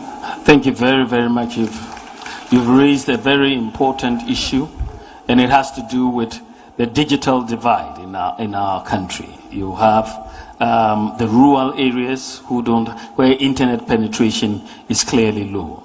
As I mentioned during my remarks, that overall internet penetration has increased from around 26% to 50%, but we still have a lot more to do in the rural areas. So we have a specific project that the Ministry for Communications and Digitalization is implementing that is focused on internet penetration in the rural areas. And therefore we are hoping to bridge the gap in that context. Beyond that, I think if you look at all the digitalization projects that we are trying to do, we want to make sure that people who don't have smartphones and therefore don't have internet connectivity and don't have smartphones or internet connectivity are still able to access services through USSD code, so that you dial some star # number and then you can go through and get your service. But ultimately the idea for us is to make sure that internet penetration goes across the country, both the rural and the urban areas, so that the rural people. Together with Cookie T from Media General TV3. And of course, Abdulhai Mumin from GBC. I am MF Apau, Joy News, Joy FM. Yeah, Omar Sanda, the darling boy, is here with us. And then MF Apau, Evergreen, that's how I call her. And Mumin, ever present. He's always present somewhere, somehow on television. He's like empty and everywhere you go. Yes, and the beautiful Cookie also here with us, and the humble Wilberforce. That's why. All right, so the Vice President has said several things, several pointers. Omaro, you had your take earlier on, but since we are back now, a quick wrap up on some of the things that you pointed out.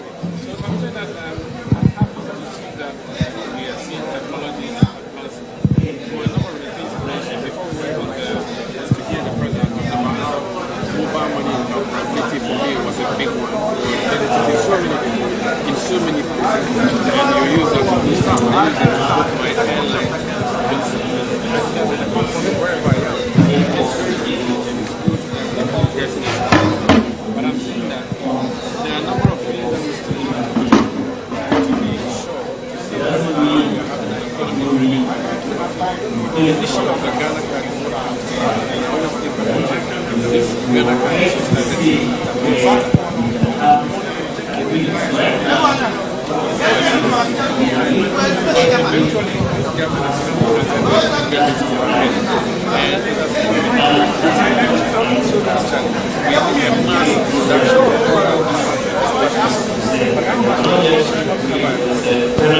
What I would think, National Identification Authority should have district assembly offices.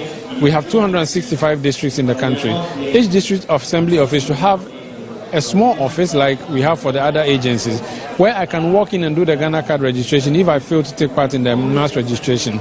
But that's not happening, that's absent. Again, those who have been registered, not everybody have their card. I have my card, but I know so many people who don't have their cards. And when I spoke to the NIA, we were told that their cards are there, but they are now applying for offices in the district assembly so that they can go in, and they said they are going to use the GRA as a delivery point for the cards. And I thought that these were things that we should have planned before we started the work. Be that as it may, these cards must go in quickly. We're told children are going to have their Ghana card number at birth. It's exciting, but if I look at the challenges with the Ghana card for adults, I start wondering whether the children are really going to get it as the government is promising. So these are the things that I would raise initially, and that's what a cynic will do. And every now and then the cynic in me would jump out, and that's what I'm looking at. But it's progressive, it's good, but these are things that we should deal with. All right. So, Emmanuel, when the Vice President was speaking, I tried to make some notes, and I gathered that he talked about the introduction of the Ghana card to uniquely identify every citizen, which is what Sanda has been talking about. He talked about the introduction of the digital address system, and these are like 5 pillars that he identified. So the Ghana card, the addressing system, the introduction of the interoperability mobile money payment system, the digital payment platform, which is the Ghana.gov platform, and also the introduction of the QR code. These are like 5 pillars that he tends to talk about. Your thoughts on these 5 pillars and some of the things that he said about them? And then he puts it also under some broad thematic areas also, which included efficient public service delivery, yes, and curbing corruption as well. And then the property systems that you talk about. Goes on to give data, because like Umaru said earlier, there will be a lot of fact-checking going on starting tomorrow, because listening carefully, there are issues and there are some questions that are raised, even though tremendous results have been seen since we started this. For instance, in 2017, he talks about the fact that we've been able to register with a TIN from 4% to 85% when we started this digitization drive. That's interesting, but we need to check if indeed that's what it is. And then the issue about the revenue mobilization, I was hoping to hear more in terms of how much exactly we have been able to make since the introduction of this particular system, because we know about the ports, the paperless ports, amongst others, the Ghana.gov. He mentioned that people are now receiving their passports in their homes, and I'm yet to see that. I'm yet to hear anybody say that they've received their passport, they've gone through the process, the biometrics and everything, and it's been delivered to them. So what it is that the process is such that you can opt for delivery. Okay. And so I know it's not like posted to you. I know we have a premium system, but I didn't know that now it can be delivered to you from the passport office wherever you are. But it remains to be seen if indeed some people are experiencing it already. Is it that you have to pay more for that to happen? Well, we'll have to fact check that going forward. But really, the issue about our children now going to get their Ghana card numbers once they are born, and I'm told that laptops and resources have been deployed already to the Ghana Health Service for that to happen. That's laudable, but we have to check also whether indeed that's what is happening. So some of these things that I've heard him say, I think it's in order.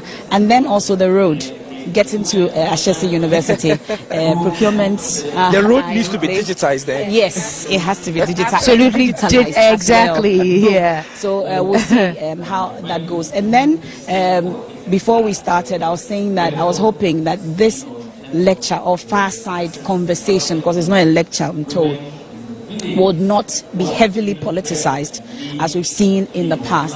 But I can say, I don't know about others who have watched, but I think that it wasn't heavily politicized. I think I didn't hear the mention of NDC anywhere. I think I didn't see any party politicking in this regard. At least we are looking at the national agenda.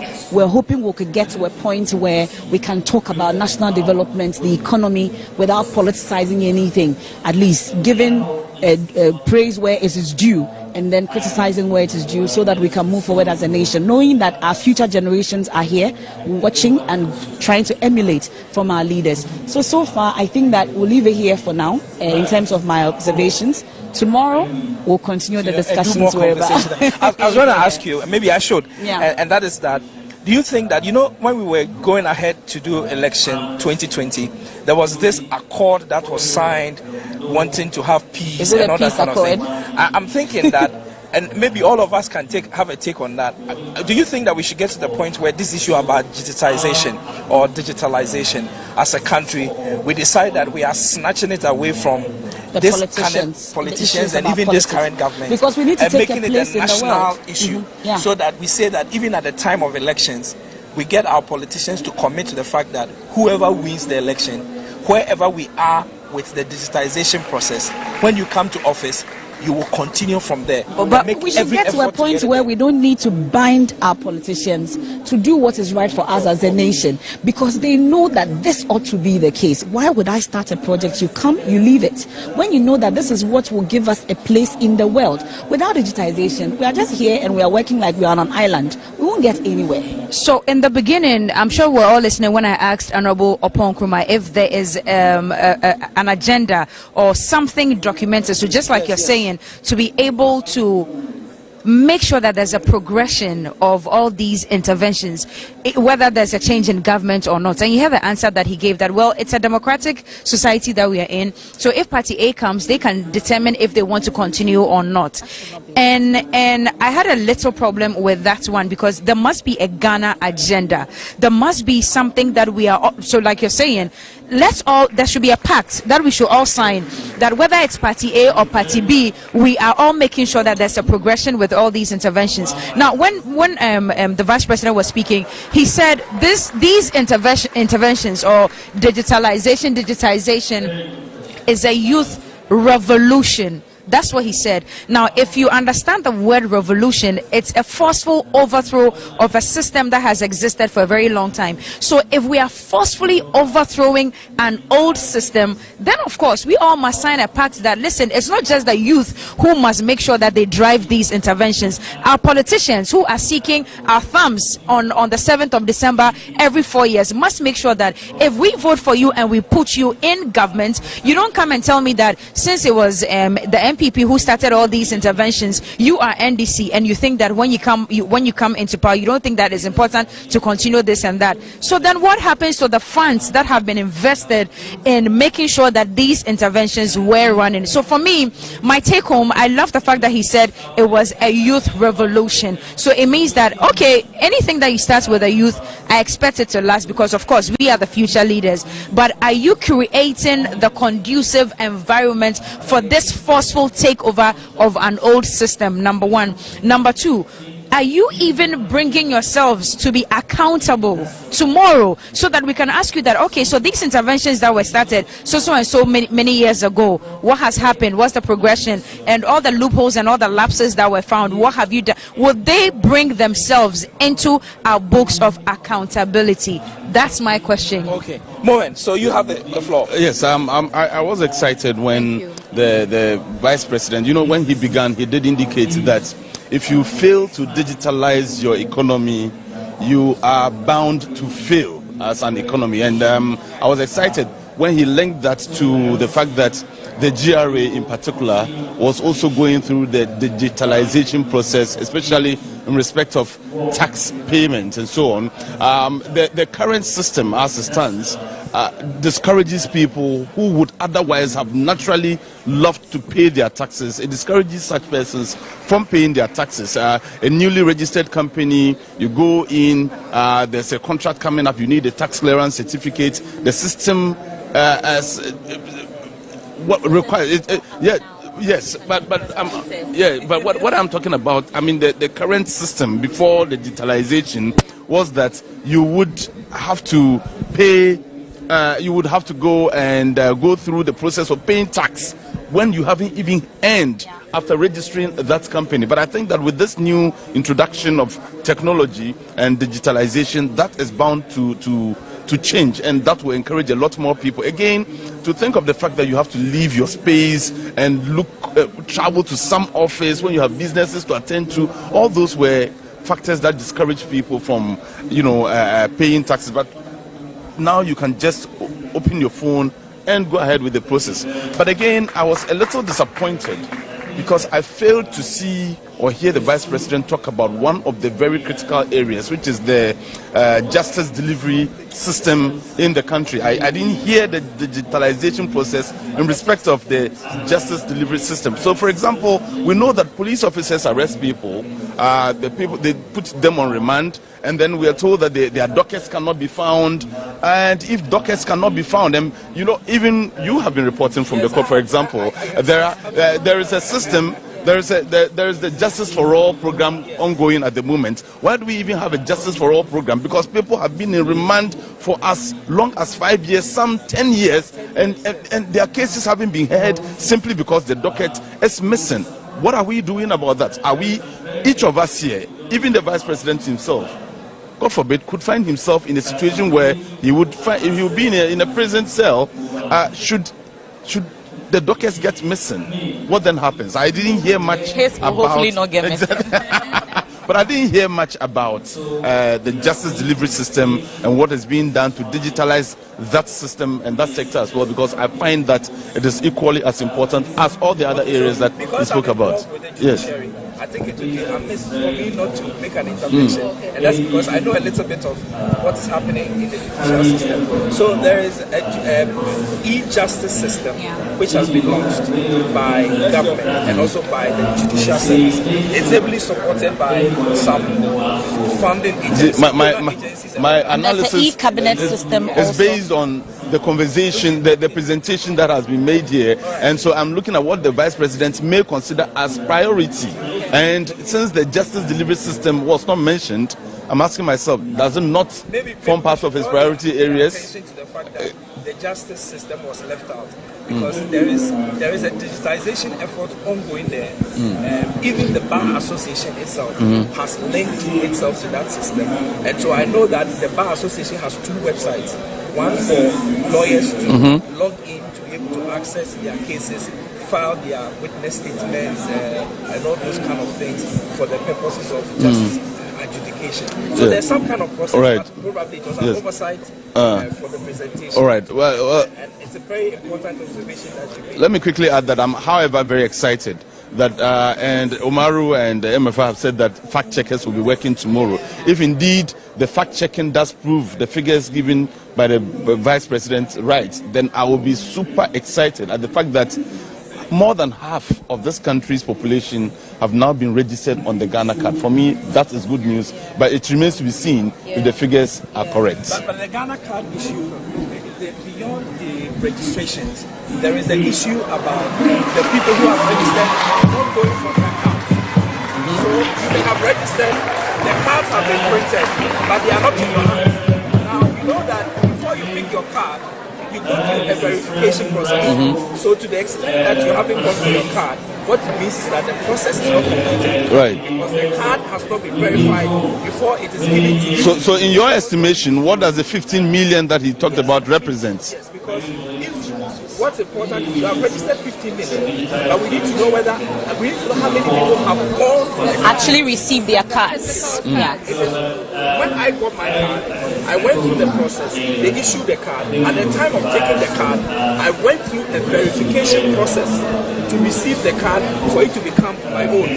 So until you go for the card and complete that verification process, you have not received your card. And so it is a challenge that I think we need to get the statistics about it, not just about the printing of the card, but how many have actually been delivered and are in the hands of Ghanaians for purposes of computing. So even we're doing the election registration, about 11 million or so, if I get the number correct, used Ghana card as their source document to register to vote.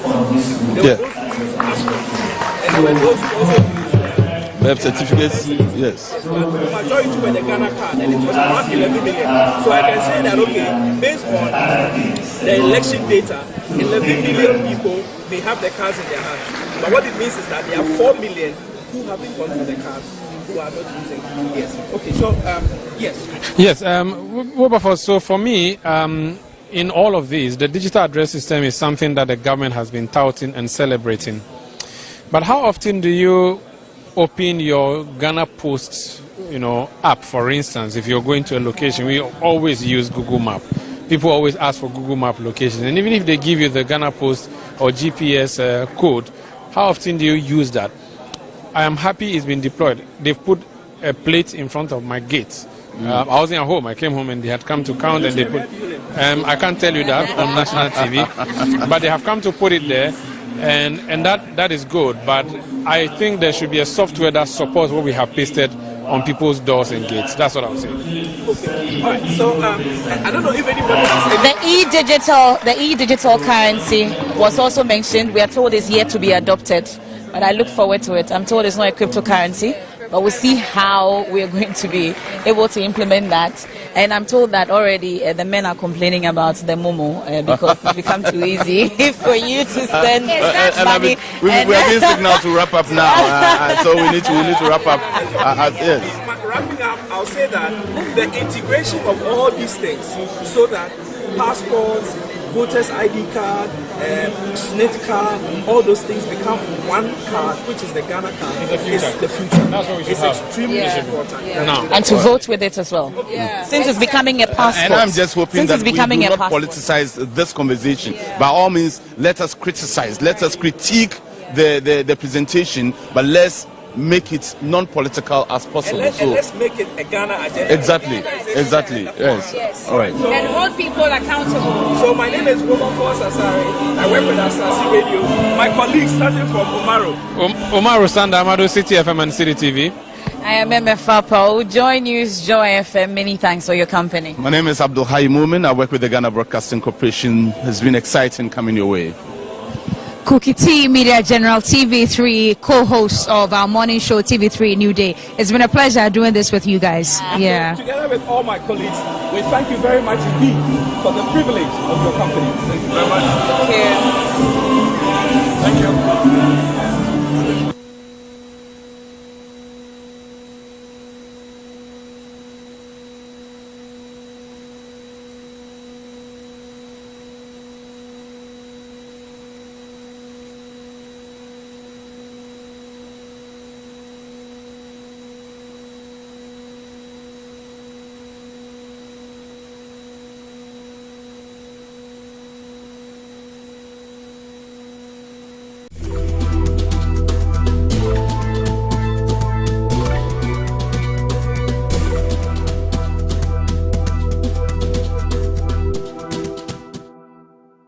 I and the body I represent, the Alliance for Christian Advocacy Africa, want to wish GhanaWeb, the management team, very well. They came at the right time and they have served a purpose. When my story appeared on GhanaWeb, I found that other media houses that have not interviewed me, that have not called me, they still have the story on their website, media platforms, and I know that even if they don't acknowledge, I know they pick it from GhanaWeb. So they have served the media needs, or they've made significant contribution to media needs in Ghana. We wish them a very good future, but we pray that they will also need be find a way of reducing the hurt that people are going through, because it seems to me people who receive some kind of abusive feel hurt, but they may still want to go to GhanaWeb because of its uniqueness.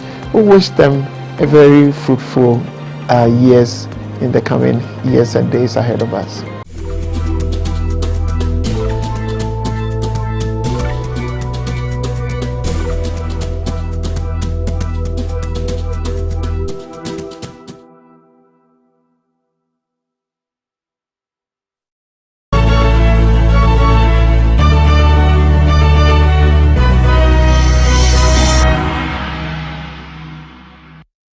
On this week's edition of BizTech, I speak with Makafui Ewuku, who is the Technology and Entrepreneurship Manager at the Academic City University College.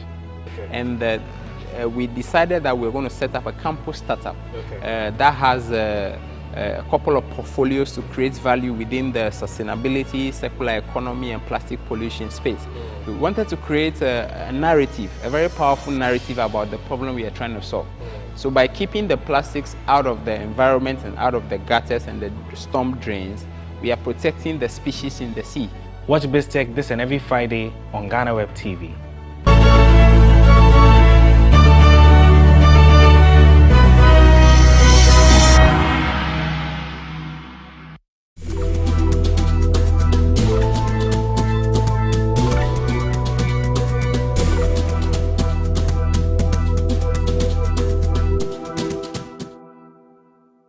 So do you know how long the company has been in existence? 22 years? No, I didn't.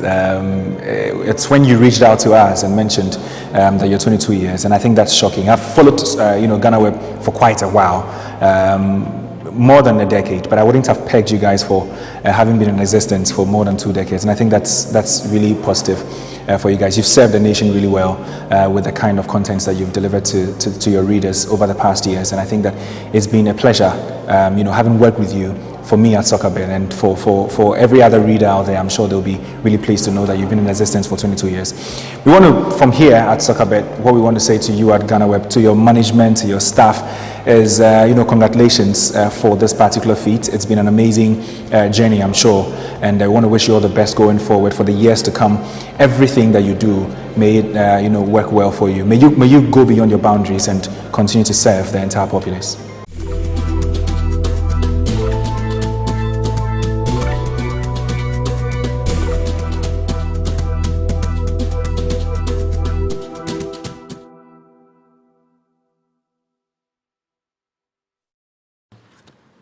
It is my pleasure to welcome His Excellency, Mr. Nana Akufo-Addo, President of Ghana.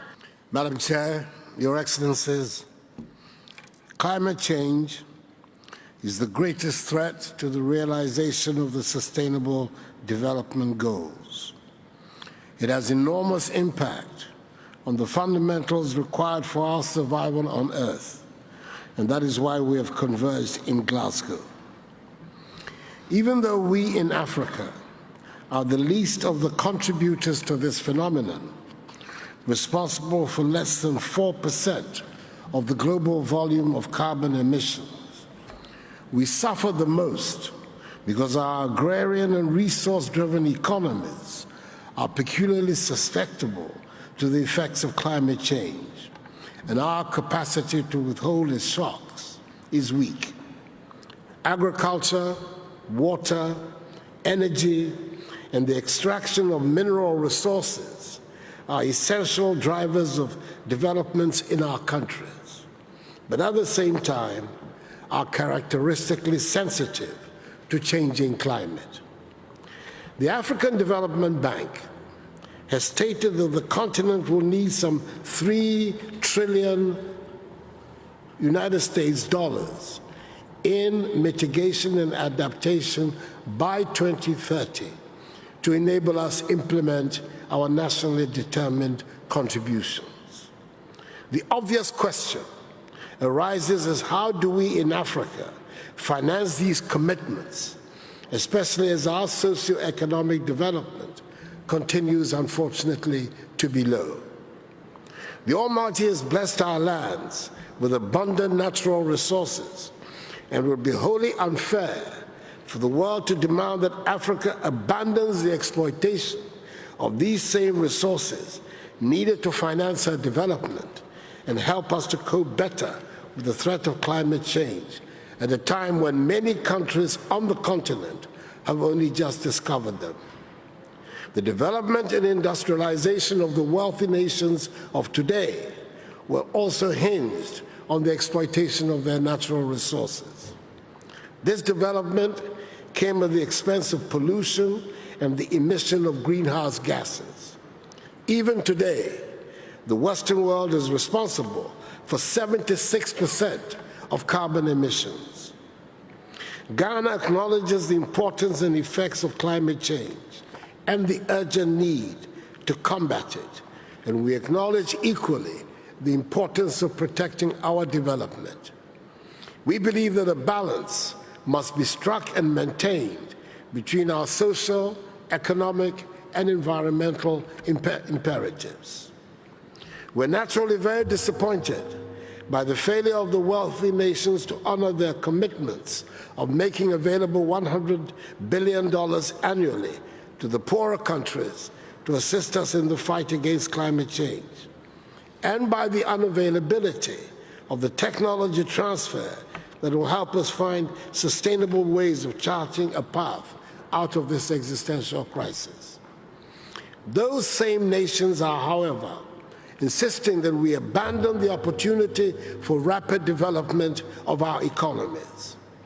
That would be tantamount to enshrining in the global community inequality of the highest order, a totally unacceptable conclusion. We must find a solution that is equitable and fair, a solution that levels the playing field, a solution that recognizes the historical imbalances between the high emitters and low emitters.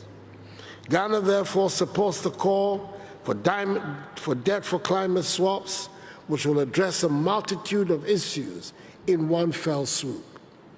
Let us use this summit as a turning point to create a more prosperous, greener, and fairer world, which maintains the balance between the social, economic, and environmental requirements of all nations of the earth, rich and poor.